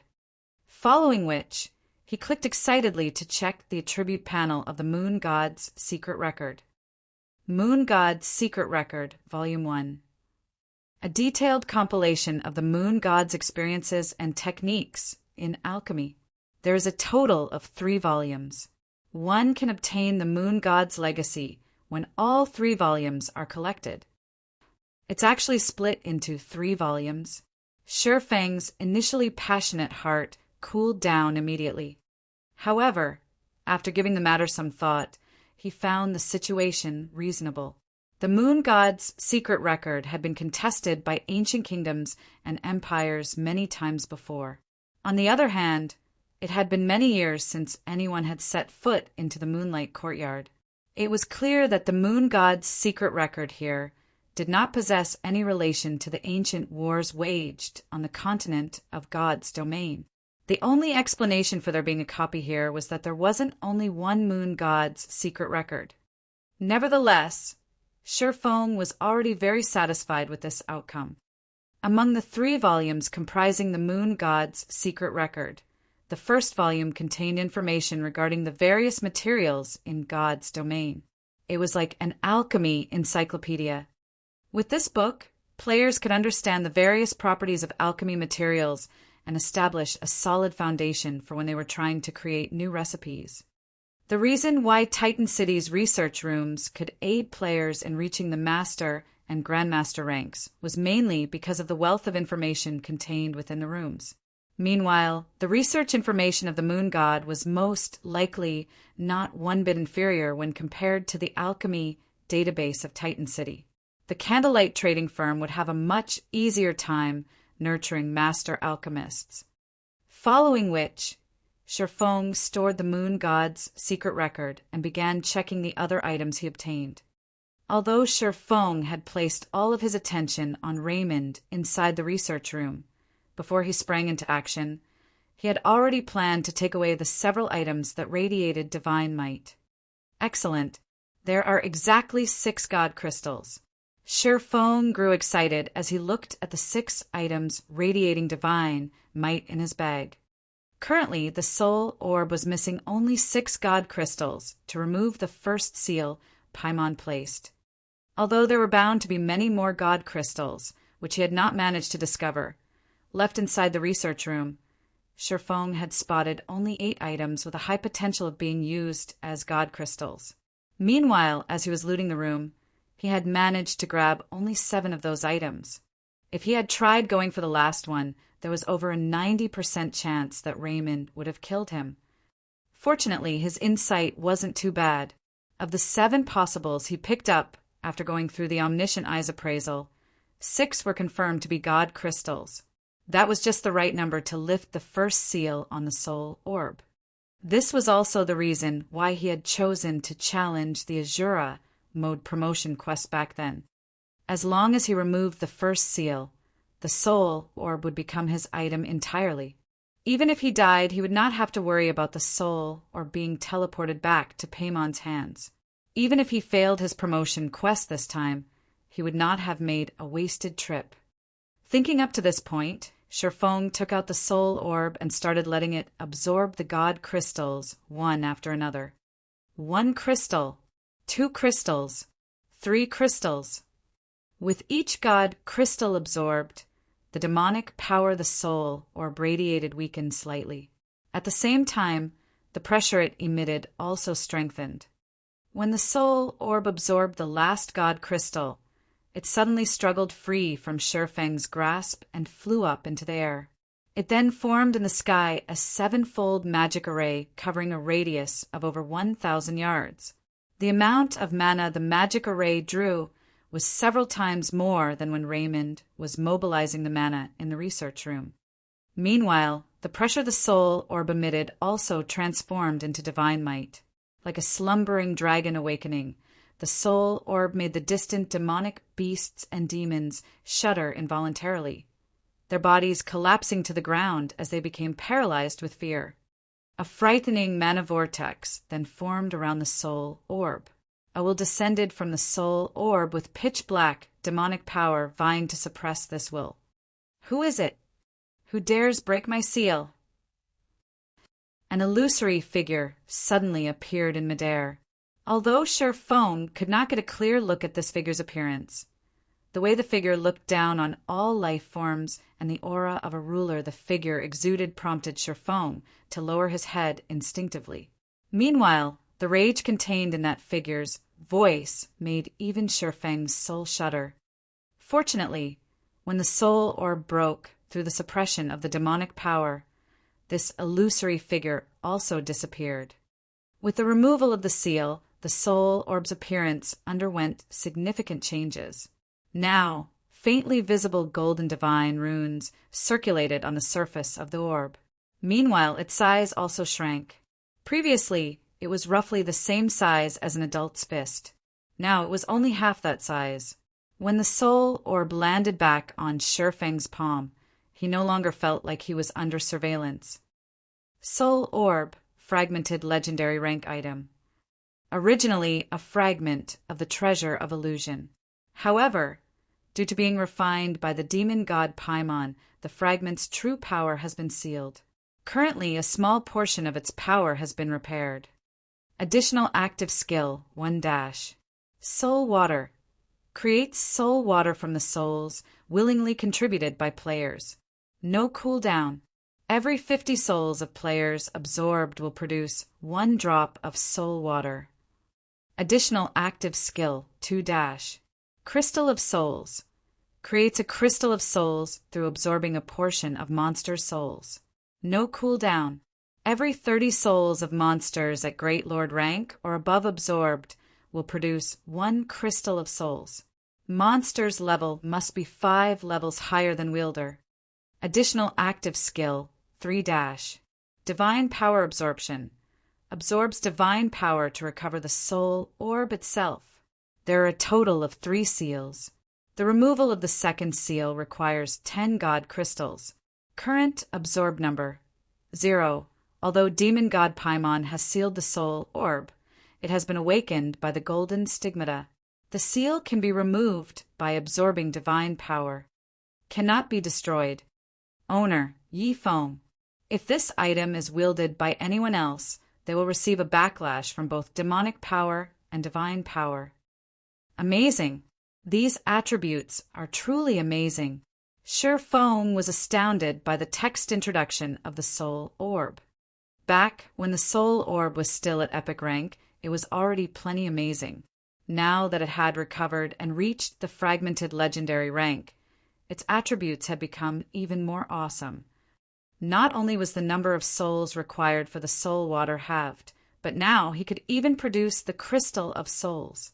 Although making a crystal of souls was much more troublesome than the process for the soul water, the crystal of souls was an item that could be obtained only through luck in God's domain.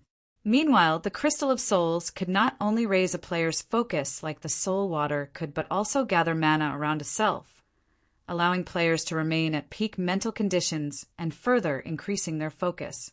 Moreover, the crystal of souls had a duration of 5 hours, while its cooldown was 10 hours.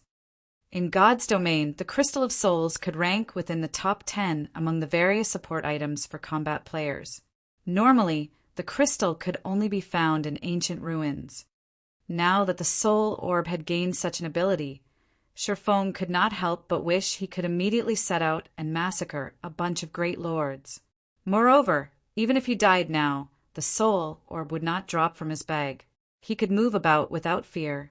At the same time, without the surveillance of the demon god, dark players would have a difficult time finding out that the soul orb was in his hands. However, Sherfong did not know that after he lifted the seal, a commotion erupted among all the dark forces.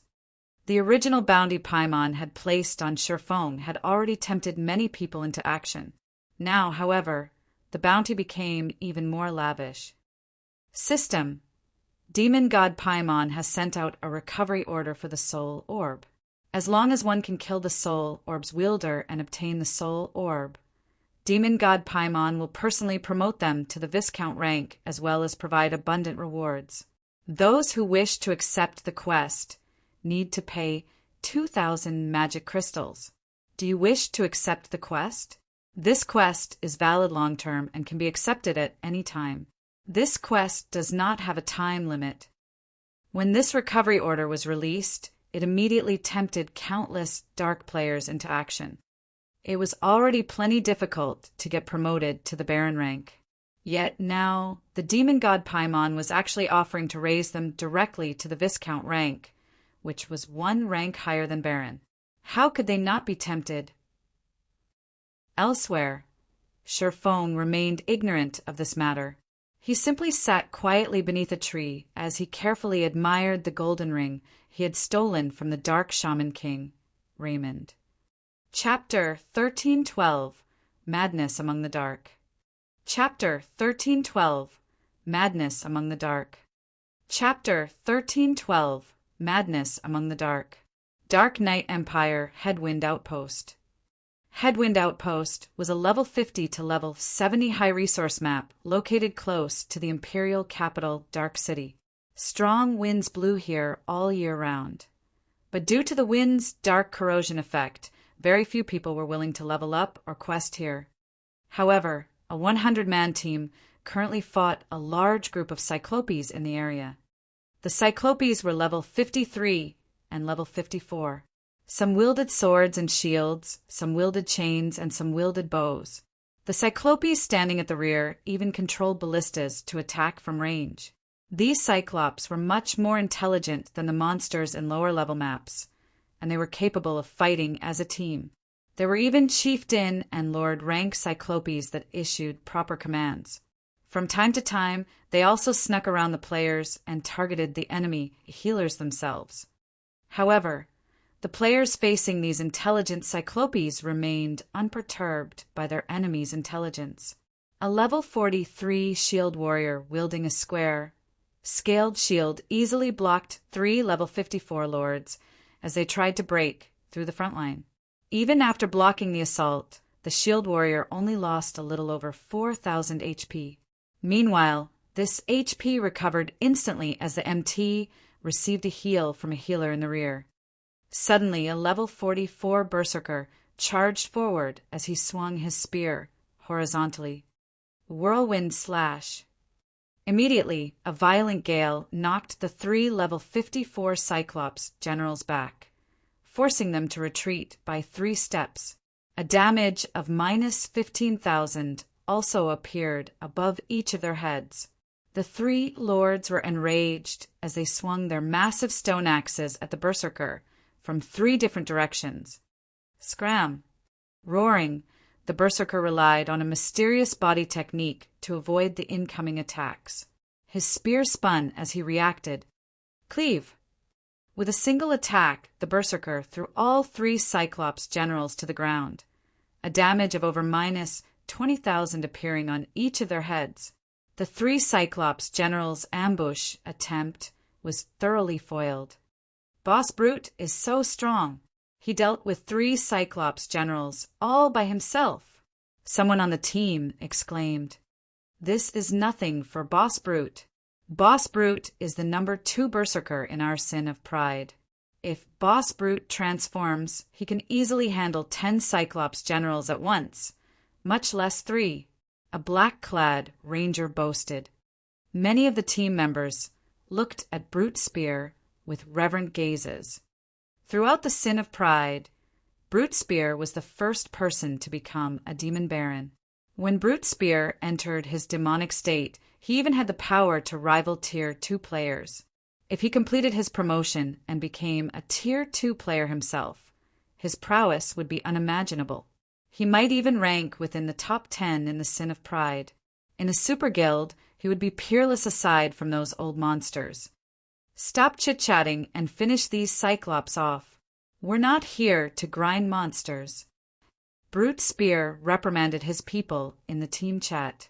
Hearing Brute Spear's words, everyone refocused as they began to attack in a frenzy. Suddenly, they all heard the sound of a system notification. System: Demon God Paimon has sent out a recovery order for the Soul Orb. As long as one can kill the Soul Orb's wielder and obtain the Soul Orb, Demon God Paimon will personally promote them to the Viscount rank as well as reward them with an abundant amount of rewards. Those who wish to accept the quest needs to pay 2,000 magic crystals. Do you wish to accept the quest? This quest is valid long-term and can be accepted at any time. This quest does not have a time limit. Crap, am I seeing things? A Viscount. The notification stunned every member of the team.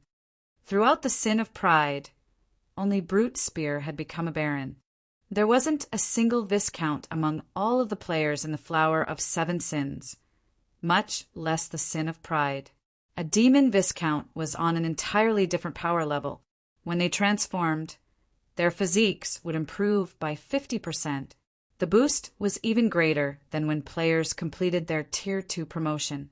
Even now, no one throughout the Flower of 7 Sins was close to becoming a Viscount, yet a single quest offered the position as a reward. Boss Brute, the rewards are intense. Should we accept the quest? The black-clad ranger, Chin Su, quietly asked Brute Spear. Only a few of them knew that Frost I currently had the Soul Orb. Previously, the demon god had only stated that those who recovered the Soul Orb would earn a reward. At most, the quest awarded some reputation. This was of little use to Brute Spear, who was already a baron. However, the situation had changed. If the Sin of Pride had a demon Viscount, it would gain an edge over the other 6 sins. A Viscount? Even Brute Spear was tempted. Immediately, however, he shook his head and said, "We're talking about taking on Frost I. I think we should inform Big Sis and let her decide." Chen Su nodded in agreement. Chen Su had witnessed Frost I's strength personally. Frost I was an expert capable of killing Hell Fiend, someone who held the title of Adjudicator in King's Return, and he had gotten away safely. Moreover, Frost I had defeated Brute Spear in just a few moves. He was not an expert to be underestimated. Meanwhile, on a bronze speedboat in the Reef Sea, 100 Leaves, who currently led the Freedom Alliance's 8th Fleet, had also received the message from Demon God Paimon. When she read the system notification, she was stunned. Just what did he do to Demon God Paimon? He's caused enough trouble for Paimon to announce one bounty after another. When 100 Leaves saw the system notification, she could not help but recall the mysterious Sherfong. Dark players like herself would die to form some sort of relationship with the demon god. However, Sherfong was driving the demon god mad going as far as to offer the rank of Viscount as a bounty reward. This is going to be interesting. The guild leader might even decide to stop ignoring the guy. 100 Leaves could not help but smile. She had been greatly displeased when her guild leader had told her to give up on pursuing Sherfong. However, the situation had changed. If the sacred temple had a demon viscount, it would greatly help the guild's future plans. For a time, demon god Paymon's bounty tempted many dark experts, and many of them accepted the quest. They also began to research the soul orb and its wielder's identity. Meanwhile, Sherfong was wholly ignorant of this matter as he inspected the golden ring. The more he inspected it, the more excited he became. Everything was as he had guessed.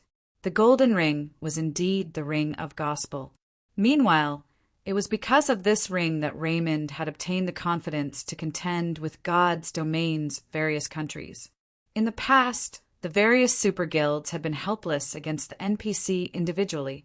Only after working together and sacrificing tons of expert and elite players had these super guilds destroyed the ring and defeated the Dark Shaman King Raymond.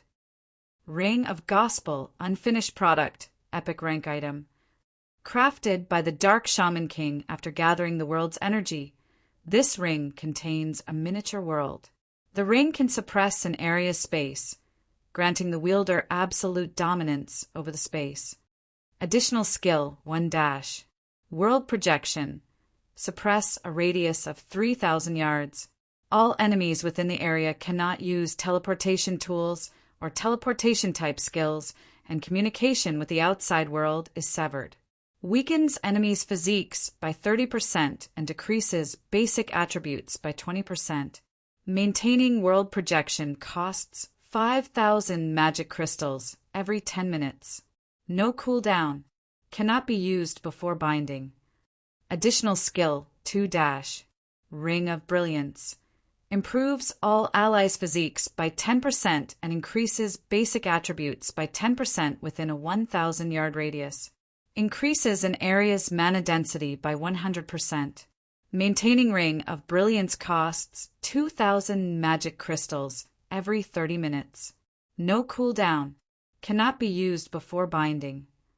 As the Ring of Gospel's external divine runes and magic arrays and inner world are incomplete, the ring cannot exhibit its full strength. Only after the divine runes, magic arrays, and inner world are complete will the ring exhibit its full strength. Current completion rate, 30%. Not bound. As soon as Sherfong finished reading the statistics, the sound of a system notification reached his ears. System, do you wish to bind the Ring of Gospel?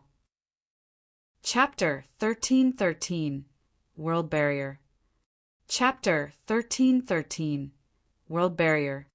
Chapter 1313, World Barrier. Seeing the system notification, Sherfong immediately thought to click the bind button. In God's domain, some weapons and equipment needed to be bound before they could be used. Once bound, the item could no longer be traded, and only the player it was bound to could use it. The item's value would reduce significantly. When bound items became outdated and players no longer needed them, they would become utterly worthless. Unlike non-bound items that could be sold to other players for a low price, bound items could only be stored in a warehouse or destroyed. However, the Ring of Gospel was clearly not in the same category. It was neither a weapon nor armor. It could even be used from within a player's bag. Moreover, according to the description of its skills, the Ring of Gospel was incredibly powerful. It wouldn't become less useful as time passed. Binding it was definitely worthwhile. However, as soon as the first system notification faded, another followed. System, due to the miniature world's extremely unstable nature inside the Ring of Gospel, if you wish to bind the ring, you must expend 30,000 magic crystals every 7 days to stabilize the miniature world. If you do not meet the requirement within 7 days, the Ring of Gospel will crumble. You will also receive a backlash, permanently decreasing your physique by 30%. What a steep price! Even current first-rate guilds wouldn't be able to keep this thing well-fed. Sure Feng could not help his astonishment when he saw the second system notification. Magic crystals had already become a daily necessity for the various large guilds. They expended a frightening amount each day despite only accumulating a small number. The majority of God's Domain's first-rate guilds only had a stock of around 60,000 magic crystals. It had taken them a long time to accumulate so many, yet it was only enough to sustain the Ring of Gospel for 2 weeks. The Ring of Gospel was practically a crystal-devouring beast.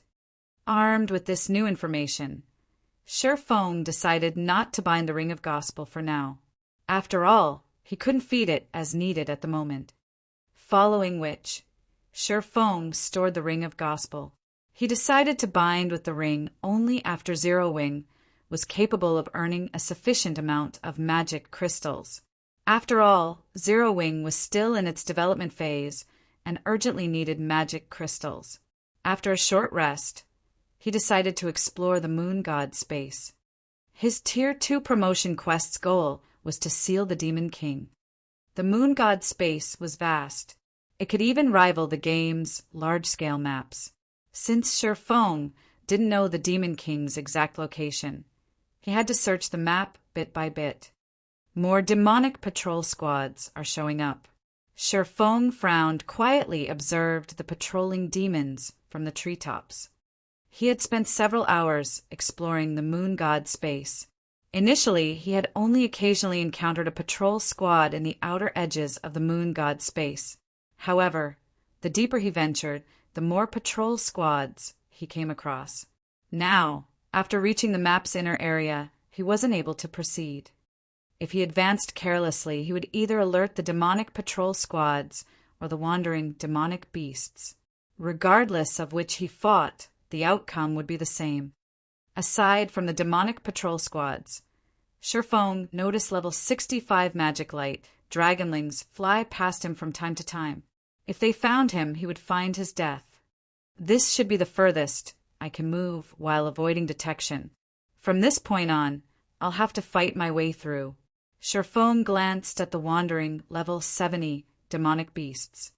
Soloing a demonic patrol squad was simply too dangerous. However, he could try to take on the demonic beasts that wandered alone. Two-headed demonic wolf, demonic beast, lord. Level 70. HP 22-000-000/22-000-000. After another demonic patrol squad moved past, Sure Feng retrieved Blazing Meteor from his waist and threw it at a two-headed demonic wolf that was currently sleeping on the grass. Flame God's Fury. A dazzling explosion smashed into the demonic wolf's back. -60, 2,197. Not bad. It seems the demonic wolf's defense isn't particularly high. With my damage, I should be able to kill it quickly. Sure Feng evaluated. The demonic patrol squads followed a specific pattern in the moon god space. However, the demonic beasts did not. If the fight dragged on, he would likely attract a pack of Lord-ranked demonic beasts. At that time, even escape would be difficult. As the two-headed demonic wolf whimpered, it turned to Sure Feng with a chilling gaze. It then dashed towards its attacker. Sure Feng turned and fled, luring the demonic beast away from the path of the demonic patrol squads. The two-headed demonic wolf was very fast. Despite activating Windwalk, it caught up to Sure Feng quickly. Its two heads then bit at the swordsman from two different directions. Turning his feet, Sure Feng spun, his head only centimeters away from the demonic wolf's right maw as the latter moved past him. With the demonic wolf's side exposed, Sure Feng activated Phantom Kill and Nine Dragons Slash. Working with his doppelganger, he then launched a series of attacks at the two-headed demonic wolf's soft belly, both dealing over -10,000 damage with each attack. Although the two-headed demonic wolf tried to turn and retaliate, Sure Feng's physique rivaled that of a Tier 2 player. Both he and his doppelganger remained at the demonic wolf side. The demonic wolf was too massive to defend itself or counter the attacks. After 10 minutes or so, the level 72-headed demonic wolf collapsed before Shifeng's feet. From start to end, it hadn't even scratched Shifeng. HM, this place is quite good. Not only do the monsters here award EXP, but they also drop 7 luminary shards. Shifeng rejoiced when he noticed an inconspicuous crystal shard beside the 2-headed demonic wolf's corpse. Previously, to reach the research area, he had spent 507 luminary shards. The expenditure had been painful. Now that he knew that the demonic beasts gave EXP and 7 luminary shards, he regained his motivation. After picking up the shard, Shifeng proceeded to lure more monsters. Time passed quickly. While Shifeng grinded demonic beasts, the battles in the Azura mode regional dungeon Frozen Scar were unceasing. However, these battles were not between players. Rather, they were battles between players and snow giants. As more time passed, the commanders leading the teams from the various large guilds discovered something. The snow giants were growing stronger.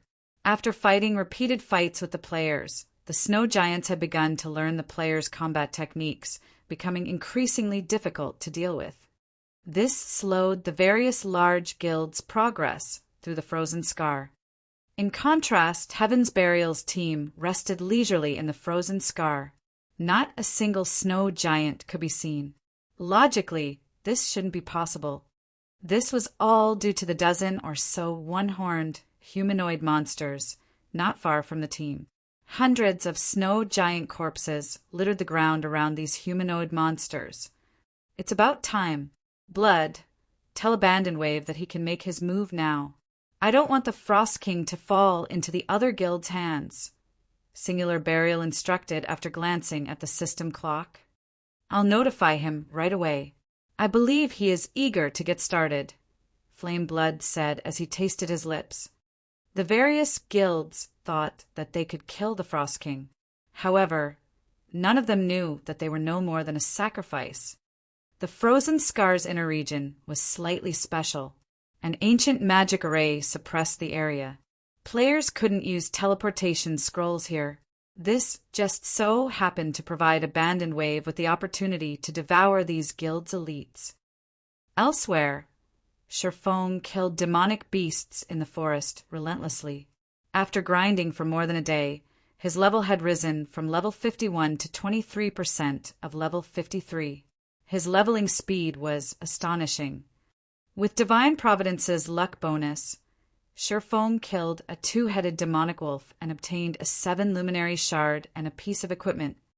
Picking up the equipment, Shifeng appraised it with omniscient eyes. The piece I want has finally dropped.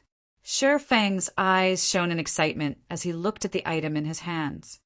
This piece of equipment was none other than the belt for the Shadow Moon set that he needed. Now that he had the belt, he had finally completed the Shadow Moon set equipment. As Shifeng was about to store the belt in his bag, a beam of black light shot into the air a short distance away, piercing through the clouds. Immediately after, the roar of a dragon echoed throughout the moon god's space, the resulting tremors nearly causing Shifeng to lose his balance. One roar after another shook the area. Although these dragon roars sounded different, the pressure they gave off was similarly powerful. How is this possible? Shifeng was stunned as he looked to the sky. A massive pathway had opened up in the air. It was as if the black beam had pierced the barrier between worlds and linked them. 5 adult dragons stood on the pathway. Chapter 1314, Challenging the Limit. Chapter 1314, Challenging the Limit. Chapter 1314, Challenging the Limit. Why are so many dragons here? The scene in the sky stupefied Shifeng. Even during ancient times, dragons had been extremely rare. Moreover, dragons normally preferred to live alone instead of in groups. Seeing several magic light dragonlings move as a group was unbelievable enough.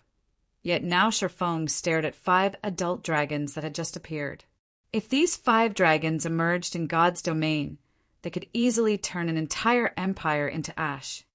Adult dragons were Tier 5 legendary monsters, including their high life rating. Not even Tier 5 NPCs could take them down. Slaying a single dragon would require a group of such NPCs. If 5 dragons worked together, the outcome would be simply devastating. Although a path had opened across the world barrier, it was extremely unstable. The spatial turbulence even posed a great threat to adult dragons. It would not be so easy for the dragons to enter the moon god's space from another world. Meanwhile, the beam of black light was attempting to stabilize the spatial channel. However, this gave Sherfong a hint. The moon god's space was simply too large. Even after a full day of exploration, Sherfong had only covered a small fraction of the map. He would have to invest a lot more time if he wanted to explore the whole thing. Now that the black light pillar had caused such a large commotion, needless to say, the light pillar must be related to his quest. Sherfong immediately set off towards the black pillar's origin. Although the light pillar did not seem far away, in reality it was the complete opposite. Reaching its origin would take a very long time. Furthermore, as Sherfong grew closer to the pillar, so did the demonic beasts. Many of the demonic patrol squads were also gathering towards the light pillar, making them even more difficult to avoid. As Sherfong finished killing several demonic beasts, the light pillar in the sky suddenly disappeared, following which the spatial channel closed. Did it fail? Sherfong could not help but breathe a sigh of relief when he saw the black pillar vanish. If the spatial channel stabilized, it went without saying that the 5 dragons would enter the moon god's space. Sherfong reached this conclusion after watching the 5 dragons attempt to barge through the spatial channel. However, due to the spatial turbulence, they had given up. The spatial currents were as strong as Tier 5 spells, yet when they struck the dragons, they had only left a few white marks on the monster's scales. It was simply due to so many spatial currents that the 5 dragons had been forced out of the channel. The currents couldn't actually damage the dragons. If the 5 dragons entered the moon god's space, Sherfong would likely fail his promotion quest.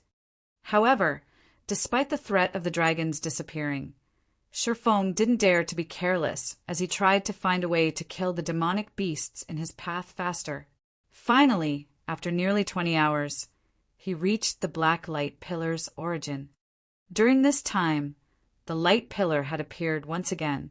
Compared to the previous appearance, though, the second spatial channel was a little more stable. However, it still disappeared without letting the dragons through. From this, Sherfong realized that each time the light pillar pierced the world barrier, the spatial channel would become more stable. It was only a matter of time before the 5 dragons entered the moon god's space. The black light pillar had originated from inside a large canyon. Trees and shrubbery decorated the area. A temple, neglected for many years, occupied the canyon's center. The temple stood several hundred meters tall, looming like a large mountain. Many black, stone pillars had been erected around the temple, and every pillar was decorated with complex, demonic runes. Moreover, each black pillar automatically gathered the surrounding mana. These black pillars had been arranged to form a massive magic array that constantly absorbed the moon god's space's mana. The gathered mana was then concentrated in the center of the magic array and formed a massive, floating ball of water. To Sherfong, this floating ball of water was extremely familiar. This was none other than the liquid mana he had seen in the war god's temple's eternal throne. However, the 9 balls of liquid mana the 9 lords had conjured had only been as large as a house. In comparison, the ball of liquid mana before him was the size of a 7-story building. Hundreds of Tier 3 demonic wizards stood below the ball of water, chanting incantations. A tall, large demon with bat-like wings directed the liquid mana into a magic array that had been carved into the ground. As a result, the magic array gradually activated and released a frightening pressure. The Demon King really is here. Shifeng couldn't help but shift his gaze towards the tall demon with two flaming horns sprouting from its forehead. This demon was none other than his quest target, Demon King Storaz. Storaz, Dark Creature, Demon King. Level 72. HP? / However, it wasn't the Demon King that gave him a headache, but the hundreds of Tier 3 demons. Demonic Wizard, Dark Creature, Demon. Level 70. HP 33, 000, 000/33, 000/000. A single demonic wizard was enough a threat for Shifeng, not to mention several hundred. If these demons reached God's domain, they could raid and capture countless major NPC cities. Facing so many alone was suicidal. Shifeng was in a bind. With the demonic wizard surrounding Storaz, he couldn't even approach the Demon King, much less seal the monster. No, I should still have a chance. Shifeng suddenly remembered something as he looked at the massive array the liquid mana powered. In God's domain, liquid mana was even more precious than 7 luminaries crystals.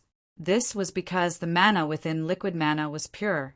However, very few people in God's domain were willing to use liquid mana as it was too pure.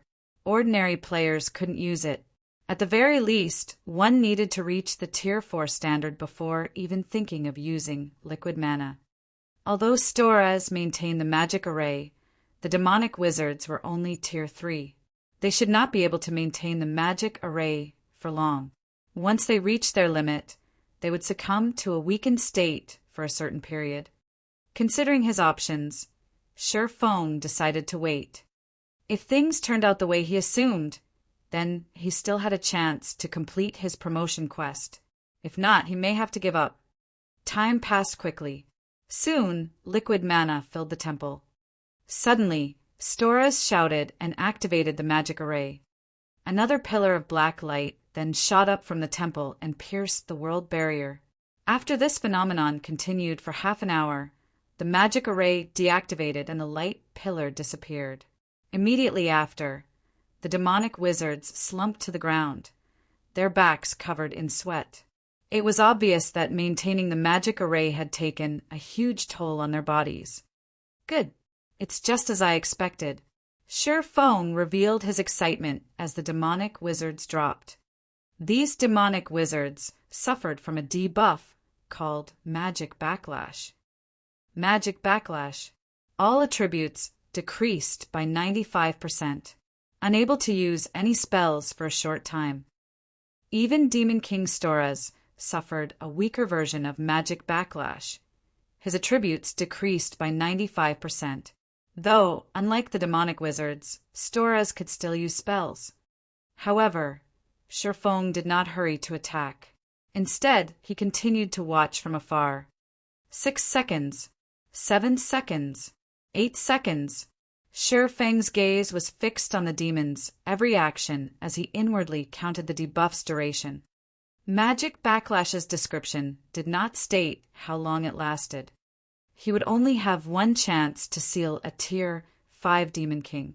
He needed to be prepared when he took action. There's only a 10-second gap? This quest is harsh. Shifeng smiled bitterly as he watched the system clock. After 10 seconds, the demonic wizards began to stand up.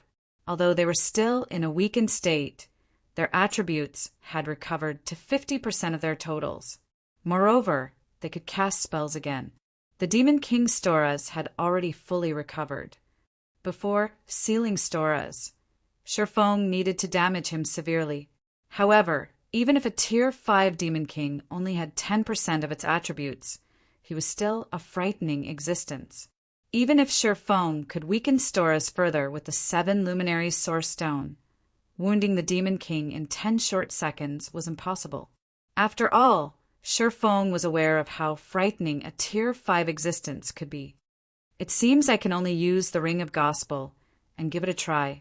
Shifeng retrieved the Ring of Gospel and bound it to himself. The Ring of Gospel's 2 activatable skills could suppress the Demon King and boost Shifeng's power. This was the strongest card he could play. Again, time passed quickly. After another dozen or so hours, the temple's magic array was fully charged once more. Another pillar of black light pierced the sky. Activate. The instant the light pillar faded, Sherfong activated World Projection and Ring of Brilliance before charging towards Demon King Storaz. Chapter 1315 Azura vs. Demon King. Chapter 1315 Azura vs. Demon King. Chapter 1315 Azura vs. Demon King. The instant the black pillar disappeared, the demonic wizards and Demon King Storaz breathed a sigh of relief. In the next moment, however, a powerful pressure descended on them. The demons, weakened from the ritual, succumbed to yet another attribute decrease. In the blink of an eye, the demonic wizards, who originally had 33 million HP, only had 1,320,000 HP remaining. In terms of basic attributes, they were not even a match for level 70 common monsters. The Demon King Stora's HP was still unknown, and his aura was still considerably powerful. Any normal player bathed in this aura would feel as if they had just stepped into a muddy swamp as their movements grew sluggish. A Tier 5 Demon King really is powerful. Sherfong inwardly celebrated the fact that he had the 7 Luminaries Source Stone. If he had only relied on the magic backlash debuff and the Ring of Gospel skills, Storaz would have killed him. Following which, Sherfong activated the 7 Luminaries Source Stone, the stone releasing a dazzling red glow. Miniature golden magic arrays began to form around Storaz. Golden chains then emerged from the magic arrays, the chains sapping away the Demon King's power.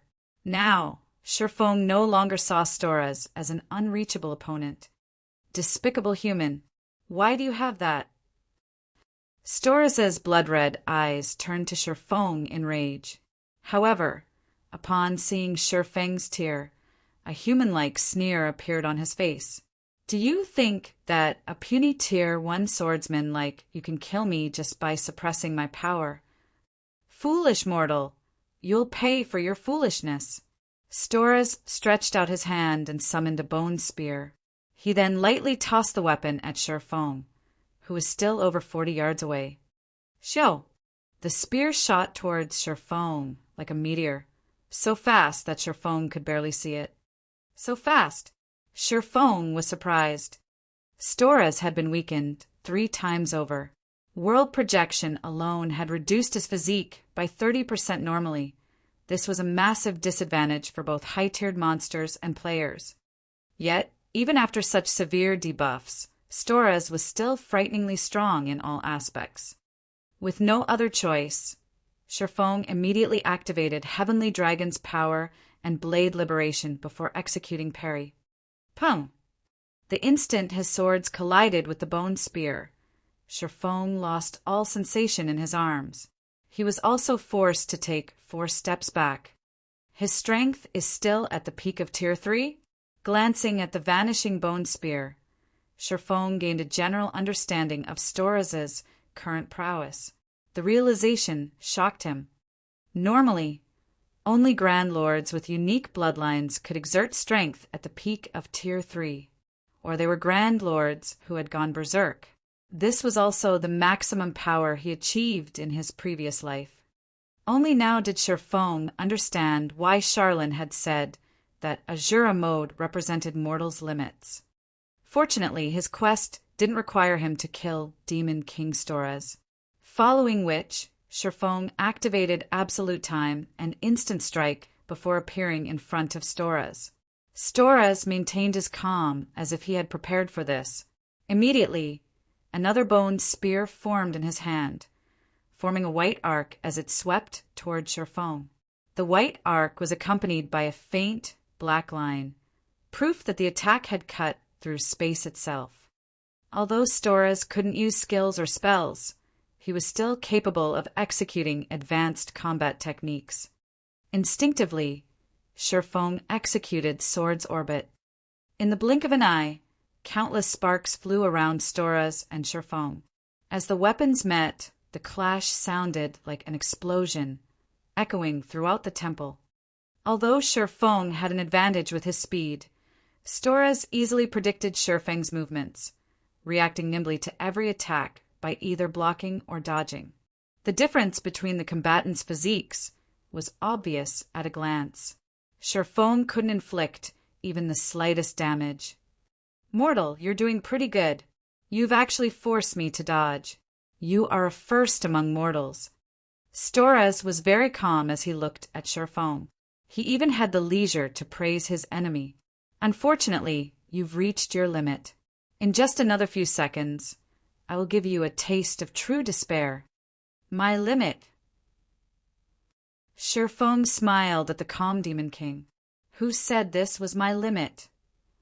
Sherfong had expected such a stalemate. After all, this was not his first time against a Tier 5 monster. He knew just how terrifying such an existence was. He then activated Phantom Kill and 9 Dragons Slash. As soon as Sherfang's doppelganger appeared, it, too, activated Instant Strike. With the attacks from the 12 Abyssal Blade Phantoms, even with peak Tier 3 strength, Stora's was forced to defend himself. The Abyssal Blade Phantoms even landed the occasional hit. Unfortunately, the Phantoms' damage was abysmal. -1. The Phantoms had only dealt an obligatory 1 damage. Stora's defense hadn't weakened in the slightest. His defense was still at the Tier 5 standard. Just scratching Stora's was impossible, much less inflicting heavy injuries. "Stop wasting your energy. A measly mortal like you can't harm me even if I stand here and do nothing." Ridicule filled Stora's gaze as he looked down at Sherfong. "No, that's not right." As Sherfong began to despair, he realized something. If Stora's had the defense of a Tier 5 existence, why had the Demon King defended himself? If his attacks had been useless to begin with, Stora's wouldn't have had to dodge or block his attacks. The Demon King could have stood there as he waited for 10 seconds to pass. Moreover, his promotion quest's clear condition was to seal Stora's. This showed that Stora's had some sort of weakness. As long as he found that weakness, he could seal Stora's. Hence, Stora's defended himself. Omniscient Eyes. Sure enough, there is a weakness. Sherfong immediately discovered a hidden magic array over Stora's heart. Currently, some kind of power suppressed the magic array. It resisted the golden chains around Stora's body, preventing the chains from exhibiting their greatest power. Damn it. Has he found it? Stora's gaze turned chilly when he noticed the magic array surface in Sherfang's eyes. Hurriedly, he pulled away from the swordsman. As long as he survived for 10 seconds, he could deal with this pest even with the magic array suppression. "You want to run." As Stora's retreated, the Demon King confirmed Sherfang's suspicion. Divine Steps. Immediately, 10 doppelgangers surrounding Stora's. With Sherfong in the lead, the 10 doppelgangers swung their swords at the Demon King, their target being the magic array over his heart. Die. Suddenly, Stora's went berserk as he thrust his spear at Sherfong and his doppelgangers. The spear had a longer reach than one-handed swords. Before Sherfang's swords could reach the magic array, his spear would penetrate Sherfong. With Sherfang's attributes, he only needed 1 attack to kill the swordsman. Very quickly, Stora's stabbed Sherfong and all 10 of his doppelgangers, revealing a vicious smile. However, the doppelganger directly behind Stora's, which had already been stabbed numerous times, revealed a smile, the killing ray in its hand abruptly piercing Stora's heart. Illusory Shadow. Killing ray passed through Stora's heart and destroyed the crystal that suppressed the sealing magic array. Chapter 1316, Tier 2 Promotion.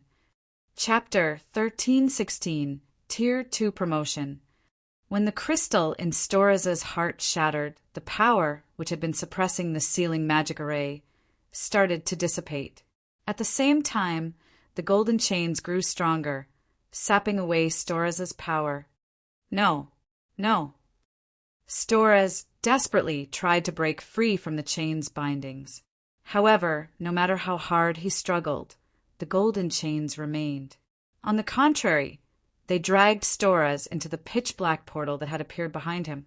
Eventually, Storaz vanished into the portal. As the seal contained Storaz, the demonic wizards were forced out of the map as if the moon god's space had rejected them. In the blink of an eye, Sherfong stood alone in the temple. He then heard the sound of a system notification. System, congratulations. You have cleared the Azura mode promotion quest, rewarding 60 legacy skill points. Activating tier 2 legacy skill menu. System, congratulations. You have been promoted to a tier 2 Blade Saint. All attributes plus 150. All resistances plus 30. Attack power and attack speed increased by 20%. All attributes increased by 50%, and physique improved by 50%. System, congratulations. You have completed your Tier 2 promotion quest. Please head to the Adventurers Association to complete the Tier 2 promotion procedures.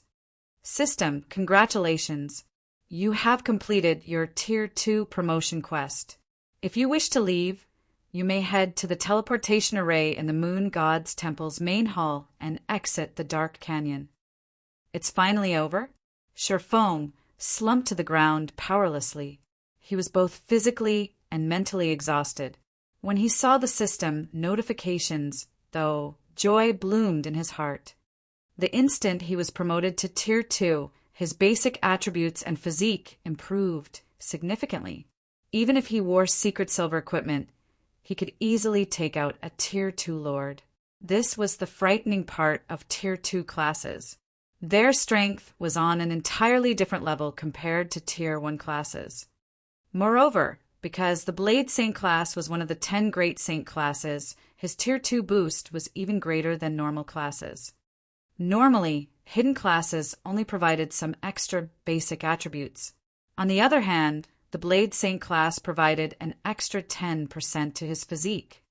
In the past, Sherfong could have been considered an expert, yet during his Tier 2 promotion quest, he had only cleared the hard mode difficulty. Now, however, he had completed the Azura mode Tier 2 promotion quest. The difference between his present and past self was like heaven and earth. In God's domain, expert players attempted to complete higher difficulty promotion quests due to the potential rewards. This was especially true when it came to legacy skill points.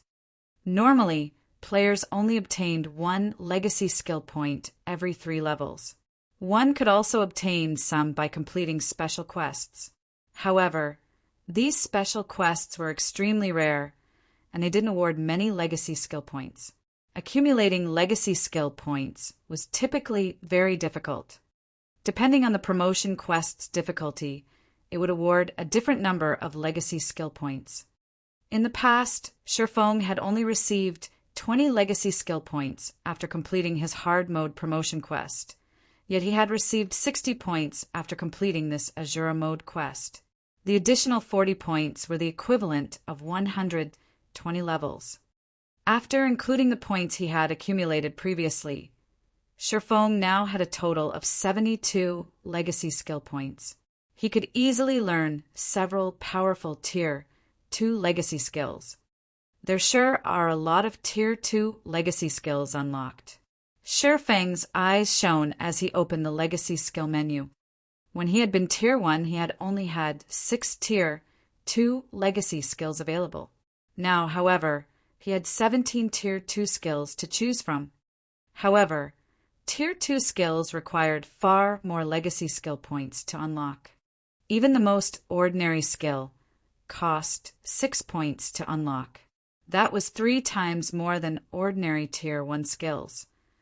Among the 17 Tier 2 skills, 11 required 6 points to unlock. Among the remaining 6, 2 were Tier 2 Berserk skills. One was an option to upgrade Blade Liberation to Tier 2, and another was called Blade Awakening. These two berserk skills each had their own specialties. Blade Liberation improved the user's basic attributes.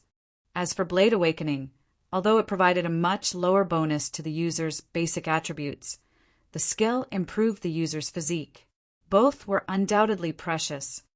As Shifeng had already learned Blade Liberation, he didn't have to spend as many points to upgrade it to Tier 2, only requiring 20 legacy skill points. Blade Awakening, on the other hand, required 40 points. Most players wouldn't have 40 points even after completing their Tier 2 promotion. Only someone like him, who had cleared the Azura Mode promotion quest, could possibly afford such an expenditure. Without hesitation, Shifeng learned both berserk skills, spending all 60 legacy skill points he just earned instantly. Legacy berserk skills were extremely rare even among hidden classes. Not many hidden classes possessed such skills. Moreover, legacy berserk skills could stack with non-legacy berserk skills. They were must-have legacy skills as they could save his life during crucial moments. Blade Liberation had already saved his life many times. He had decided to spend the points to upgrade it due to how much time it took to increase his proficiency with the skill. He did not have the time to wait for the skill to reach Tier 2. As for Blade Awakening, needless to say, an additional berserk skill was an additional trump card. Although Blade Liberation and Blade Awakening couldn't be used at the same time, they were interchangeable, further increasing his survivability. Blade Liberation, action type. Requires sword. Tier 2, proficiency needed to upgrade to Tier 3, 0/50, 000. Grants player unparalleled strength for 24 seconds. Effect varies based on the weapon's unlocked potential. Player is weakened once the duration ends. All attributes decrease by 70% for 2 minutes, 30 seconds. Cooldown, 7 hours. Blade Awakening, action type. Requires sword. Tier 2, proficiency needed to upgrade to Tier 3, 0/50, 000. Improves the player's attributes and physique for 24 seconds. Effect varies based on the weapon's unlocked potential. Player is weakened once the duration ends. All attributes decrease by 70% for 2 minutes, 30 seconds. Cooldown, 7 hours. Aside from these two berserk skills, Shifeng spent his remaining legacy skill points to unlock Shadow Blade, a skill that needed exactly 12 points. Shadow Blade, action type. Requires sword. Tier 2, proficiency needed to upgrade to Tier 3, 0/30, 000. Every attack can invoke shadows to attack the target. Every shadow possesses 120% of user strength and causes 100% darkness damage. Accumulate 1 shadow every 3 seconds. Can hold a maximum of 9 shadows. Cooldown, 3 seconds. Although it was not as powerful as a sure kill skill, it had its own power in how often it could be used. Now that I've finished learning my skills, I should head back and deal with my Tier 2 promotion procedures. Shifeng was quite satisfied with the Tier 2 skills he had learned. Without waiting for his weakened state to end, he impatiently activated the teleportation array in the Moon God's Temple and left the Dark Canyon. Although he had already completed his promotion quest, he wouldn't officially be a Tier 2 class and wouldn't have access to the privileges that came with it until he updated his status in the Adventurers Association. Only after becoming a Tier 2 class, officially, would he have crossed the new milestone. Chapter 1317, White River City Promoted. Chapter 1317, White River City Promoted. Chapter 1317, White River City Promoted. White River City, Teleportation Hall. Shortly after Shifeng arrived in the teleportation hall, the system notified him of a communication request from Blackie. Guild leader, you're back. Have you completed your promotion quest? Blackie asked eagerly. Only a few people in the guild knew that Feng had challenged his promotion quest. Blackie was one of those people. Currently, Tier 2 was still an unknown realm to players like him. Moreover, Feng had constantly told them that only by reaching Tier 2 would they emerge in God's domain as a true adventurer player. Tier 1 was only a warm-up phase to help them familiarize themselves with the game's combat. Unlike the Tier 1 promotion, not every player would complete their Tier 2 promotion. The fact that Feng's class was a hidden class meant that his Tier 2 promotion quest would be all the more difficult. Although Blackie trusted Feng's strength, the guild leader had previously mentioned that he would need at least 5 days to complete his quest. However, Feng had emerged long before those 5 days were up. Hence, Blackie was surprised to see his friend so soon. "I just need to register with the Adventurers Association," Feng said, nodding. "But since you've contacted me, has something urgent happened?" "Yesterday, a particular group of people showed up in the battle arena, and they've been challenging various experts constantly. Even now, those players are undefeated. They even defeated the previous champion. The group then issued a public challenge against Zero Wings experts. But we've run out of qualified experts already," Blackie awkwardly explained. "Run out of qualified experts?" Feng asked, "Did you lose as well?" "MHM. The group's assassin defeated me. That player was too fast. Even I had trouble keeping up with him. Eventually, the assassin whittled me down," Blackie said reluctantly. "This is interesting. Do you know their in-game IDs?" Feng asked curiously. Blackie might not have much combat talent, but after training for so long, he had become extraordinarily strong. With his powerful weapon and equipment, ordinary peak experts should not be a match for Blackie, yet he had been defeated. Clearly, their opponents couldn't be underestimated. The assassin must be a well-known expert in God's domain. "We only found out one of their IDs. You've met the player before. It's that Evil Fire kid that fought in the friendly competition. His in-game ID is also Evil Fire. He's the group's leader. As for the others, they've been wearing black cloaks, keeping their names hidden," Blackie said. "Evil Fire?" No matter how hard Feng racked his mind, he couldn't remember an expert named Evil Fire from the past. However, the fact that even Evil Fire's companions could defeat Blackie proved that they weren't a bunch of noobs. "I got it. Notify Aqua and have her deal with the group for now. I'll head over once I'm done here." "Understood." Blackie then disconnected the call and contacted Aqua Rose. Meanwhile, Feng rode an advanced horse carriage to the Adventurers Association. Adventurers Association. As more leveling maps were discovered around the White River City region, the Adventurers Association had become one of the 4 most frequented spots in White River City. Countless players gathered in the association every day to pick up quests that increased their reputation with the association and offered high rewards. Upon entering the splendorous building, Feng was greeted by the sight of long lines of players queuing up for the quest counters. Plenty of players also loitered as they formed parties or drank and chatted in the association's bar. Among these players, there were quite a few level 40 expert players wearing impressive equipment. Even the most inferior piece these experts wore was level 40 secret silver equipment, with the majority being level 40 fine gold equipment. Normally, one only encountered such a commotion in the Adventurers Associations in Empire's capitals. The quests in the Eclipse Gate this time are awesome. Did you know, my party made a huge profit from a single quest. It's a pity that the team from the Rhine Kingdom snatched the rare herb stalks.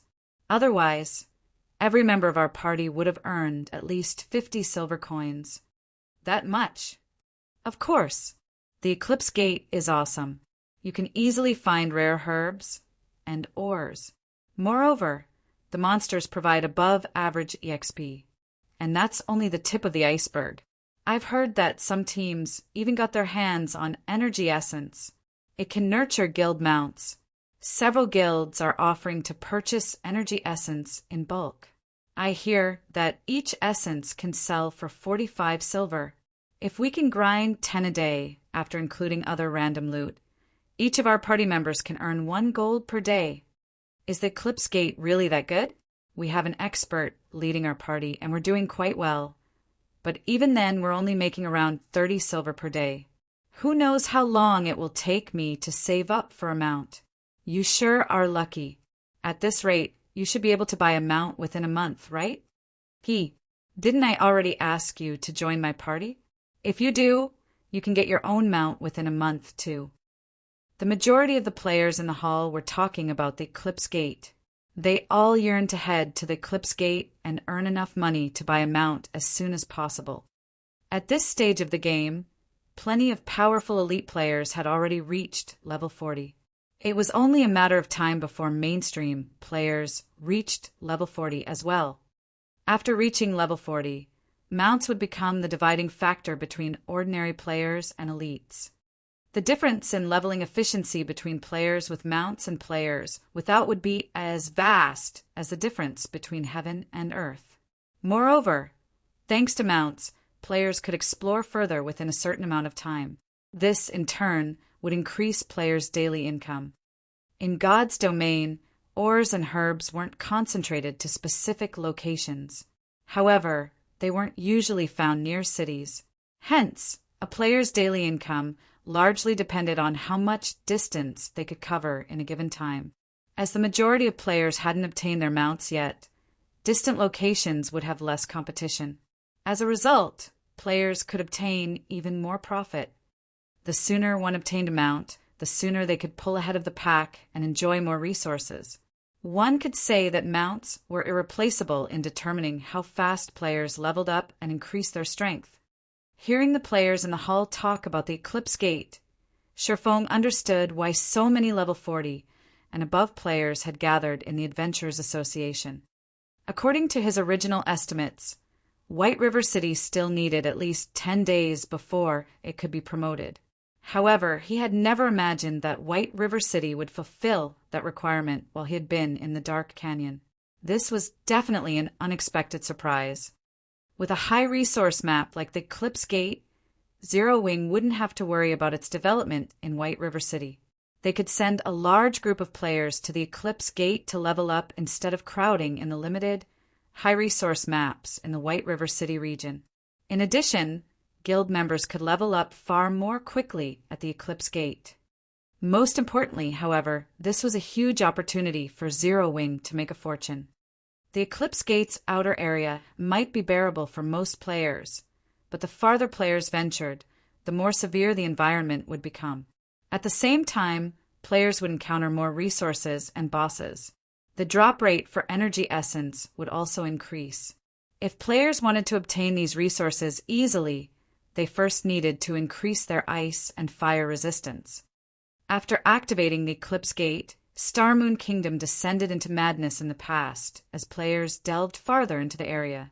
The various large guilds had frantically purchased various potions and equipment that increased ice and fire resistance. These items' prices had inflated crazily. When they appeared in the market for a reasonable price, they were purchased instantly. Shortly after Sherfong reached the Adventurers Association's second-floor VIP lounge, an elegant NPC senior administrator entered the room. "Lord Protector, how may I serve you today?" the middle-aged man asked Sherfong respectfully. "I wish to complete my Tier 2 promotion procedures," Sherfong quietly announced. Chapter 1318 SSS Rank Reward. Chapter 1318 SSS Rank Reward. Chapter 1318 SSS Rank Reward. When the NPC administrator heard that Sherfong was there to complete his Tier 2 promotion procedures, he retrieved a crystal ball and placed it atop the table. "Lord Protector, we need to test your power first. Please place your hands on the crystal ball," the administrator said respectfully. Without hesitation, Sherfong did as he was instructed. Although the system would upgrade players' attributes and physique once they completed their Tier 2 promotion quest, players wouldn't get access to all of the Tier 2 benefits right off the bat. Players first needed to register and get themselves tested at the Adventurers Association. Only after proving that they had completed their promotion quest would players be recognized officially as Tier 2 players. As Sherfong placed his hands on the crystal ball, golden sparkles flew from the orb. It is confirmed that your physique has reached the Tier 2 standard. Lord Protector, please follow me. The administrator nodded after confirming Sherfeng's upgrade. He then led Sherfong out the lounge's back door.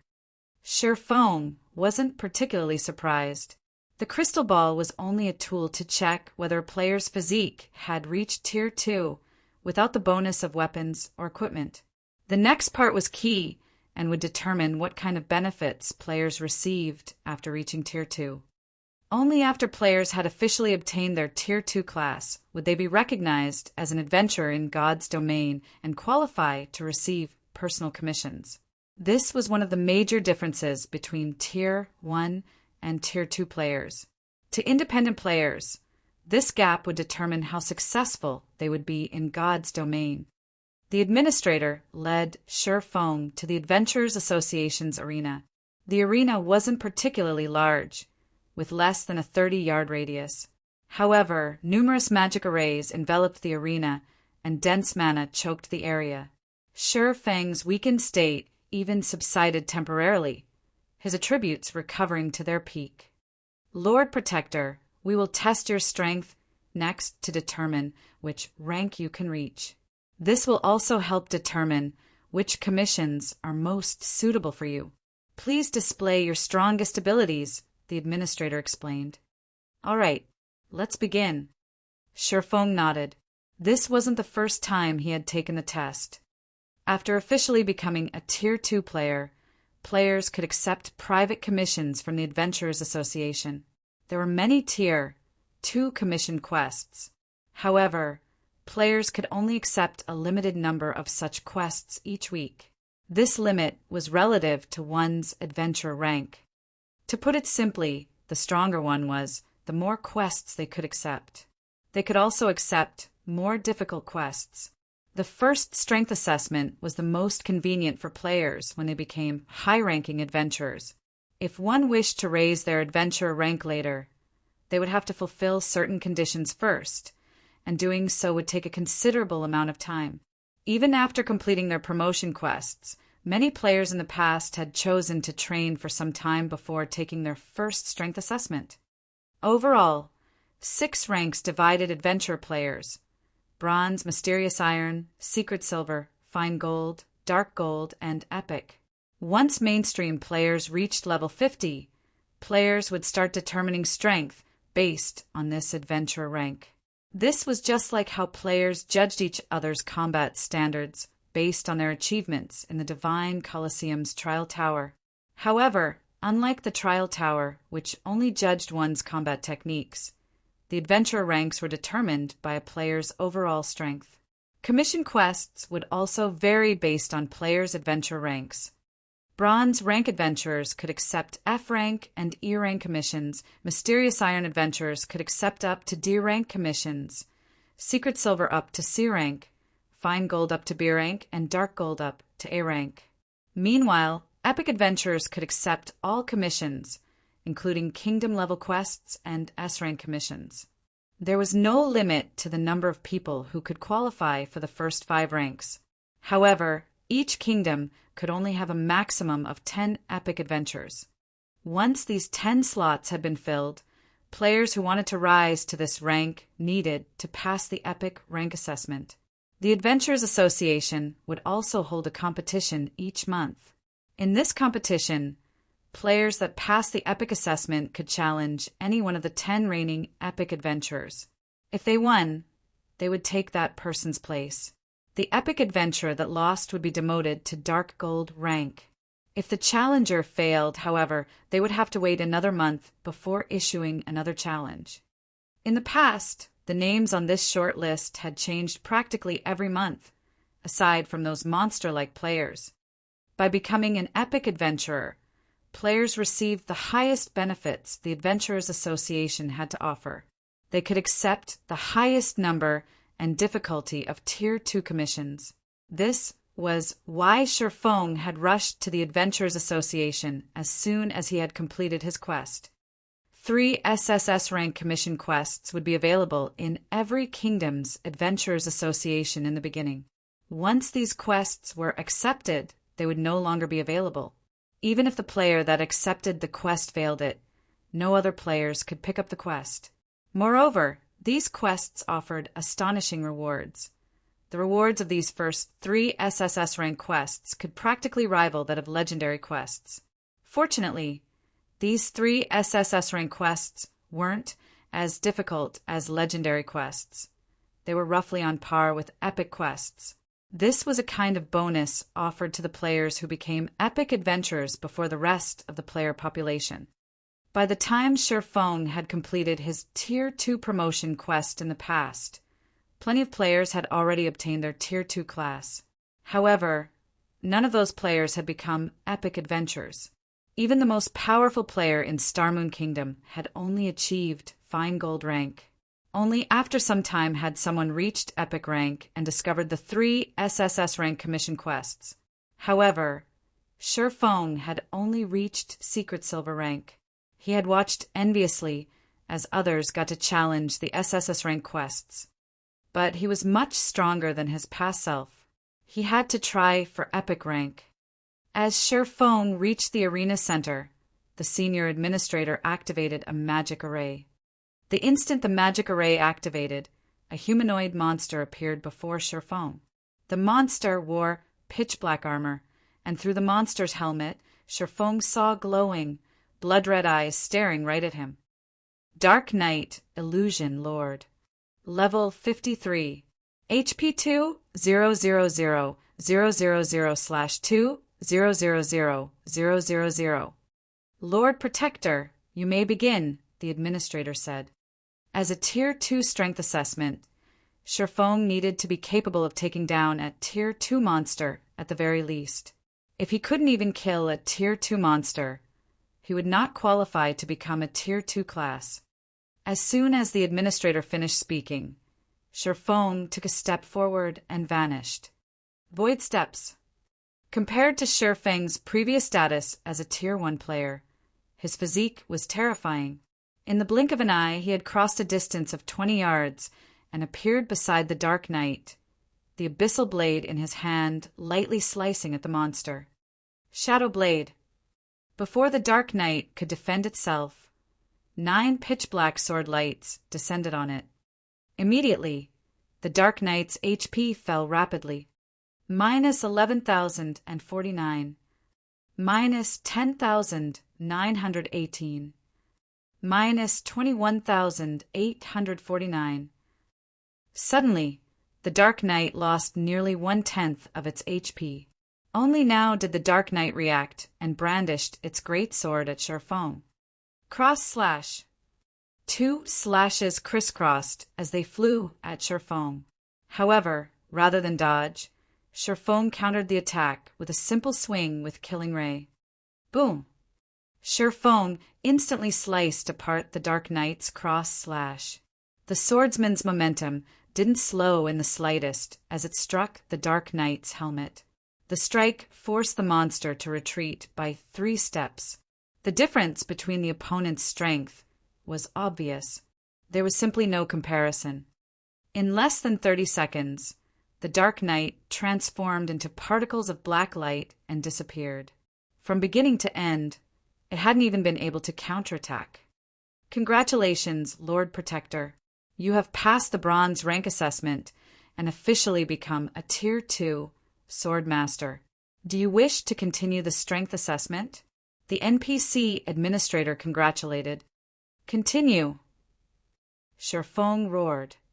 Chapter 1319 Epic Adventure. Chapter 1319 Epic Adventure. Chapter 1319 Epic Adventure.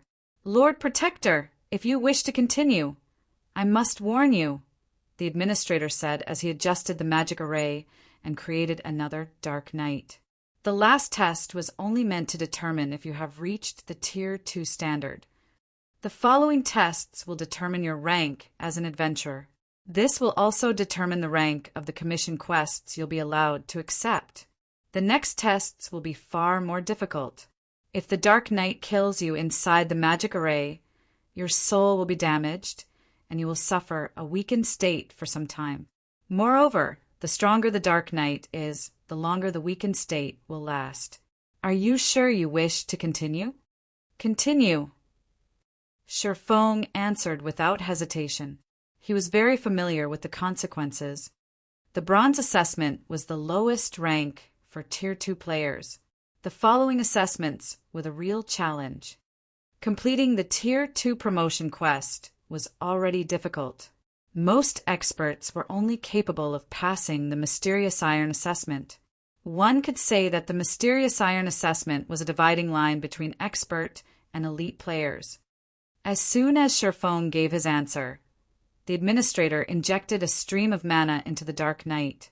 Immediately, the Dark Knight's eyes released a bright, red glow, its aura growing stronger. Dark Knight Illusion Lord. Level 53. HP 3-000/3-000-000. This time, rather than wait for Shifeng to attack, the Dark Knight took the initiative to use charge at Shifeng. Upon arriving before Shifeng, the Dark Knight swung its silver greatsword. This Dark Knight was far superior to the last in both speed and strength. Boom! As it landed, the great sword created a crack in the ground that extended for over 10 yards. However, this frightening, destructive power hadn't hit Shifeng. The silver greatsword had only landed beside Shifeng's feet. Meanwhile, a blue longsword pierced through the Dark Knight's heart, causing a critical damage of -25,274. The crimson radiance from within the Dark Knight's helmet brightened. Tightening its grip on its greatsword, the Dark Knight twisted as it swung its weapon horizontally. Whirlwind slash. Dang! A crisp clang echoed throughout the arena. The abyssal blade had stopped the silver greatsword in its tracks, holding it away from Shifeng. Meanwhile, the sacred sword in Shifeng's other hand descended on the Dark Knight once more. Shifeng had easily been capable of killing a lord of the same level when he had been a Tier 1 player.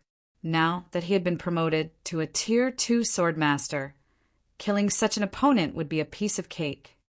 In less than a minute, the Mysterious Iron rank Dark Knight faded into particles of black light and disappeared. Another Dark Knight quickly took its place. However, this monster was slightly different. Instead of a greatsword, it wielded 2 double-edged axes. Its aura was also far more violent. Dark Warrior, Illusion High Lord. Level 53. HP 4-000-000/4-000-000. Lord Protector, do you wish to continue? The administrator asked again. Continue. Shifeng nodded. He was very familiar with the Dark Warrior before him. When he had become a Tier 2 player in his previous life, he had faced this Dark Warrior during his first assessment. Afterward, he had spent a lot of time and effort to improve his weapons, equipment, and techniques before he had defeated the Dark Warrior and became a secret silver adventurer. As Shifeng declared his intent, the Dark Warrior roared and dashed toward Shifeng like a wild beast. When only 10 yards separated the two combatants, the Dark Warrior threw one of its axes at Shifeng. An explosion shook the arena as the axe tore through the air, flying straight for Shifeng's heart. Death throw. Immediately after, the Dark Warrior raised its other axe before pushing off of the ground. The monster shot forward like a bullet and followed closely behind the axe it had thrown. It was clear that the Dark Warrior intended to take advantage of the moment Shifeng dodged its axe to strike. In terms of combat techniques, the Dark Warrior was undoubtedly stronger than the prior Dark Knights. Only, before the thrown axe could reach Shifeng, a blue streak of light struck the weapon and sent it flying off course. The Dark Warrior was stunned. Shifeng then used his abyssal blade to block the Dark Warrior's axe. Meanwhile, with Killing Ray now unoccupied, Shifeng lightly slashed the sacred sword across the monster's massive form, leaving behind one deep furrow after another on the latter's armor. This, the senior administrator, who watched quietly from a safe position, was stunned. He hadn't been surprised to see Shifeng overwhelm the Lord-ranked Dark Knights with his strength. However, Shifeng achieved the same feat against a High Lord of the same level. To Shifeng, however, this was only a matter of course. Currently, he wielded numerous epic items as well as 2 fragmented legendary items. He also had the Blade Saint class, one of the 10 great saint classes. If his strength couldn't rival that of a High Lord of the same level after reaching Tier 2, that would be strange. According to Shifeng's estimates, his current strength and speed should be equal, if not close, to a great lord of the same level. Even without using his skills, he could easily deal with a High Lord of the same level. Only, it would take some time to finish off his opponent. After a minute and a half, without suspense, Shifeng defeated the Dark Warrior. Then, the fine gold rank Dark Warrior appeared. It was similarly a High Lord, though it possessed a few more skills than the secret silver rank Dark Warrior. Its basic attributes were also slightly superior, and its combat standards could rival a player who had reached the Trial Tower's 5th floor. It also had 5 million HP. In the past, only a handful of Star Moon Kingdom's players had defeated this terrifying monster in their first assessment. However, against Shifeng, who had an advantage in terms of strength, speed, and techniques, the Dark Warrior only lasted 2 minutes before collapsing to the ground. As the fine gold rank Dark Warrior died, a Dark General wielding a spear took its place. The Dark General also had a long sword hanging from its waist. Dark General Illusion Great Lord. Level 53. HP 6000/6000000. This was the gatekeeper that had prevented every player in Star Moon Kingdom from becoming a Dark Gold adventurer during their first assessment. Come, Shifeng invited the Dark General as he activated Phantom Kill and 9 Dragon Slash. This time, Shifeng chose to use his doppelganger to distract the Dark General while he dealt damage from the sides. Although his doppelganger lost some HP each time it blocked an attack, the Dark General lost HP at a much faster rate. Eventually, when the doppelganger was almost out of HP, both Shifeng and his doppelganger used Flame Burst. After receiving 30 devastating strikes, the Dark General lost of its remaining HP. With its final struggle, the Dark General took Shifeng's doppelganger with it to the grave. As the Dark General disappeared, the magic array covering the arena went berserk as it devoured mana from its surroundings and diverted it to the center of the arena. Gradually, a 3-meter-tall knight decked out in golden armor and dual-wielding 2 crimson great swords formed. King of Darkness, Illusion Grand Lord. Level 53. HP 8000/8000000. Although Shifeng had known about the epic assessment's difficulty, he was a little shocked as he met the King of Darkness for the first time. Were this not an assessment, but an actual Grand Lord of the same level, he could simply turn tail and run. After all, a Grand Lord's HP and battle recovery alone were enough to overwhelm him. After Shifeng rested, he started the challenge. Immediately, the King of Darkness waved its 2 great swords. 3 level 53, Lord rank Dark Knights, then appeared by its side. Though, unlike the previous Dark Knights, these only had 800,000 HP each. However, as these Dark Knights died, the King of Darkness could summon them again. Moreover, each Dark Knight's death would heal the King of Darkness for 400,000 HP. To ordinary players, the King of Darkness was an unreasonable opponent. However, Shifeng had prepared for this fight. Immediately, He stabbed the abyssal blade into the ground. Abyssal curse. Suddenly, the ground transformed into a dark swamp that trapped the King of Darkness and the Dark Knights. But contrary to Shifeng's expectation, Abyssal Curse hadn't decreased the King of Darkness's attributes. Shifeng no longer held back as he activated Heavenly Dragon's power. His strength attribute instantly surpassed that of the King of Darkness. He then activated Instant Strike and appeared before the Grand Lord. Phantom Kill. 9 Dragon Slash. His doppelganger also activated Instant Strike the moment it appeared, its attack speed and damage skyrocketing. Shifeng and his doppelganger then launched a barrage of attacks at the King of Darkness. Shifeng dealt over minus 90,000 damage with each strike, minus 200,000 with a critical hit. As for his doppelganger, it dealt nearly minus 80,000 damage. Sword lights descended on the King of Darkness like rain. The Grand Lord's HP vanished at a rate visible to the naked eye. In 3 short seconds, the King of Darkness's HP fell to 50%. It raged as it broke free from Abyssal Curse's binding, brandishing its twin greatswords. In response, Shifeng cast Abyssal Bind on the King of Darkness, not giving the Grand Lord a chance to counterattack. Although Abyssal Bind couldn't restrict the King of Darkness for 4 full seconds, Shifeng only needed 1 or 2 seconds. Thundering Flash, Thunder Flame Explosion, Dragon Breath, Flame God's Fury. One skill after another mercilessly collided with the King of Darkness. Once the Grand Lord had 1/3 of its HP, any additional damage Shifeng dealt caused a part of its golden armor to turn black. At the same time, the Grand Lord's aura seemed to grow stronger. The 9 pitch-black chains that bound the King of Darkness began to shatter. It was obvious that the King of Darkness had a passive skill that boosted its attributes as it lost HP. The King of Darkness was already life-threatening. The Grand Lord's frightening, destructive power even shocked Shifeng. When the King of Darkness was nearly free from its bindings, Shifeng and his doppelganger used flame burst simultaneously. For miniature suns illuminated the arena.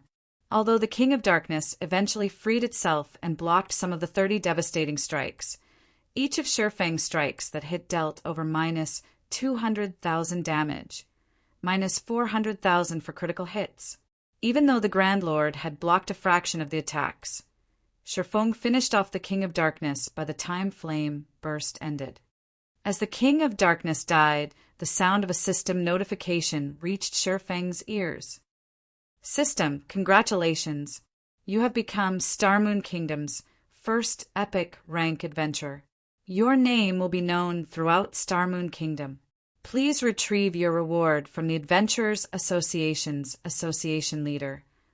Chapter 1320, A Quest That Determines the Fate of a Country. Chapter 1320, A Quest That Determines the Fate of a Country. Chapter 1320, A Quest That Determines the Fate of a Country. Retrieve a reward from the Adventurers Association's Association Leader? Shifeng smiled bitterly as he read the system notification. The association leader was the highest position in the Adventurers Association. The association leader of White River City's Adventurers Association wasn't the same as the city's magistrate. Normally, a city magistrate couldn't leave the city under their management.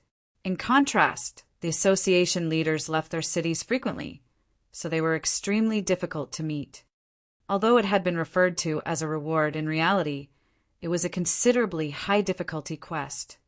Once the King of Darkness vanished, Shifeng heard another system notification.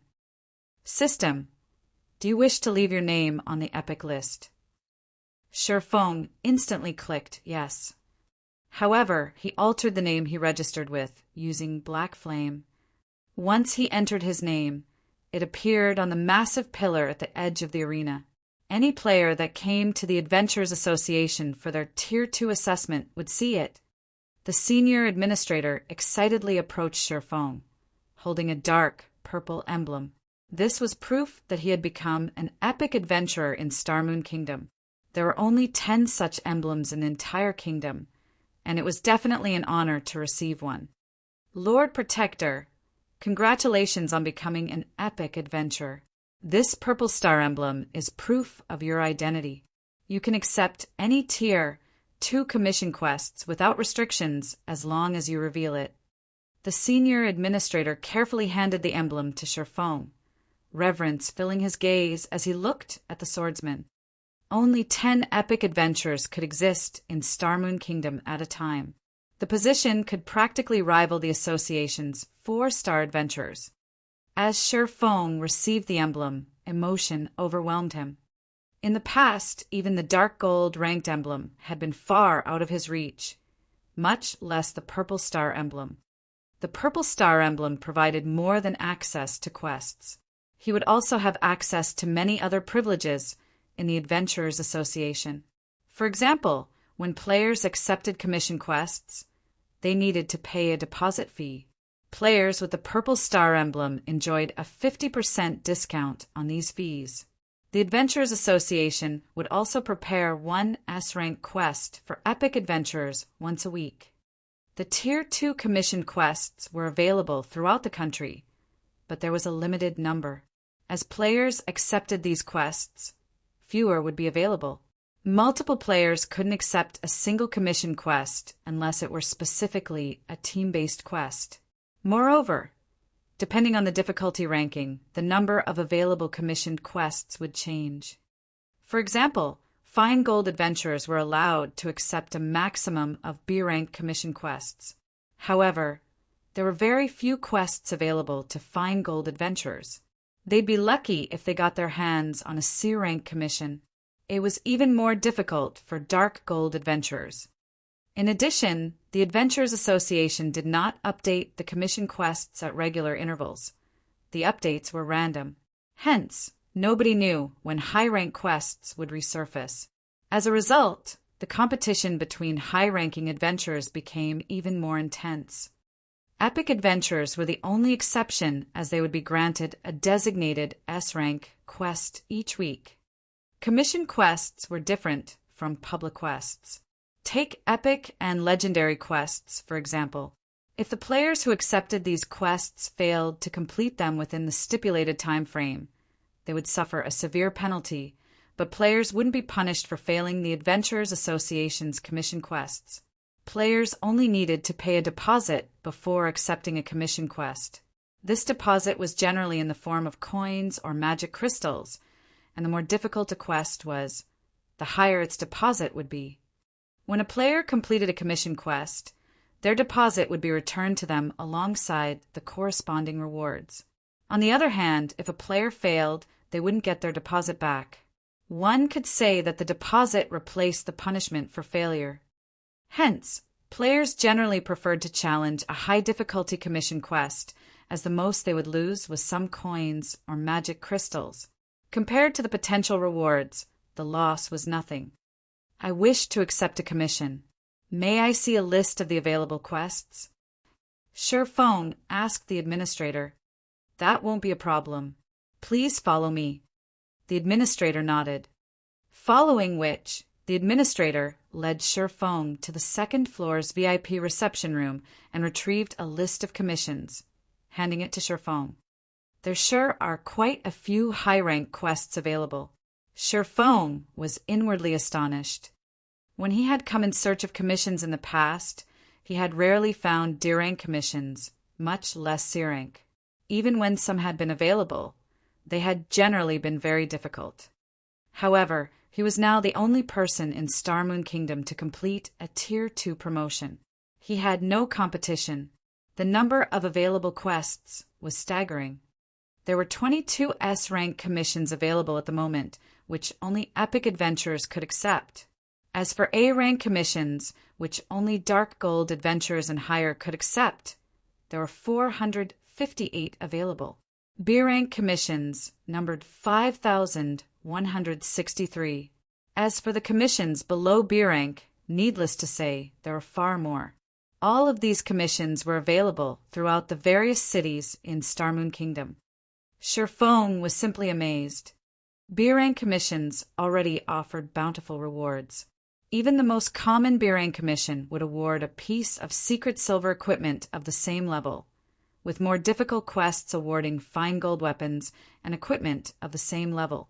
After reaching level 50 and beyond, it would be extremely difficult to obtain secret silver equipment, not to mention fine gold equipment.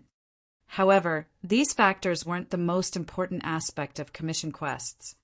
Once players completed a commissioned quest, the Adventurers Association would award a corresponding number of contribution points. Although players could exchange these points for weapons and equipment, players could also purchase valuable Tier 2 skill books. When players reached Tier 2 in God's domain, they would no longer be able to learn basic Tier 2 skills from their class instructors as they had during Tier 1.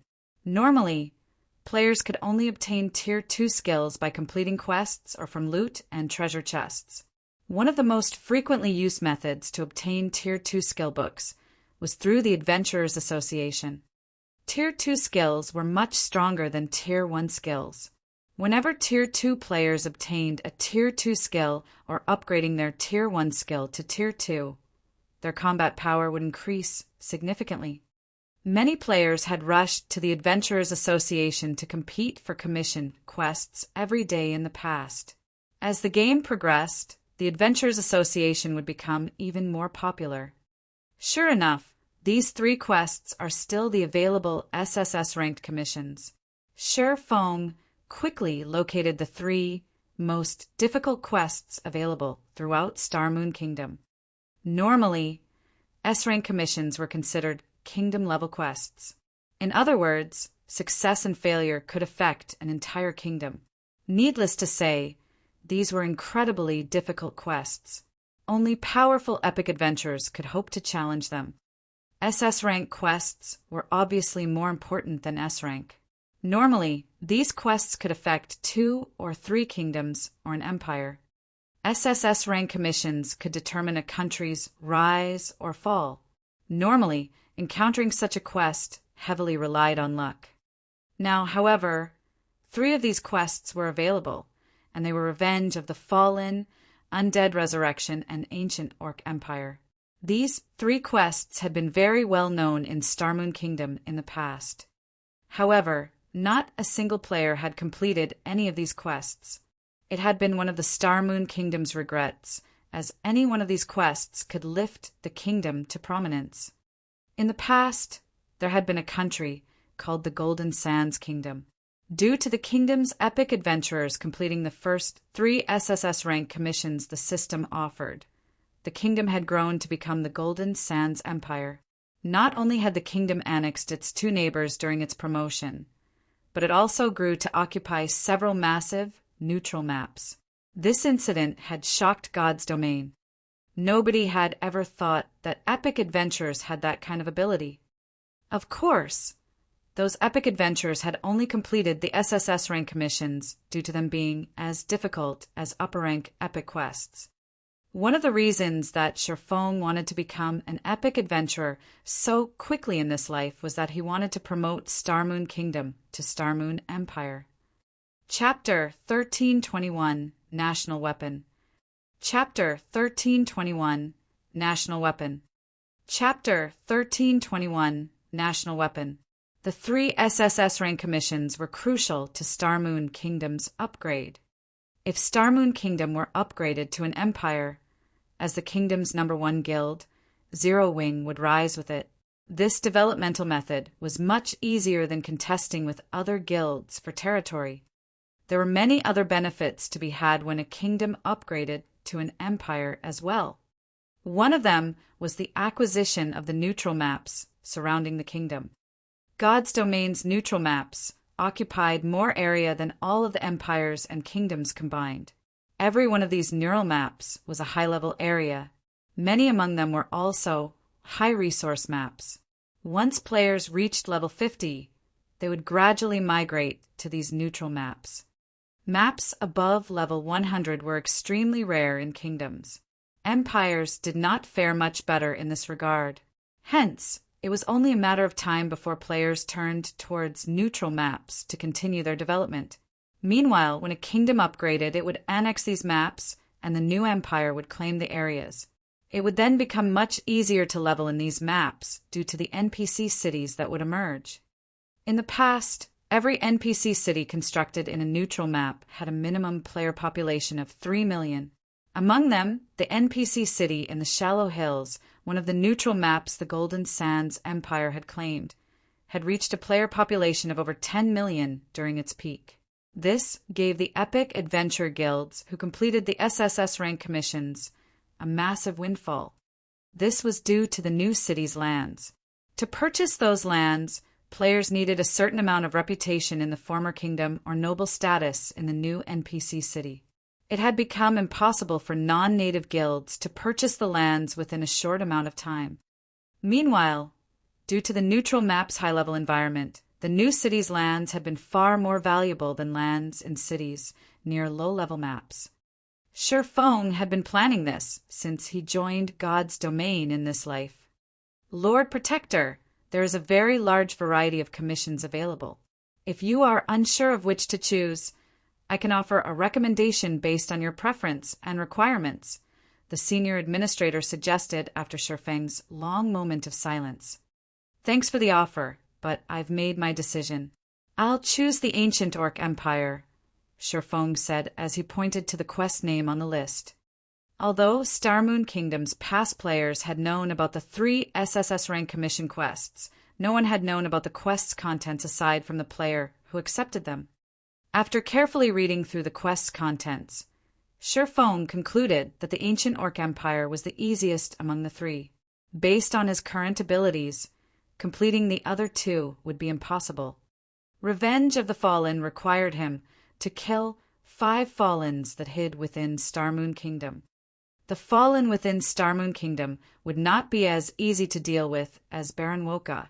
The system wouldn't suppress them. A Fallen at its peak had the strength to destroy an entire city. Moreover, these Fallens hid all over Starmoon Kingdom. Just finding them would be a difficult task. It was no wonder why nobody had completed the commission in the past. Undead Resurrection wasn't easy either. He needed to gather 3 extremely rare items: the Book of Undead, the Bone Staff, and the Ancient Contract. Of these items, Shurfong had only heard of the Book of Undead. However, this item was located in the level 80 neutral map, Slumbering Tomb. It was the gathering place for undead. The Book of the Undead was even guarded by the Tier 4 mythic rank Skeleton King. Shurfong had no hope of obtaining the book, and he had never heard of the other 2 items before. He did not even know where to start looking for them. That only left the Ancient Orc Empire. Once, the powerful Orc Empire had its imperial capital in the level 75 neutral map, Morning Battlefield, which was situated between Starmoon Kingdom and Purple Thorns Kingdom. However, after countless wars, the imperial capital had become a battlefield. Powerful orcs currently gathered in the ruins, hoping to restore the glory they once enjoyed and conquer the several surrounding kingdoms. These orcs had been a thorn in these kingdoms' sides for a long time now. The Ancient Orc Empire Commission's task was to destroy the alliance between the various orc tribes. In order to destroy this alliance, Shurfong was required to locate the Orc Empire's founding emperor's weapon, the Disintegration Axe, and prevent it from falling into orc hands. If the orcs got their hands on this weapon, they would be able to gather the orcs scattered across God's domain. If they succeeded, God's domain's various kingdoms and empires would be in trouble. Fortunately, the Disintegration Axe had been very famous in the past. Shurfong knew the weapon's whereabouts. Otherwise, he would have been forced to choose the Undead Resurrection Commission instead. Lord Protector, this commission will require a 6,000 gold deposit. However, as you are an epic adventurer, you are only required to pay half. Are you sure you wish to accept this commission? The senior administrator asked. Shurfong handed 3,000 gold over without hesitation. As a result, however, he was almost broke. Although Stone Forest Town had earned quite a lot of money while he had been busy, Most of that money had been reinvested in the town and guild's development. Part of the money had also been used to purchase diamond wood. There wasn't much left. He also needed to save funds for his future city's development and construct the 4 towers of elements. After his rampant slaughter of demonic beasts in the moon god's space, Shifeng had a total of 989 luminary shards. Although he had wanted to grind a little more, as he obtained more shards, their drop rate decreased. Fortunately, he had enough to synthesize 40 units of 7 luminaries crystals and construct the 4 towers of elements. Once the towers had been constructed, his city would be safe from players. However, constructing a high-end building like the 4 towers of elements cost an astronomical number of coins. Based on Shifeng's initial estimates, the other materials alone would cost around 90,000 gold.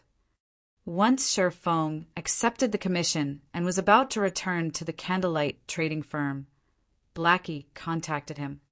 "Has something happened?" Shifeng asked when he saw Blackie's grim expression. "Guild leader, we lost again," Blackie replied quietly. "What? Even Aqua and Summer were defeated?" Shifeng was slightly stunned. He had sent Aqua Rose and the others to the battle arena. He had a very clear understanding of Aqua Rose and Alluring Summer's strengths. Both were fully geared in top-tier equipment. In addition, not only were they refinement realm experts, but the 2 women had also grasped a portion of the secret spellcasting technique. With their strength, no one throughout Star Moon Kingdom should be their match. Only the Superpowers Peak experts should be able to offer a challenge. Restoring Zero Wing's reputation should be a piece of cake for them. Well, no. The other side suddenly asked to change the rules of the competition and is now seeking to melee combat. Skills, spells, and tools are not permitted. So, only Cola, Shadow Sword, and Flying Shadow were able to fight. However, all 3 were defeated.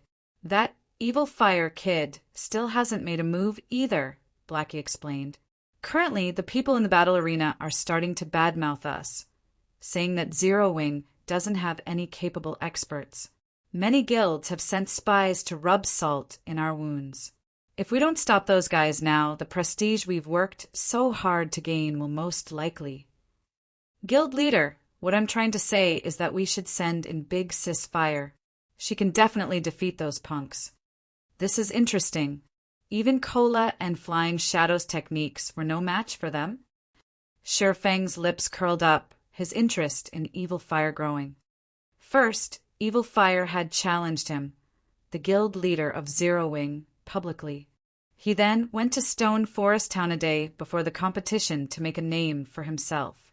With this, Shifeng would have no choice but to accept Evil Fire's challenge. "Guild leader, should I ask Big Sis Fire for help?" Blackie asked anxiously. Fire Dance had been busy dealing with important guild affairs. Moreover, Shifeng had already stated that without his permission, nobody was to disturb Fire Dance. However, they had no choice but to involve Fire Dance, the number 2 melee expert in Zero Wing, to teach those challengers a lesson now that trouble was knocking on their door. Unfortunately, involving Shifeng wasn't an option.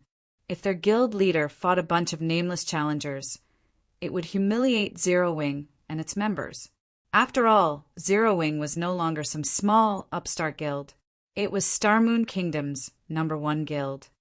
"No, I'll make a trip myself." Shifeng smiled as he shook his head. Chapter 1322, Unlocking a New Function. Chapter 1322, Unlocking a New Function. Chapter 1322, Unlocking a New Function. Stone Forest Town. When Shifeng stepped out of the guild residence, the sight before him was foreign. Rows of 1- and 2-story houses had stood before the guild residence previously. Now, various virtual shops occupied both sides of the street.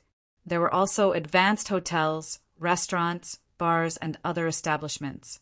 The street was now as busy as White River City's most popular areas. There was no lack of expert players that had exceeded level 40. Some players even roamed the street at top mounts. Aside from adventure players, quite a few lifestyle players chatted merrily on the street. Many wandering merchant NPCs hawked their wares from temporary stalls along the main street. The NPC traffic was just as shocking as the number of players. The lively scene made Stone Forest Town look like a city rather than a town. Feng was surprised. After just a few days, Stone Forest Town had undergone such a massive transformation. If the town continued to develop at this rate, it wouldn't be long before it could be promoted to an advanced town. If Feng hadn't already started his city's construction, Stone Forest Town could have served as Zero Wing's main headquarters. As Feng slowly made his way to the battle arena, he eavesdropped on the conversations throughout Stone Forest Town.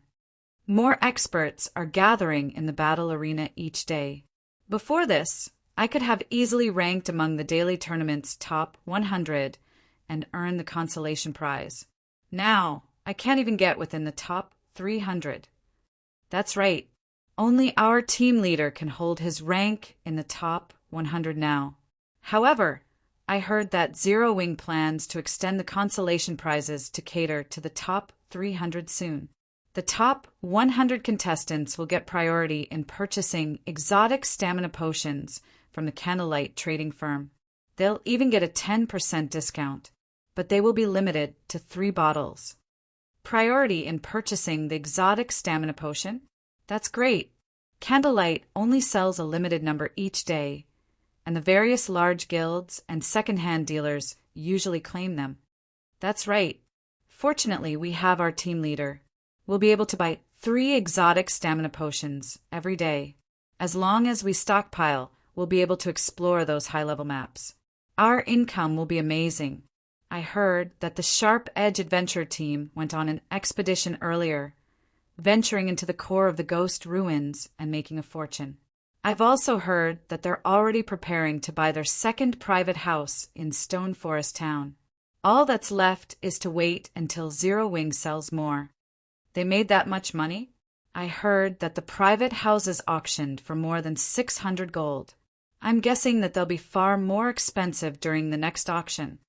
Of course, they came across a fine gold treasure chest during their expedition and obtained a secret silver ranked combat boots design from it. They sold it in the auction house for a fortune. The exotic stamina potion is awesome. Practically nobody explores those distant maps. I wish we could get a private house in Stone Forest Town. We'd be able to participate in the Battle Arena's daily tournament every day. We could also purchase special tools from the wandering merchants. That's right. Unfortunately, our leader is still hesitant. He's unsure of whether or not we should equip each team member with a mount first. The players' eyes sparkled as they discussed Stone Forest Town's private houses. No one had thought much of the town's private houses previously. After all, there were transport carriages that traveled to and from other NPC towns, saving them plenty of time. However, these players realized that there was a world of difference between the teams that owned a private house and those that did not. Not only could the teams that owned private houses send their strongest expert to the battle arena, but they could also purchase various items from the wandering merchants when the NPCs restocked. Most importantly, team members could accumulate the double EXP buff. They also had the option of using their private houses as warehouses.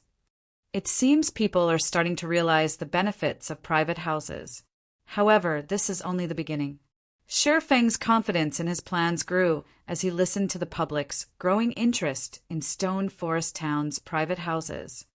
In reality, private houses offered more than just easy teleportation for their owners. Their companions could also utilize this function. Unfortunately, only a small number of players could teleport at a time. Moreover, the cooldown between each teleport was considerably long. In addition, private houses needed to reach a certain rank before this function would be available. To put it simply, private houses could be upgraded like guild residences, private rooms, and shops. In fact, player-constructed private houses were much easier to upgrade. It simply depended on whether or not the house's town had reached the required standard to unlock the group teleportation function. This was also why players preferred to purchase private houses in large guilds' towns and cities. First, it granted them some security. Players wouldn't have to worry about other guilds invading and capturing the town. Second, large guilds' towns tended to develop quickly. This, in turn, meant that the private houses could be upgraded very quickly. Currently, Stone Forest Town was an intermediate town. Owners could already upgrade their private houses. Unfortunately, the town had yet to unlock the group teleportation function. Two conditions needed to be met to unlock this function. The first condition was a player population of over 300,000. For Stone Forest Town, meeting this requirement was a piece of cake. The second condition was the town's security. This condition was a little more complex. The town needed a sufficient number of defensive structures and a certain quality of the NPCs guarding the town. Once these conditions were met, the town would unlock the group teleportation function. Stone Forest Town had already met the requirement for defensive structures. The only problem remaining was the quality of the NPC guards. Although the guild could recruit NPC guards, it couldn't nurture them. Hence, the quality of the NPCs depended on the town's standard and luck. It would take time to meet the requirement. Fortunately, things had changed. Sher Fong had intended to use the Heroes chapter in his new city. After reviewing the situation, though, Sher Fong decided that this was a good opportunity to develop Stone Forest Town. Before Sher Fong had realized it, he had already reached Stone Forest Town's most popular location, the Battle Arena. A large crowd of players was trying to squeeze into the Battle Arena, now the size of Jinhai City's city center sports arena. The scene wasn't any less lively than the White Tiger Dojo's friendly competition. Meanwhile, in the Battle Arena's fourth-floor tournament hall, players filled the stands as they constantly cheered on the fighters on the stage. Among them, many were level 40 and above experts. At this moment, the fight on the stage reached its conclusion. The victor was a cloaked berserker. However, the spectators hadn't cheered because the match was so exciting. Rather, their cheers were due to another Zero-Wing expert's defeat. Sure enough, Turtledove isn't a match for them. Blackie sighed as he watched the stage. Both Rampant Blade and Yuwumian had fought as well. However, their opponents had been too strong. Neither had lowered their opponent's HP below 50%. Only Flying Shadow and Shadow Sword had reduced their opponent's HP to nearly half. The unknown challengers were ridiculously strong. Ha ha ha. It seems Zero-Wing's experts only amount to this much. They are only slightly stronger than those first-rate Guild Peak experts we challenged before. Zero-Wing, just send whatever expert you've got. I'll accept the loss if you can get my HP below 50%. A 2-meter tall, cloaked berserker said, laughing. Damn it, they're looking down on Zero-Wing. Shadow Sword slammed his palms on the guardrail, wrathful flames burning in his eyes. If Big Sis Fire were here, she would beat them to a pulp. Zero-Wing's other members nodded in agreement. Fire Dance was the undisputed number 2 melee expert in Zero-Wing. Only the Vice Guild leader Gentle Snow could put up a fight against her. No one else could even offer a challenge. Suddenly, a familiar figure slowly approached the stage. When Blackie and the others saw this figure, their jaws dropped. Guild Leader. Chapter 1323. Overwhelming. Chapter 1323. Overwhelming. Chapter 1323. Overwhelming. Blackie, Aquarose, and the other core members of Zero-Wing in the spectator stands blinked in surprise. Guild Leader, you're going to fight? Turtledove, who stood by the stage, could not help but ask in surprise as Sher Fong walked towards her. Sher Fong wasn't wearing his black cloak, his appearance on display for all to see. However, even with an identification skill, players would only see his name, nothing else. I want to see their true strength for myself. Shifeng nodded. Although Blackie had sent him some of the opponent's battle videos, Flying Shadow and the others hadn't been able to force them to exhibit their true strength. They hadn't used anything unique, so it wasn't easy to relate them to God's domain's past experts. Guild leader, you need to be careful. When I fought him, I had the feeling that I couldn't exert my full power. It was as if all of my attacks had struck a ball of cotton. The technique he used to finish me off was particularly mysterious. When I watched the battle videos of when he had used the same technique during the previous rounds, I only saw him move. There were no afterimages or anything. But when I had faced him myself, it felt as if he had been everywhere around me. Ghost steps. Hearing Turtledove's experience, the only combat technique that came to Shifeng's mind was ghost steps. Like void steps, ghost steps was an advanced footwork technique. The technique made it difficult for opponents to predict the user's attack trajectory. In the past, very few people in God's domain had used this technique. However, of the players Shifeng could remember, none resembled the man on the stage. Yifeng? It seems that Zero Wing is finally taking us seriously, Evil Fire, who sat in the VIP stands, said, smiling as he watched Shifeng. According to his knowledge, after Black Flame, the next strongest experts were Fire Dance, Gentle Snow, Yifeng, and Violet Cloud. Is he strong? The menacing-looking man carrying a blood-red shield on his back and holding a hammer asked curiously. Unwavering. Based on Evil's reaction, he must be. It's a pity that it is still Tiger's turn to fight. If that player had just waited a little longer, it would have been my turn, a gorgeous, graceful woman said as she toyed with the pitch-black dagger in her hand. The woman wore the Light of Darkness set equipment, a level 45 dark gold set equipment for assassins. Sighing, she continued, watching from the sidelines is really boring. Flower's right. We shouldn't have agreed to such long intervals. Thanks to that, Tiger's getting all the good fights. The other group members nodded in agreement. They were fully aware of how strong the Berserker, Mighty Tiger, was. He was already level 44. He could easily rank among the top 10 on an Empire's ranking list. Although he didn't wear level 45 dark gold set equipment, he had 2 pieces of growth-type equipment on him and had already upgraded both to the dark gold rank. They were much stronger than ordinary dark gold equipment. Their attributes were also suitable for Berserkers. Recently, Mighty Tiger had also his growth-type weapon, Howling Tomahawk, to epic rank, raising his combat power to a whole new level. Even their team leader had said that, with Mighty Tiger standards, he could already challenge the top 200 experts on the God's Domain experts list. Moreover, that was without using ghost steps. But what about Starmoon Kingdom? Aside from Black Flame, who ranked 51st on the God's Domain experts list, the kingdom didn't have a single player in the top 200.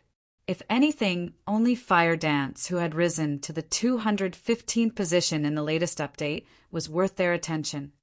As long as Tiger defeats Yifeng, we just need to defeat Fire Dance or Gentle Snow. After that, I doubt that Black Flame will be able to just stand by. He'll be forced to accept your challenge tomorrow, Evil. Unwavering Hand said as he shifted his gaze to Aqua Rose and the other Zero Wing core members. Evil, make sure to give it your all. The leader has a very favorable view of you. You will be representing our adventure team in its debut fight. You can't lose. Big Brother Unwavering, I thought you were aware of my abilities. Just sit back and enjoy the fight tomorrow, Evil Fire said, smiling. He paid no attention whatsoever to Black Flame's title of Sword King. He only had one goal, to rank among the top 10 on the God's Domain experts list. Meanwhile, an uproar shook the spectator stands. Crap! Isn't that Yifeng, Zero Wing's honorary elder? After losing so many matches, it seems Zero Wing had finally decided to get serious. That Berserker's winning streak will come to an end. That's not certain. The previous Zero Wing experts were defeated so easily. Although the rumors about Yi Feng's feats are impressive, that doesn't mean he can defeat that berserker. That's right. None of Zero Wing's experts could reduce the berserker's HP to below 50%. This is also a melee battle. They can't use any skills, spells, or tools. This shows how high the berserker's combat standards are. Even if he is going up against Yi Feng, I'm willing to bet that he has more than a 60% chance of winning. If anything, I don't think anyone but Black Flame and Fire Dance can put up a fight. I guess that's true. Although the rumors about Yi Feng say that he is very powerful, his battle records are old. Now that everyone's been playing God's Domain for so long, their combat standards have improved significantly. I don't think that Yi Feng can win that easily. The audience discussed the upcoming fight heatedly. Meanwhile, members of the various large guilds were eager to watch the fight. They hoped to watch Zero Wing humiliate itself. Meanwhile, on the stage, Mighty Tiger glared at Shifeng. He asked, "What? You want to be my opponent?" "That's right," Shifeng answered calmly, nodding. "The previous fights were over before I could even warm up. They were boring. Hopefully, you don't disappoint me as well." Mighty Tiger laughed as he glanced at Flying Shadow and the others, who sat in the spectator stands. He had gained some insight about Shifeng from Evil Fire. Rumored to be as strong as Fire Dance, who was ranked 215th on the God's Domain experts list, he should serve as a decent opponent. Flying Shadow and his companions gritted their teeth when they heard Mighty Tiger's comment. However, they couldn't do anything about it. Despite having the advantage in terms of basic attributes, they had been defeated. This proved that Mighty Tiger's combat techniques were superior to theirs. "How do you want to set the rules of the match?" Shifeng asked calmly, unperturbed by Mighty Tiger's provocation. "Same as before. No spells, skills, or tools are allowed. We'll compete using only our techniques." Mighty Tiger set the duel's rules and sent Shifeng a duel request. "If you're not used to melee battles, I can only use 70% of my HP against you. You'll win if you take me down to 30%. Hearing Mighty Tiger's terms, the spectators gasped. They hadn't expected Mighty Tiger to be so bold. However, Mighty Tiger earned his arrogance. After all, none of Zero Wing's experts had reduced his HP to below 50%. "That's fine. Let's begin," Shifeng said nonchalantly. Once both sides had agreed to the duel, a timer appeared above the stage. 5, 4, 3, 2, 1. Start. Let's see how strong you really are. As the duel began, Mighty Tiger retrieved the 2 axes from his back and dashed toward Shifeng like a tiger pouncing on its prey. Shifeng could feel the berserker's icy killing intent lock onto him. It was clear that the berserker wasn't like the players who only fought in games. When Mighty Tiger was 10 yards away from Shifeng, his footwork changed. Sure enough, he's using ghost steps, Shifeng thought when he saw Mighty Tiger's body suddenly split into 2 identical clones, both moving in different directions. Very quickly, the 2 clones split into 4, and so on. It was as if Mighty Tiger had used a skill to create doppelgangers or illusions. To players who could not use skills or spells, this was an extreme disadvantage. Tiger is taking this too seriously. He's using ghost steps right off the bat. Yi Feng won't even have a chance to display his skills, Unwavering Hand said, shaking his head. From the audience's viewpoint, it seemed as if Mighty Tiger had approached Shifeng head-on before turning abruptly and circling to his opponent's side. When Shifeng and Mighty Tiger collided, a blue light flashed on the stage. As Mighty Tiger turned to launch a follow-up attack, his vision started to grow dark. He then noticed a flower of blood bloom across his chest. Before he had realized what had happened, he collapsed to the ground behind Shifeng. What just happened? Everyone was confused as they stared at Mighty Tiger's corpse, none of them knowing what had just happened. Following which, the victor's name appeared above the stage. Yi Feng. Chapter 1324 Sword God's Weapon. Chapter 1324 Sword God's Weapon. Chapter 1324 Sword God's Weapon. Tiger lost. What just happened? How did Tiger die so quickly? Was Tiger even attacked? He used ghost steps. How could he get hit in a melee battle? Can someone explain to me what just happened? Falling Flower stared at Mighty Tiger's corpse in astonishment from the VIP stands. She was practically shouting as she questioned the companions who sat beside her. From start to end, her eyes hadn't left the stage. She had been focused on the combatants. However, when Mighty Tiger had circled to Shifeng's back and was about to land a blow, he died instead. Just what had Shifeng done during that brief moment? Meanwhile, the players in the spectator stands were even more confused. Mighty Tiger had already been so fast that they couldn't keep up with him. Now the battle had ended before they could understand what had happened. An act? Is Zero Wing trying to hype up the competition? No, that's not right. Even if this is an act, the system recognized it as an official duel. It won't declare a victor until one of their HPs hits 0. But how could anyone eliminate over 30,000 of a berserker's HP in an instant? The match confused every spectator, so much so that they had forgotten to cheer. The tournament hall was utterly silent as everyone stared at the stage. What did the guild leader do? Blackie had to ask.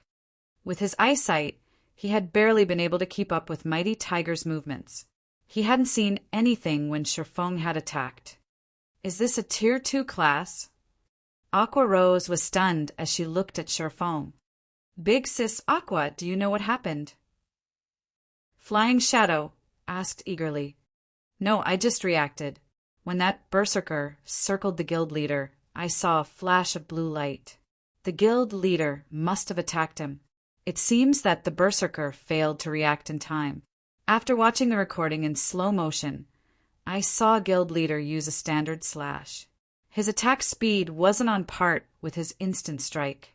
This speed isn't due to high attack speed. He just used his reaction speed.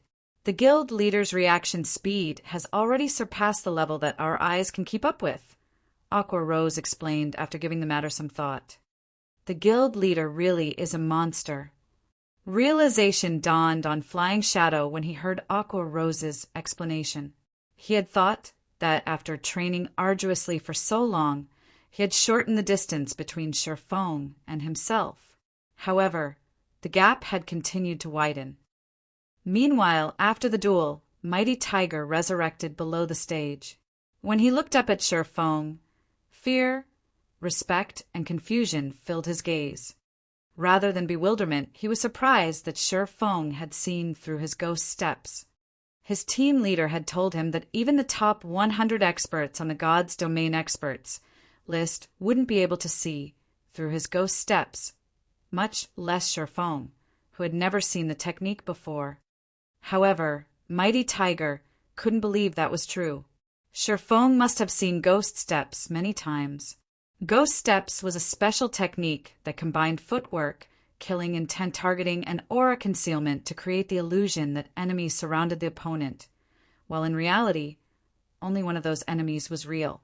It was a combat technique that specialized in dealing with experts. Experts had very sharp senses, and they would often react instinctively. It was an amazing technique. Against an ordinary player, however, the technique's effects would be minimal. Aside from being a peak expert, Shifeng was a Tier 2 sword master.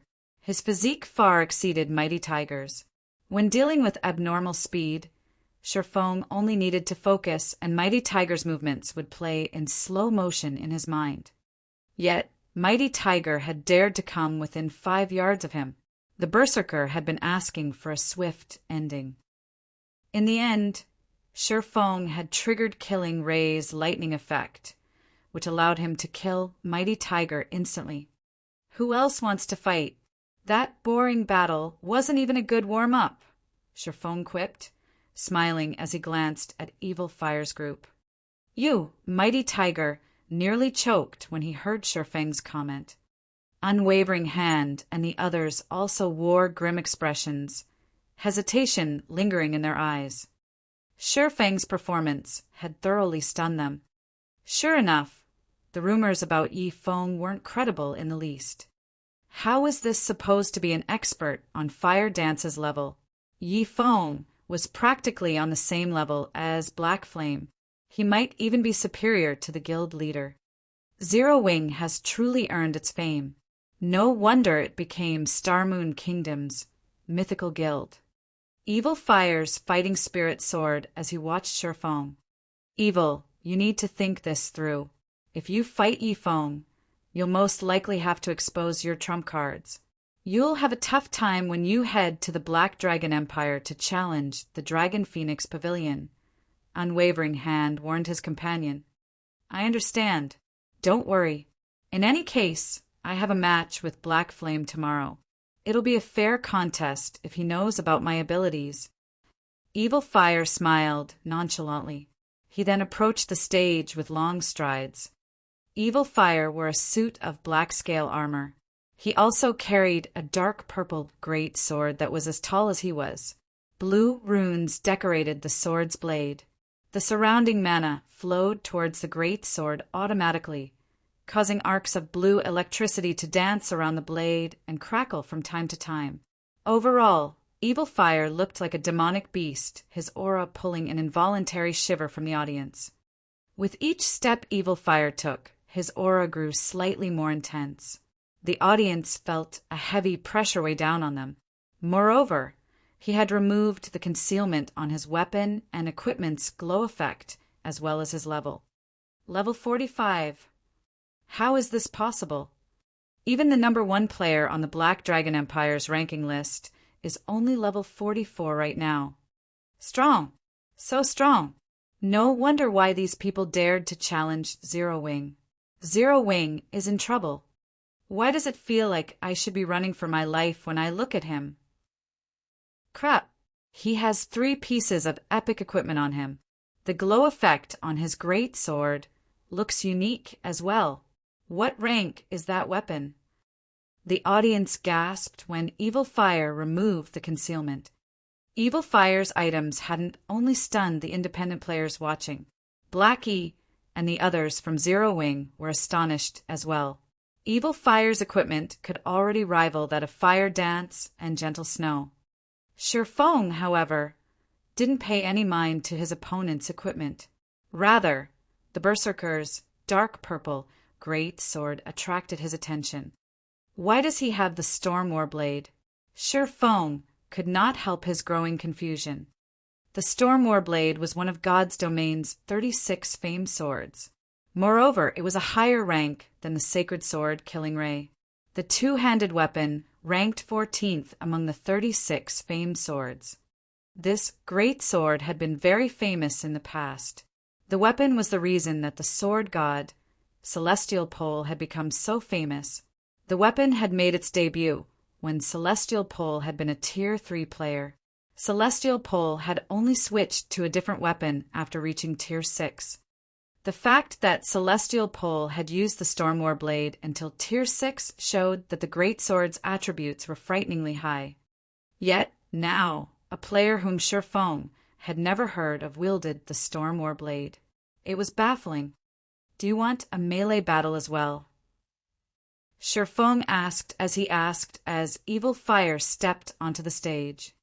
No, you are quite strong enough to face me in an official duel, Evil Fire said, shaking his head. Proudly, he continued, I don't want you to hold back. Otherwise, the battle will end too quickly. Although Shifeng had already displayed overwhelming power, it didn't affect Evil Fire. Evil Fire was still confident that it wasn't possible for him to lose. Sure. Shifeng then sent Evil Fire a duel request, following which the timer above the stage began to count down. Chapter 1325, Difference in Tiers. Chapter 1325, Difference in Tiers. Chapter 1325, Difference in Tiers. Above the stage, The duel's timer counted down, second after second. Tension gripped the audience in the spectator stands. Their focus was glued to the stage. It was the first time a match of such high standards had occurred in Stone Forest Town's battle arena. Not even the major tournament, which was held once every 15 days, could hold a candle to this upcoming match. After all, Shi Feng, who had killed today's undefeated champion instantly, stood on one side. On the other side stood Evil Fire. Although Evil Fire had yet to fight, his weapon, equipment, and frightening aura were enough proof of his strength. There was also the fact that Evil Fire's group treated him like a leader. All these factors suggested that Evil Fire was far stronger than Mighty Tiger's. However, while nobody knew what kind of outcome to expect, they knew that they would miss the clash between these two players if they didn't pay close attention. When the timer reached 0, Evil Fire unsheathed the Storm Warblade from across his back and shouted. Arcs of blue electricity danced across his body. The intensity of his aura increased considerably. Right now, he seemed like a ferocious, prehistoric beast. Evil Fire had just used his berserk skill, Lightning Beast Rampage. It was a super rare berserk skill that increased its user's strength, attack speed, movement speed, and HP by 100% for 90 seconds. Let us begin. Evil Fire's gaze sharpened as his near-tangible killing intent enveloped Shi Feng. It seemed as if Shi Feng was the only person in Evil Fire's world. In his mind, the audience members below the stage and crowding the building didn't even exist. Why is his killing intent so powerful? The approaching berserker surprised Shi Feng. His mind constantly warned him of an imminent threat, and he couldn't help but focus on his opponent. With his current strength, he could even go toe-to-toe against a Grand Lord. Only Tier 4 mythic monsters might be able to give him a challenge. Yet Evil Fire achieved the same by activating a berserk skill. For a moment, Shi Feng even felt as if Evil Fire had surpassed a Tier 4 mythic monster. It was unbelievable. Even the audience struggled to breathe, their expressions becoming indescribably grim. So strong! His aura alone is so powerful. 0 wings in danger. Many expert players looked at Evil Fire with fear in their eyes. Meanwhile, Evil Fire left an afterimage behind him as he used charge against Shi Feng, his speed increasing tremendously as he approached his opponent like a violent gale. When Evil Fire was only 10 yards away from Shi Feng, he adjusted his footwork. Like Mighty Tiger, Evil Fire turned and circled around Shi Feng. He used the same strategy as Mighty Tiger. Only, this time, not even the experts in the audience could keep up with Evil Fire's speed. Mighty Tiger, who had returned to the VIP stands, could not help but laugh. Ha ha ha, Yi Feng must be stunned. I'm not the only one who knows how to use ghost steps, and Evil is way better than I am. Even our team leader had to be careful against Evil. He could only mesmerize his enemies with his ghost steps. However, Evil Fire's ghost steps could force his opponents to focus on him and nothing else, causing his enemies to make all sorts of mistakes. It did not even matter if his opponent's attributes were higher than his. After all, one's attributes were only useful if they hit their target. If they couldn't land a hit, all the strength in the world would be useless. Furthermore, Evil Fire had activated his berserk skill. His strength and speed were both superior to Shi Feng's. The duel would end the moment Shi Feng made the slightest error. When Evil Fire was within 8 yards of Shi Feng's side, his footwork changed once more. Unlike Mighty Tiger, Evil Fire didn't circle to Shi Feng's back. Instead, he charged at Shi Feng's side, swinging his great sword and sending a purple arc towards the swordsman's neck. Beheaded. Suddenly, Killing Ray appeared in the Storm Warblade's attack trajectory. So fast! Evil Fire was stunned to see the sacred sword. He had not even noticed Shi Feng swing his blade. Although Shi Feng's reaction's speed surprised him, he didn't falter. On the contrary, Evil responded with a sneer. While Evil Fire found it surprising that Shi Feng had seen through his ghost steps and executed a proper defense. Shi Feng hadn't activated his Berserk skill when the match had begun. Even if Shi Feng activated a Berserk skill now, he would still have an absolute advantage in terms of strength over the swordsman. Even if Shi Feng blocked the attack, the impact would knock back the swordsman. He could then continue his fierce assault and force Shi Feng to use his life-saving skills. Once Shi Feng expended the skill, he could easily kill the swordsman. Dang! However, the instant the two famed swords collided, Evil Fire's expression changed. How? Did he use a Berserk skill? Evil Fire was surprised to feel the sensation in his arms. As his great sword struck Killing Ray, it felt as if he had hit an indestructible wall. Rather than forcing the sacred sword back, the impact. His hands tingled nearly numb. His HP had also fallen by over 100 points. In contrast, Shi Feng remained unharmed, still standing in his original position. However, before Evil Fire could understand what had happened, Shi Feng's abyssal blade was already moving towards Evil Fire's ribs. Scram! When Evil Fire noticed the abyssal blade's approach, he knew that he couldn't block the attack. Despite his awkward posture, he forcefully executed Whirlwind Slash, using the AoE skill to block the attack. He had already upgraded his Whirlwind Slash to Tier 1, level 10, and it was only a level away from Tier 2. The strength he could exhibit while using the skill was 50% higher than his normal attacks. This time, Shi Feng was forced to take a step back as he received the attack. Seeing this, Evil Fire immediately pulled away from Shi Feng. He had been forced to move awkwardly when he had executed Whirlwind Slash. Although he had managed to deflect Shi Feng's blade, he was not in a good position to launch another attack. He needed to readjust his stance before doing so. 10 yards separated Shi Feng and Evil Fire once more, both fighters observing each other quietly. Although both sides had already clashed twice, the encounter had only lasted a brief moment. The clash had occurred so quickly that both fighters were 10 yards away from each other before the audience could react. The tournament hall fell silent. Impossible. He saw through Evil's ghost steps and blocked the attack. Is he even human? Mighty Tiger's eyes nearly fell from their sockets as he looked at Shi Feng. Previously, after activating his Berserk skill, Evil Fire had relied on this same attack strategy to kill a superpowers peak expert. Yet Shi Feng had deflected the move effortlessly. The swordsman had even forced Evil Fire to use Whirlwind Slash.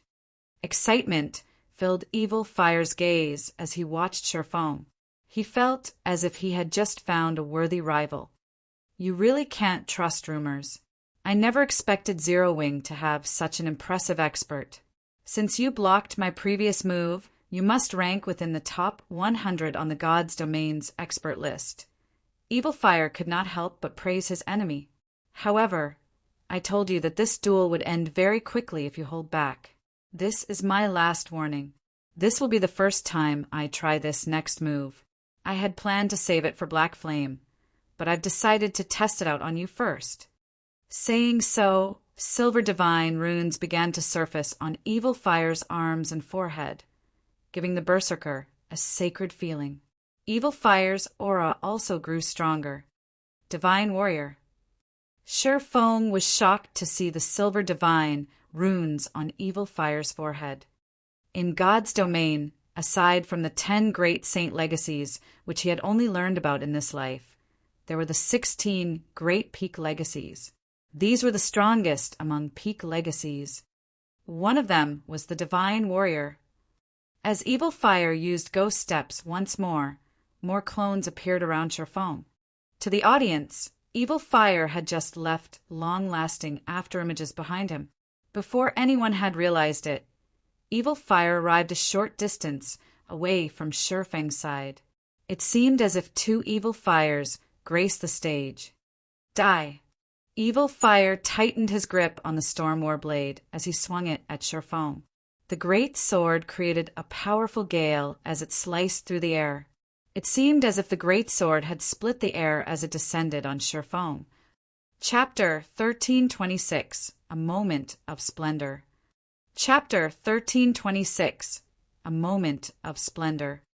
Chapter 1326 A Moment of Splendor. So fast. Although Evil Fire's ghost steps hadn't confused Shifeng, Evil Fire moved so fast that he could only catch a glimpse of the Berserker's afterimage. In the blink of an eye, Evil Fire had reached his side. While under the effects of twofold Berserk, Evil Fire's strength was on par with a Great Lord. Moreover, he had surpassed an ordinary Great Lord. As the purple glow descended on him, Shifeng intercepted it with Abyssal Blade. Although Shifeng's attack speed could not outstrip Evil Fire's, his Tier 2 physique gave him godlike reaction speed. Before Evil Fire had begun to swing his great sword, Shifeng had already started swinging the Abyssal Blade. Parry! When the Storm War Blade collided with the Abyssal Blade, a loud boom shook the tournament hall, the resulting impact scattering the dust on the stage. Suddenly, a figure flew out of the dust cloud and slammed into the ground over 10 yards away. This figure was none other than Shifeng. The Abyssal Blade in Shifeng's hand still vibrated from the impact. Sure enough, he has the strength of a strength-based Great Lord of the same level, Shifeng thought when he felt his hand numbed. No wonder why he is so confident against me. Meanwhile, the audience members in the spectator stands were stupefied. Is he a monster? What kind of strength is this? Was his strength just as high as Yi Feng's? Due to Evil Fire's attack, the air above the stage seemed as if it had split in half. It looked like a cracked mirror. What? He can use twofold Berserk as well. Blackie's jaw dropped. Just who are these people?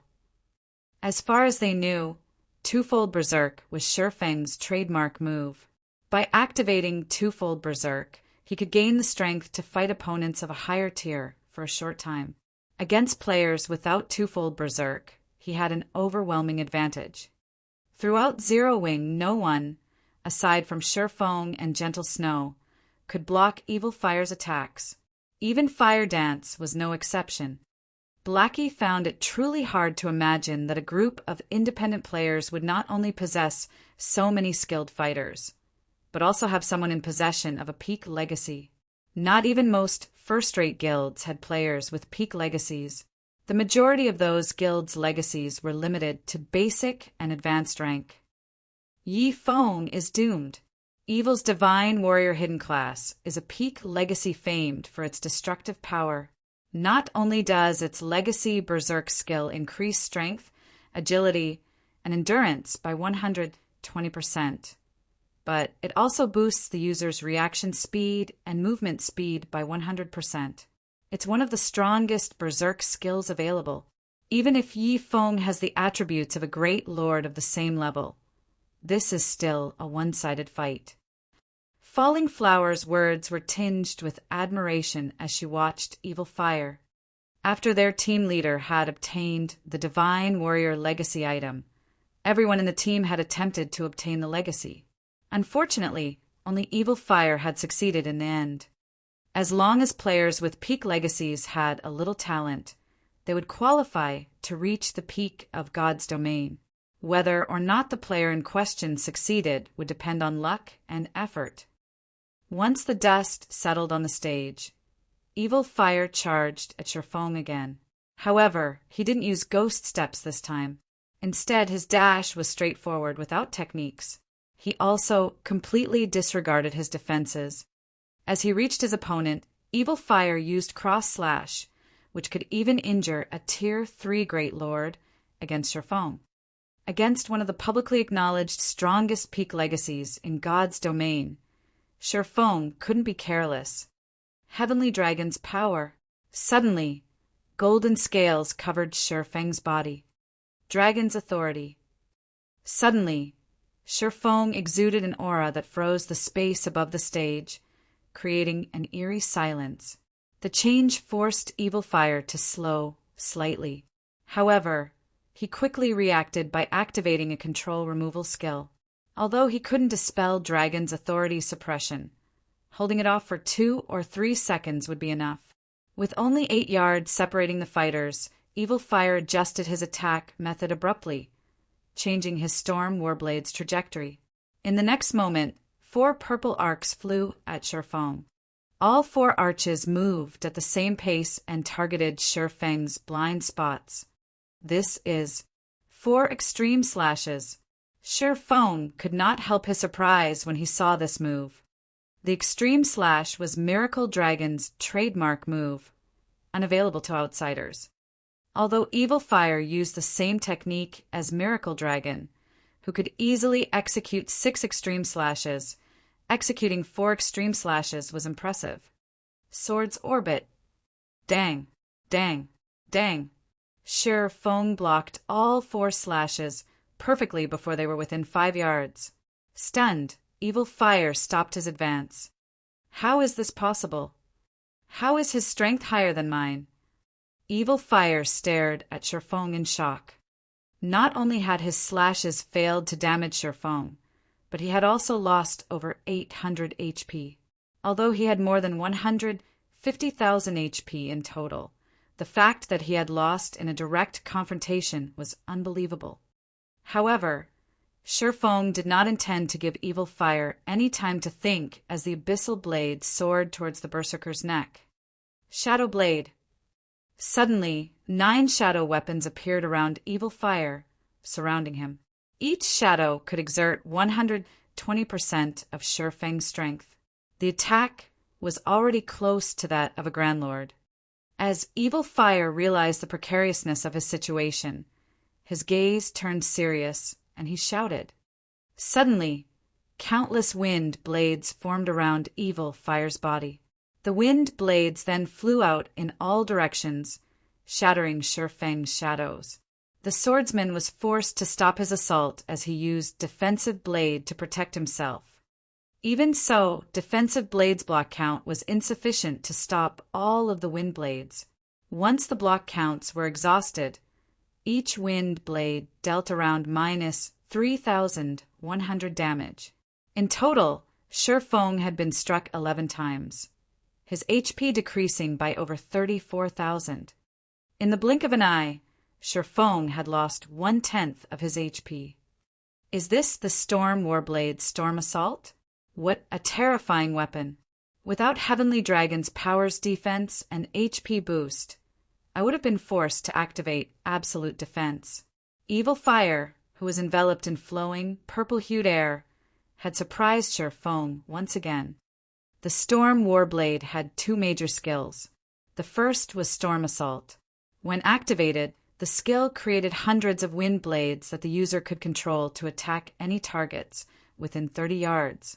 Each wind blade possessed 110% of the player's strength. However, they could only cause 50% of the player's damage. The skill had a duration of 5 seconds and a cooldown of 15 minutes. However, the current Storm Warblade before Shifeng was incomplete. Evil Fire couldn't control hundreds of wind blades yet, though controlling dozens of wind blades wasn't a problem. The second major skill was called Storm Domain, and it was the cause of the purple whirlwind enveloping Evil Fire. When activated, the skill allowed the user to suppress any target within a 50-yard radius using powerful wind. Moreover, the closer the target was to the storm's epicenter, the stronger the suppression would become. Due to these 2 active skills, players who wielded the Storm Warblade were extremely powerful in melee combat. I had never thought that I'd be forced to use my final trump card before my match with Black Flame. Admiration filled Evil Fire's gaze as he looked at Shifeng. He hadn't only dared to challenge the top 10 experts on the God's Domain expert list just because of his twofold berserk. Another important reason the Storm Warblade in his hands. Fortunately, since I've used that trump card, this battle is over. Saying so, Evil Fire dashed toward Shifeng and executed 4 extreme slashes yet again. At the same time, over 50 wind blades flew at Shifeng from all directions. However, when Evil Fire was still 12 yards away from Shifeng, the latter vanished and reappeared before Evil Fire. Tier 2 Taboo Skill Instant Strike. Sword's Orbit. Even with storm domain suppression, Shifeng created a beautiful galaxy around him and bombarded Evil Fire with one star after another. Not only had Shifeng shattered Evil Fire's 4 extreme slashes, but the resplendent stars also pierced Evil Fire's body, each star devouring over 90,000 HP. Before Evil Fire could react, his vision darkened and his body collapsed to the ground. The screen above the stage revealed the victor's name. Yifeng. Chapter 1327 Impossible Competition. Chapter 1327 Impossible Competition. As the system announced the duel's victor, silence fell over the tournament hall, followed by the gasps. What's going on? Hadn't the Berserker, Evil Fire, had the advantage? Are those two monsters? They are so fast. I didn't even have time to react. Is this a fight between peak experts? The sudden reversal and end of the duel befuddled the ordinary players present. However, some of the experts who had watched the match had a rough understanding of what had happened. Although it was impossible for the naked eye to keep up with Shifeng and Evil Fire's fight, they could watch the recording in slow motion, gaining a clear view of what had occurred. Evil Fire's attributes can definitely rival that of a Tier 3 Great Lord. If we fought, he'd most likely annihilate our 100-man team. Yet, he couldn't block Yifeng's attacks. Just how strong is Yifeng? Is Zero Wing a guild of monsters? Unlike ordinary players, expert players could judge a player's strength accurately. Hence, they were aware of how powerful Evil Fire was. The Berserker was definitely a peak expert, an existence they looked up to and sought to become. Yet, Yifeng so easily defeated such an expert. The spectating experts even began to wonder if they had made a mistake in their judgment of Evil Fire's strength. Meanwhile, among those present, no one was more excited about the outcome than Zero Wing's members. Zero Wing's members looked at Shifeng with reverence. The guild's many consecutive losses had frustrated them. However, they hadn't been able to do anything about it. After all, the fighters they had dispatched were guild experts. If not even the guild experts were a match for Evil Fire's group, then what hope did the elite and normal members have? However, as soon as Shifeng had ascended to the stage, he had turned the situation around. First, he had killed Mighty Tiger, today's reigning champion, in a single move. Then, he destroyed a monster like Evil Fire in the blink of an eye. Zero Wing's members were both stunned and exhilarated. Meanwhile, the other guild's members who had bad-mouthed Zero Wing had fallen mute. Just who is this guy? Even our team leader has to dodge Evil's attacks when he uses twofold Berserk and the Storm Warblade skills. Yet that guy faced him head-on. Is he even a player? He can't be an NPC in disguise, right? Falling Flower stared at Shifeng with wide eyes. No matter how many times she looked at the swordsman, she could not believe the match's outcome. She had experienced Evil's storm domain personally. Even 10 yards away from Evil Fire, the tremendous pressure had suppressed her. If she moved any closer, she'd be lucky if she could use 50% of her attack speed and reaction speed. It seems Zero Wing is not as simple as we had thought. We'll need to adjust our plans, Unwavering Hand said somberly as he glanced at Shifeng. But first, we need to notify the team leader. The other group members nodded, wearing morose expressions. They had planned to challenge the #1 guilds in the various kingdoms and empires to increase their adventurer team's fame. Yet before they had even challenged Zero Wing to an official match, Shifeng had shut them down. As soon as Evil Fire resurrected below the stage, he ran up to Shifeng, who was descending the stairs. "Do you have some business to discuss?" Shifeng asked, smiling.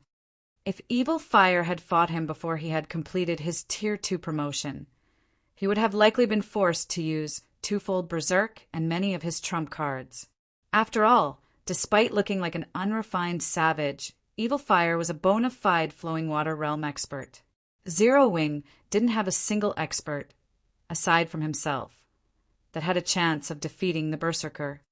Reaching the flowing water realm by the age of 20 was a miraculous feat. He would definitely be considered a genius in any superpower. If given enough time, Evil Fire could reach the apex of God's domain. I'd just like to say a few things. I lost this match. I won't challenge Black Flame until I can defeat you. It won't be long before I issue another challenge.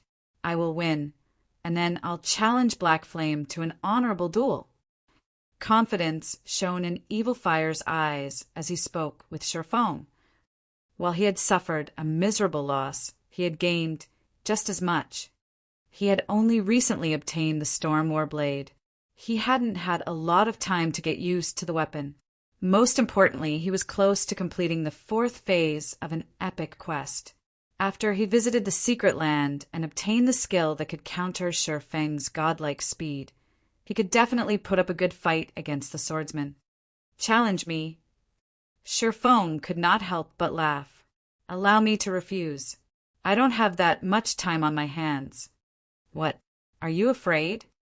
Evil Fire ridiculed the swordsman. You don't have to provoke me. I really don't have that much time, Sherfeng said, chuckling as he shook his head. If every person were like you and challenged me once every 2 or 3 days after their defeat, I might as well stop playing this game. If you really want to challenge me, I'll make you a deal. Defeat either Flying Shadow or Shadow Sword. If you succeed, I'll accept your challenge. How about it? Are you kidding me? Although they are skilled, they can't even beat Mighty Tiger, who's just at the refinement realm. How could they possibly defeat me? Evil Fire growled angrily.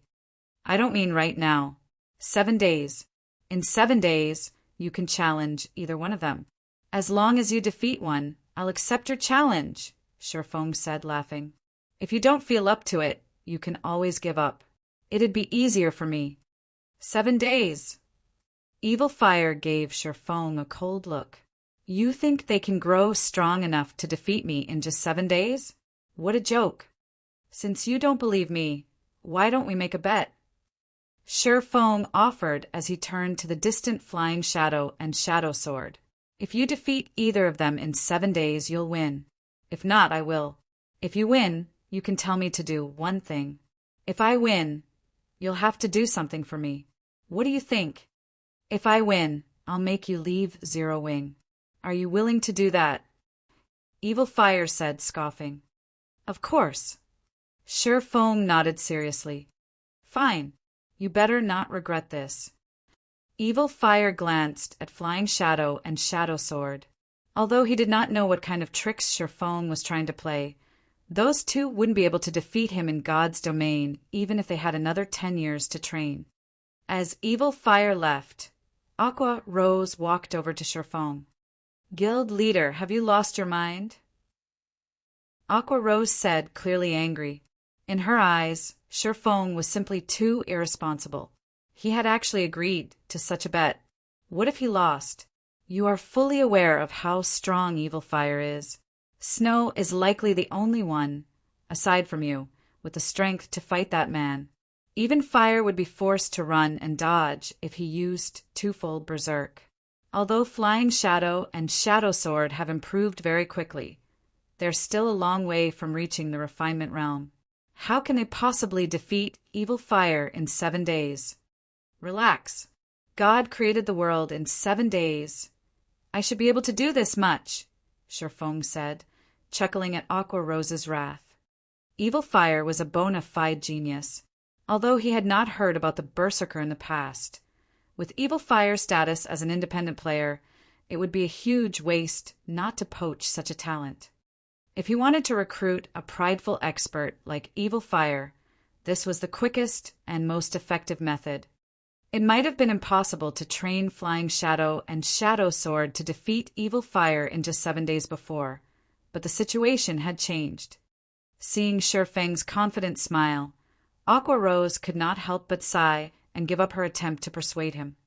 All she could do now was assign as many resources as possible to Flying Shadow and Shadow Sword, helping them improve as much as possible. Once the duel had ended, and everyone prepared to leave the tournament hall, Sherfong walked onto the stage once more. Immediately, he attracted everyone's attention. What? Is there going to be another match? The money I spent to watch today's fights were worth every coin. Everyone grew excited when they saw Sherfong on the stage. Although the majority of these players couldn't keep up with battles between experts of Sherfeng's level, such fights were an eye-opener. Ladies and gentlemen, thank you for coming to watch the competition today. On behalf of Zero Wing, I have 2 announcements. Starting tomorrow, Zero Wing's candlelight trading firm will sell a limited number of Stone Forest Town's private houses each day. Zero Wing has also activated the private house upgrade system. From now on, owners can upgrade their houses. The players in the venue gasped and cheered like raving lunatics. Many of those present contacted their companions to convey the shocking news. The news spread like the plague, causing a commotion throughout Star Moon Kingdom.